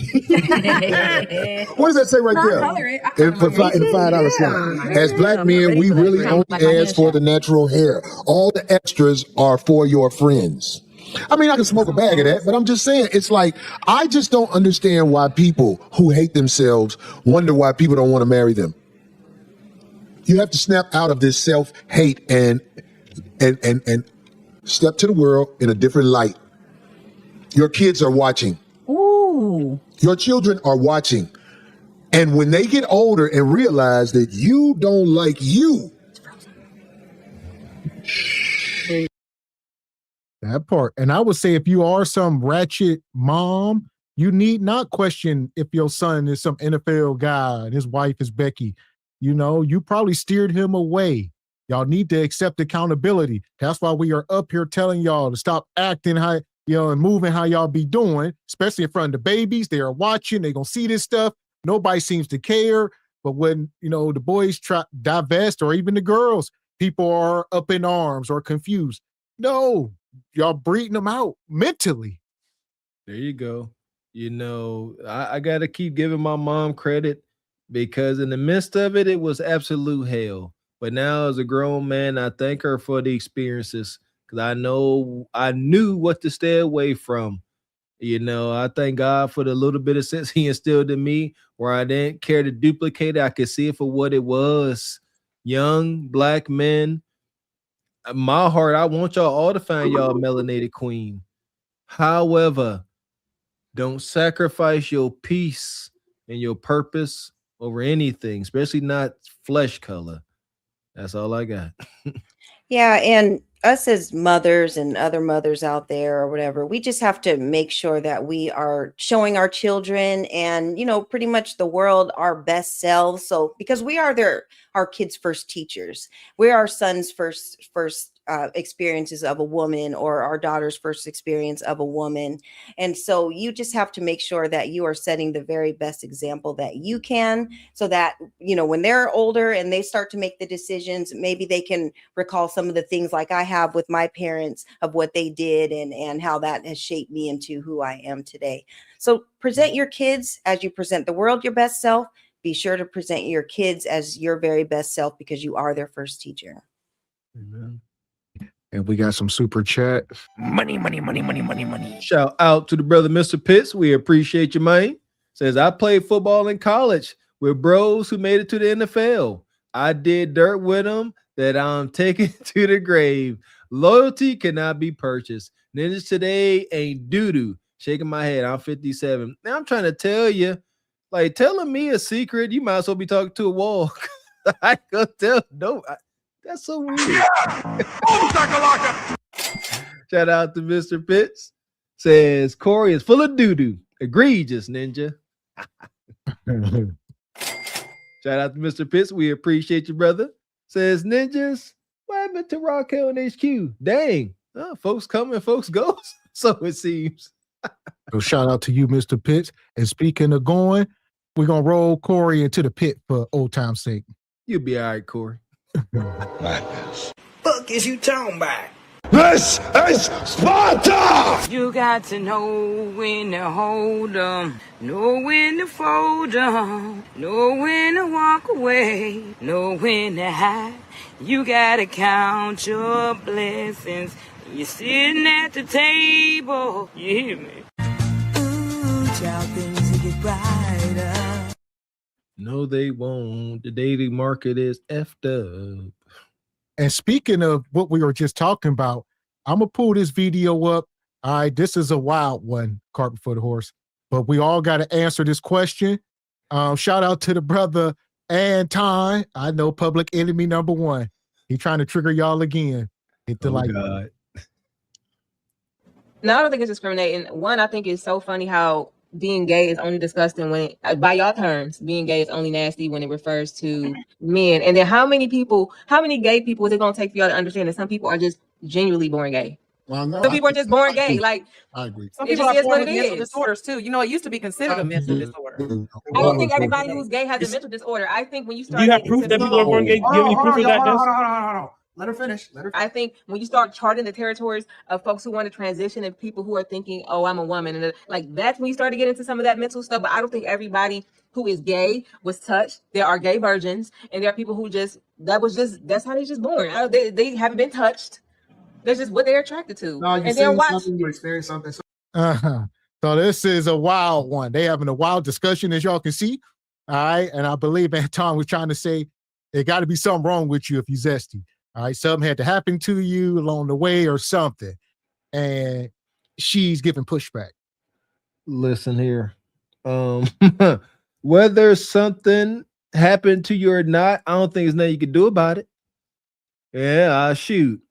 You got your stereotypical ATL flamer, like, shout out to Glitter Draws, the dude I Am Delivered. Come on, man, ain't no coming back. You are who you are. So folks is rainbow. Don't fight they rainbow. How it is what it is. Shoot, I don't think it's no debate to be had. You is what you is. Yeah, exactly. I agree 100%. I don't know any science that has been proven that is backed behind, saying that you can be born that way. I don't know how it works. That's not my lane. But I do know that people like what they like. And I also know that people, sometimes their experiences shape who they are and, their sexuality. And so I think that that can happen too. I think it could go both ways. So. And I see, I think it is a learned behavior I think it's a learned behavior for the most part, because how do you get a rainbow young man or woman in a hetero household and environment and community without any type of rainbow influence? I don't know. So Yeah. So Anton, he gonna make a wild statement here. Hit the like button. Something is wrong. There's no man should want another man. And no woman should want another woman. And if so, it's an abnormality. The simple and plain, it's an abnormality. Watch, I want to answer your question though. Do you know the number one thing that most men fear when they have children? Their son being gay. Well, which is crazy. Son not being theirs. It's there's a lot of things that my son could be. He could be a killer, a murderer. He could be, but him being like, if I had to put it on a scale, I would rather my son. If I had a son, you rather your son be a murderer than be gay? Oh, that's sad. That's diabolical. No, it's not. All right. So that was the statement. All right. He answered it on a whim. Would you rather your son be zesty or to have deleted somebody? Would you rather your son be a deleter or zesty? Anton said, I'd rather my son delete somebody than be zesty. So don't know the context of deleting, right? Don't know if he like military or police, or we talking about criminal. So levels to it. But nonetheless, that's the statement. Like Mr. X said earlier, like he gave me emotional coming up here. And I ain't answering. How do I say? I defer that question. I will not consider either one of those options. It's against my religion. There you go. No, absolutely not. Not my boy. Yeah, somebody else can answer this. Yeah, I'm exempt from this conversation. Yeah, and when it comes to hypersexuality, we've talked about it before. We discussed how, young men, were preyed on by older women, and that kind of shaped, maybe they're hypersexual because of those experiences with the women. They got turned out early, or in cases with, older men that mess with younger women. I'm talking about underage women, not, somebody who's close to being 18 or whatever. So somebody that's underage, that can make them hypersexual or whatever, or somebody who is touched by the same sex. That's all something that's learned. And that kind of shapes your sexuality. That's why it's so important. I think one thing that we're forgetting here is that I think sometimes people just want to pass the buck, like, oh, you were born that way. No, how about you had me going to so-and-so's house and you weren't watching me while you were going out, and uncles or aunties or whoever touched me and did these types of things. I don't think they're having those types of conversations, because it's easy to just say, oh, you were born like that. But what types of things happen? I'm not saying it's every situation, but I think a lot of times it's not something that's talked about in our community enough, as far as with young boys and young girls, and just protecting our kids, and watching who is around them, and not being so trusting with everybody from churches and schools and neighborhoods and everything. Really knowing who are around your kids, I think is very important.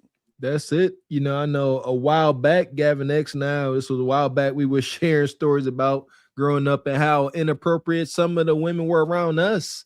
And you growing up, you tend to feel isolated. You don't think other folks share your experience. I was like, golly, Like, you had grown women saying those egregious things to you too. You right, Ebony. We gotta protect our children, boys and girls, from everybody. Well, I would say the only way to protect is to get back to families. So we sit up here and say this stuff night after night. A single woman cannot protect her children from a damn thing. That's just the bottom line. And 70% of these babies are being raised by single parents. It's the root issue. So you can dance around it, but until those numbers go up, things are only going to get worse. It's just simple. That's a fact. I just seen a video about a predator. He said the number one determining factor on whether or not he pursued a child was whether or not the father was a threat. End of story. That's it. Actually, it's not diabolical. It's just no, that's actually sad. It's not sad. It's not diabolical. It's the truth. That's your truth, though. Because if I had to choose, I'd rather. I mean, you asked him the question. Of course, if it's his truth. You can't ask me a question and I'd be honest with you. Right, about the second. We love doing that shit. I hate that shit. Yo. Right, you still asking the question. That's really the truth. Like, it's just the truth. When people ask you a question, they want you to hear what they want to hear. Right. No, they already have the answer, and they just want to be reaffirmed of the answer. No, they I already just have in think their it's head. crazy to me that he would rather his son be or Well, why do you think it's crazy? Break down how you feel. Because my thing No. is there's so many different things that my child could be. They could be sick. They could be a thief. They could be terminally ill. They could be X, Y, and Z. And the only thing they're just gay. In my opinion, like, to me, that's not the worst thing ever.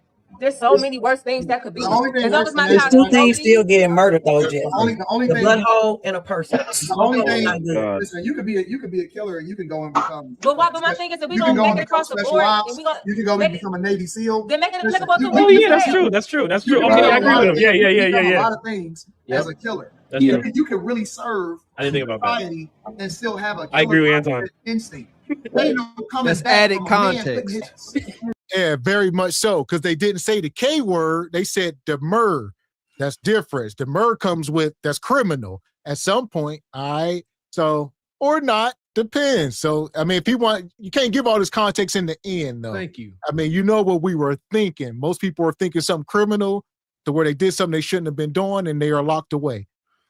And that's why we listen as we continue these debates, conversations. Let's be very specific with context. I've been saying that ever since we came up here. Context is critical. Would you rather your son be a criminal deleter and wind up doing 25 years to life type ish, or be some rainbow dude out here living their best rainbow life? There's the question. And now you can take the Navy SEALs and all that stuff out of it, Anton, and answer the question. Now he's still gonna stand on it. He's like, yeah, I'll go see my son behind bars. Yeah, I would say for me as a woman, and I'm a mother of a son, I would be fine with it as long as there were no actions or behaviors that shaped his decision. You know, if something happened to him and that kind of turned him, into be, homosexual or whatever, I would have an issue with that because something happened to him. Now, if nothing happened to him and he's like, Mom, this is what I am, this is what it is, I will accept it either way, but I wouldn't want it to be because something happened that altered his decision. I would want it to be a decision of his own. Obviously, we want to procreate and we want our kids to have kids and our generation or our legacy to continue to live on through our children. So that's one thing that's a part of it too. But as long as nothing happened that shaped that, I for me, I wouldn't have a problem with it. Yeah. Shout out to Slash Silver. I can't even get out. Slash Silver Slick Bronx says, what's that? Salute to the chat. Twos and Fuse to the crew. We appreciate you. Appreciate you, brother. Shout out to Mr. Pitts. Says, Lord, glitter draws. Dang, that's funny. I know men and women feel differently about the conversation, because as a woman, you can still kind of relate and probably have a relationship, but straight man, rainbow sun, that's a tough pill to freaking swallow. Appreciate your project, Leroy. says, we remember Anton's jaw dropping and put his hands on his face like Macaulay Culkin when Fleece Johnson made a pass at him. Notice Anton didn't say no.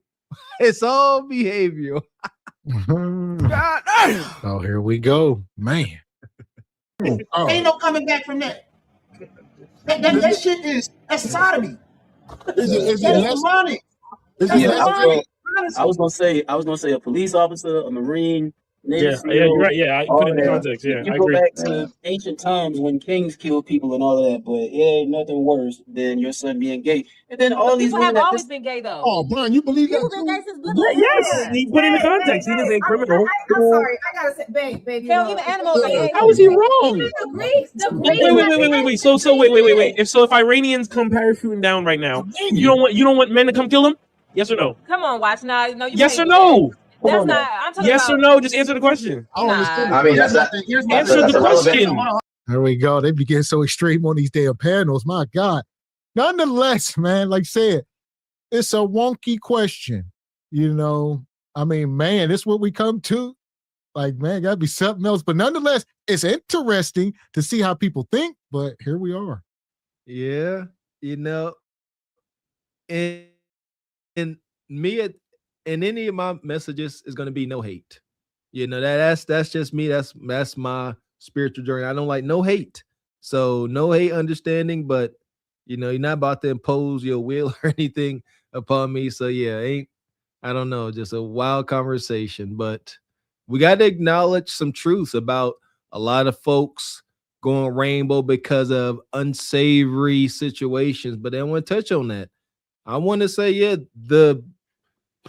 probably every last, rainbow person I've ever come in contact with, that was a story. Something unsavory happened to them.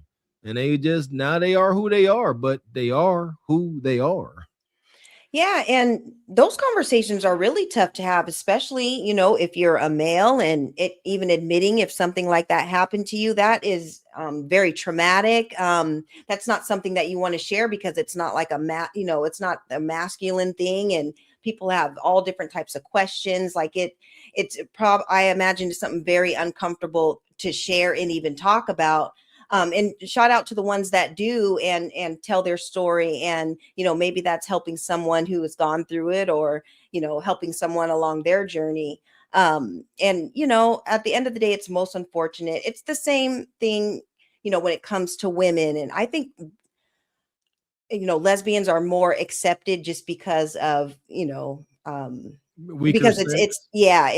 because there's not like actual penetration or whatever. So women are sexually submissive, right? You see? And a man should never ever be a heterosexual man should never be. You can't be sexually submissive. You can't submit. It's not a thing. In the Colosseum, that was a form of deletion. Right. It's an absolute no. And it can't be a thing if you're hetero. And once it's gone, it's gone. Is my as a father, that's something it's hard to reconcile with. Yes. Like you said, that's the burden of a man. As a man, accept the challenge and raise your damn kids, and pour into them. And at some point, if they're in your house, you got to accept it. Like I said, be hard to reconcile. Probably never can reconcile with it, but it is what it is. Well, and this is not ego. This is not toxic pride. As men, we are teachers. I can only teach you what I got. If this young man, I could teach you how to navigate women and how to be and present. I can't tell you how to present to no man. You see that? So I'm stuck and I gotta shut up. It's absolutely not.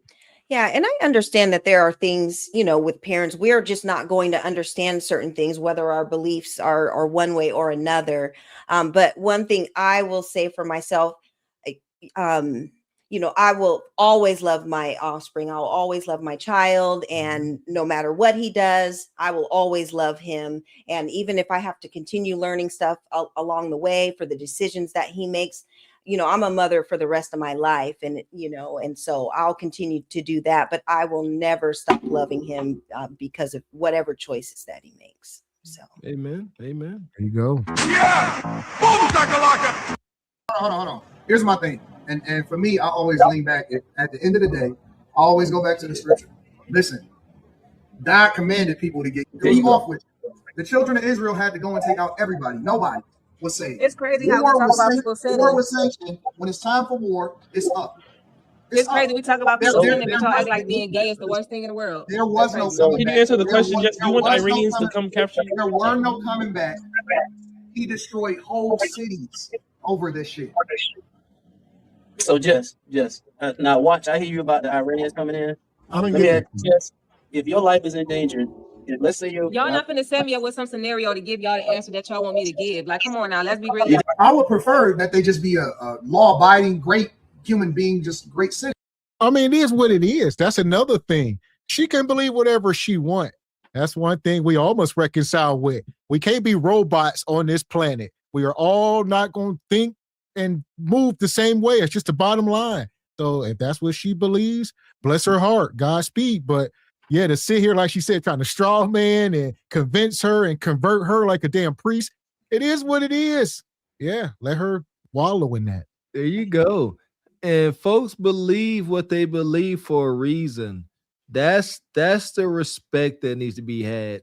You know, too many folks are not too good at communicating it properly. So it's hard for the understanding to be had. But everybody, Jess, Anton, whoever, their thoughts are their thoughts for a reason. There is a method behind what appears to be madness. Once you understand that, as Mr. X just said, you don't try to change people's opinions. You know, just let them talk, listen to them. Okay, you know, I hear you. Understood, respect. Let them know your point of view, your truth. I can't believe I just said that. And then, and if there's a seed to be planted, let it grow. If not, don't lose no sleep over it. Yeah, and I think even having these conversations, it's okay to have these conversations amongst panels and everything. But I think most important is to have these conversations with your children, with your family members, and so that they know, you know, how you feel about things, and you know, answer the questions that they have or whatever. I think just talking about certain things. And talking to them, you know, whenever they do go to friends' houses and asking those questions, and you know, no question can be, you know, uncomfortable when it comes to your child's safety and like all that. And so I think just having that open communication as a family is super important. And I think that's what's most important besides of what somebody on a panel has to say at the end of the day. Talk to your kids, and so that everybody's on the same page. Amen. Appreciate you, Brother Pitts. Says, I have been hooked to women for the last 52 years after seeing my mama's coworker in a mini skirt, and I'm 57. Here we go. Listen, if you ask me to pick between the two and you put a gun between, I'm saying that in my head, I'm gonna take the killer. I'm taking the killer, bro. So you have a son, he's gay, yeah, what, Anton? I would listen. If you send me to jail, if you send me to prison and you say, "Hey, you got to bunk with a killer or you got to bunk with a gay man," I'm going with the killer. The killer too, man. I'm bunking with the killer. That's different. Well, he might not even want to anyway. Let's stop for a second. And I'm.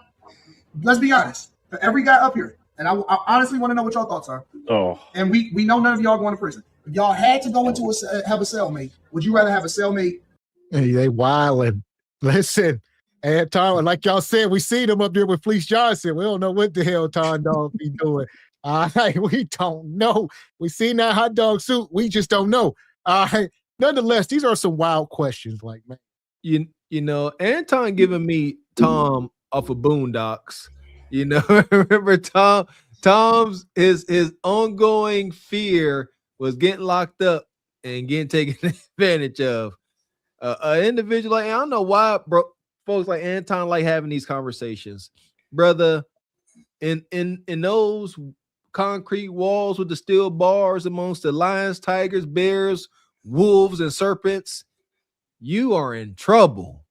You are in danger, little fluffy man. Absolutely egregious existence for you. So I don't understand why they like having these conversations at all.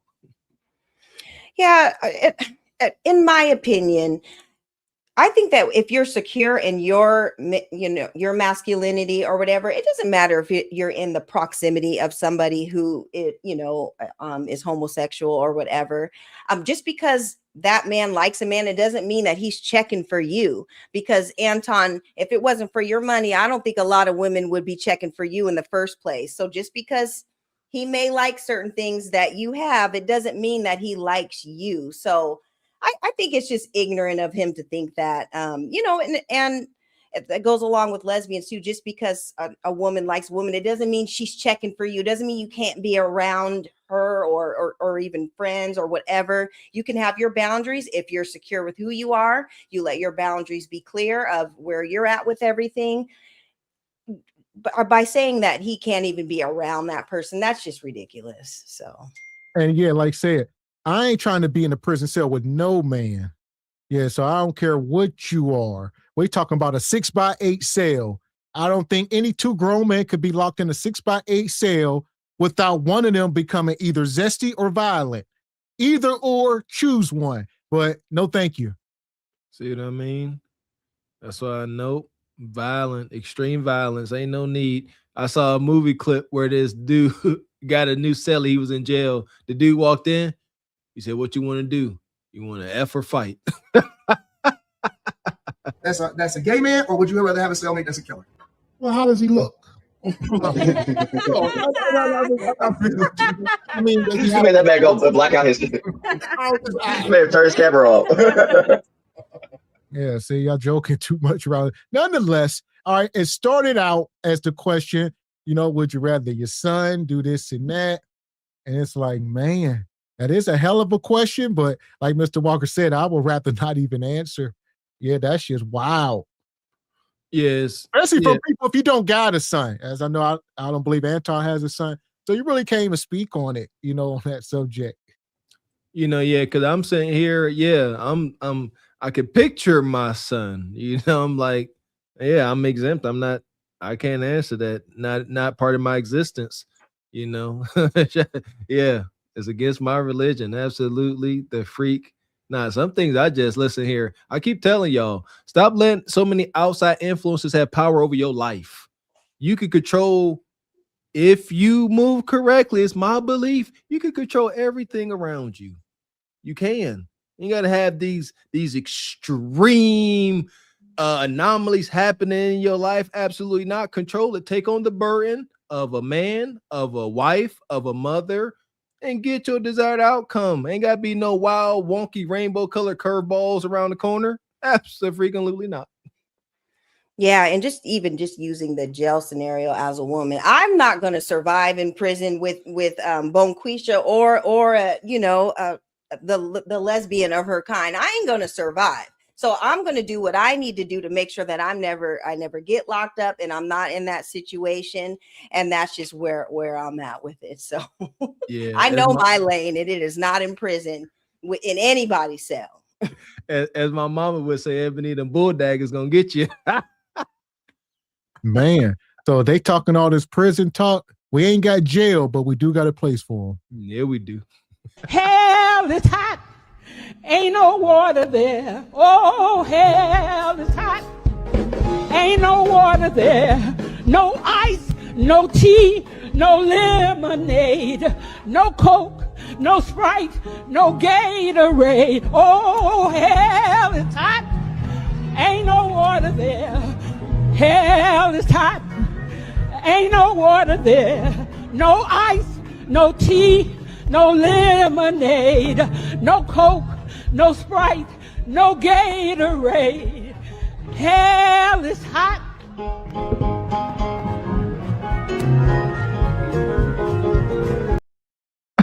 I tell you what, I just realized that was a funeral. And all the times we seen that clip, I had no idea that was a few. Well, I guess whoever in that casket ain't going to the upper room. That part. Yeah, I've been noticed that. I thought we talked about it maybe, but yeah, that one and the one thank you. The thank you with the brother saying all the different languages. That's a funeral as well. Holy cow. Madness. Those clips were crazier than I thought. Nevertheless, that's where that conversation belongs, in the pits of Hades. Absolutely egregious. So here we are, folks. We done made it through this wild show of dysfunction. All right. And the lack of shame. Here we are. We started out tonight talking about Big Peach and Big $1 Million Mommy. We talked about Young Miami and who else? Remy, not Remy, but Clarissa. It's been a long night of dysfunction. Is it going to stop? Is the dysfunction going to stop, Sister Ebony? I mean, I don't know, but I hope when we have these conversations and stuff, it just kind of helps, because a lot of things are wonky, like you guys said. I'm still stuck on this Anton thing. I got to remember all the stuff that we talked about because that was a lot. But, as far as the Clarissa thing, we talked about, parlaying. If you do make some money, learning how to parlay it into something better, upgrading your life, upgrading your finances and your, business endeavors and everything. And just not only, keeping your eggs in one basket. I think that's important. I think when we talked about knowing who is around you in your camp and just being aware of the relationships and the people that you surround yourself can affect you later on in life. Because we talked about, Young Miami and all that. And so that can affect you. Even if you think, oh, well, I was young and dumb or whatever, well, that can still come up, when you're trying to find Mr. Six Figures or Mr. $100 million man, and you were doing the most at the Diddy parties, that's going to kind of change, the outcome for you. So just being aware of who you surround yourself around, and don't be talking to lame dudes or being around lame dudes that's going to film you and go back later and, give footage to 50 Cent to talk about. Like, you got to watch who you surround yourself and watch who you attach yourself to. I think that's important. And yeah, I think in all of these, you have to get up under some instruction. And another thing with the Clarissa thing, I want to make sure that it's explained is don't be going back and forth with men online. Like, you need to have somebody representing you, like a husband or your man or somebody, because it's not a good look to just be going back and forth with a man online. So but it was another great show, and thanks for having me. You guys know I love coming up here and spending my Saturdays with you guys. It's always a great time. Appreciate you. Always enjoy having your sister. And you had touched on something earlier, as far as raising the kids. We grew up with our parents saying, do as I say, not as I do. And that does not work, as you said. It's not. Kids are going to imitate you, especially if they look up to you. Right. This was one of my awakening moments with my son. I used to like beer. I used to drink I like the IPA beers. Now I'll have one like once a year if I'm out with my buddies or something, because they're bad influences on my life. But I used to come home, every Friday I go get me a little 6-pack, drink it over a day or two, maybe that night. But my son used to collect the bottle caps. All right. And first it was nothing, it was cute, shout out to the game Fallout, bottle caps is currency. And a while went past, and I remember I'm sitting in my recliner, drink my beer with my blowed out self, and AK said, let me get the cap. And he comes and he got a whole big old bag full of caps. He done collected all of it, and I'm sitting there, and my conscience is strong. I can't hide from it. And I'm sitting there, and I'm like, he's not going to do as I say. Right. He's going to do as I do. And then I'm like, okay, can I justify drinking this beer? I want nowhere near alcoholic. I'm a 2-beer, what as they call it. I can't, but I'm sitting there, I'm like, I can't justify this. And that weight, I stopped. I just stopped doing it because I couldn't explain it to my son. And if I turned around and he developed a daggone habit off of it, I would die inside. So there you go. Kids are not going to do as you say. They're going to emulate you, especially when they look up to you. Just something to think about. Yeah, and to go along with what you said, because we definitely touched on the kids tonight, I'll tell you a story is I definitely love to play poker and love to I used to love to gamble and play poker and stuff. I still do from time to time, but when my son started he was calling it wagering on the little games online. He was like, Mom, it's not gambling, it's wagering. I'm like, oh, hold on. You know, I got to take a step back.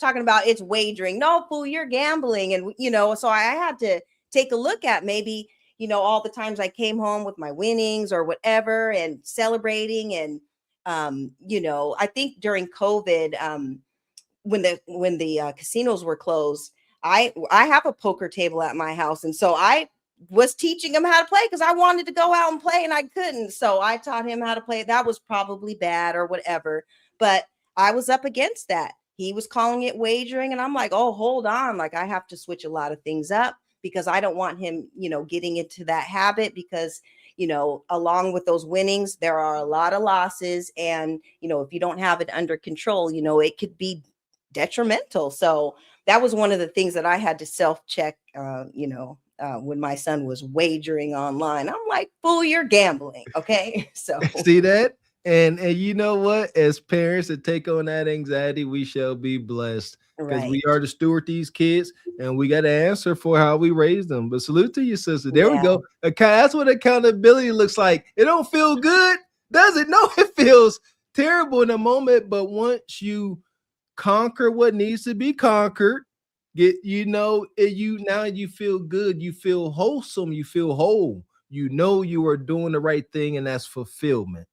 Yeah, and it's okay for our kids to hear us say, you know, we were wrong or that wasn't the right thing to do or I made a mistake or whatever, because when they make mistakes, you know, or do stuff, we have to teach them that it's okay. Even when you're an adult, you're going to make a bad choice or whatever. But if they see you admitting it and learning from it and seeing that you're moving differently, that's going to help them throughout life. And even in the, you know, in their life right now it's not the end of the world if you make a mistake.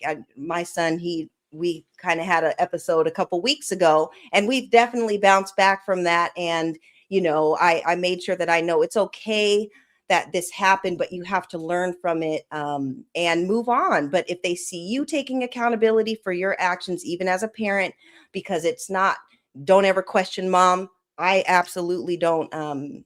We don't say that or don't question dad. We don't say that in this house. We like to take accountability and that's going to help him in life. So that part. They're going right. So we definitely appreciate you coming up here tonight. Like I said, we talked about a lot of dysfunction. Make sure you guys are hitting the like button. Appreciate Sister Ebony Dean. This was an awesome show for sure. Always. You muted. Yep.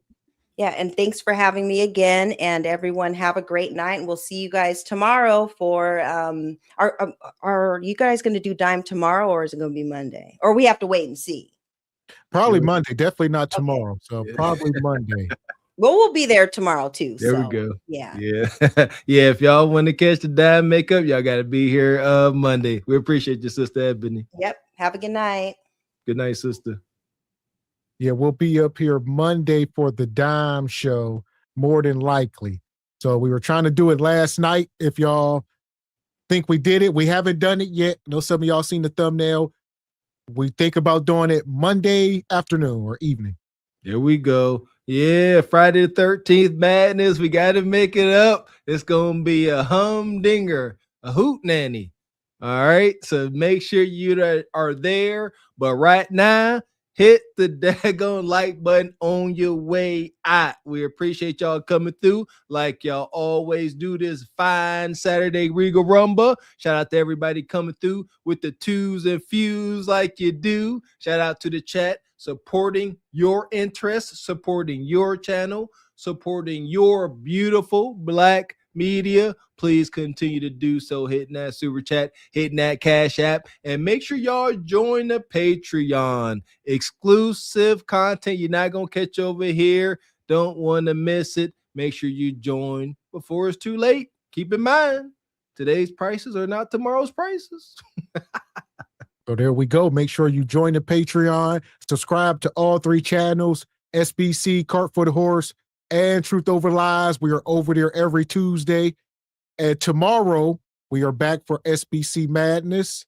And like we were telling y'all before, Monday, we'll be back for The Exorcism. Don't want to miss it. I'm excited. y'all coming through tonight. Awesome show. Look at the ladies on the thumbnail. That's the image. We got to change up. That's all. Don't hide from it. Don't run from it. That's a mess. That's lazy, over sexualized. We can't build off of that. We're going to find out. Huh? We bringing the slogan back. Time will tell who's right and who's wrong. Man. Appreciate you, Didi, with the Peach McIntyre picture. Gifted 1 single by choice membership. Appreciate you, Didi. Yeah! Boom, so we'll be back tomorrow. Tomorrow night, 8 p.m. Eastern Standard. Until then, I am Gavin X. I am Mr. Walker. And we are Carpet for the Horse Productions. Good morning.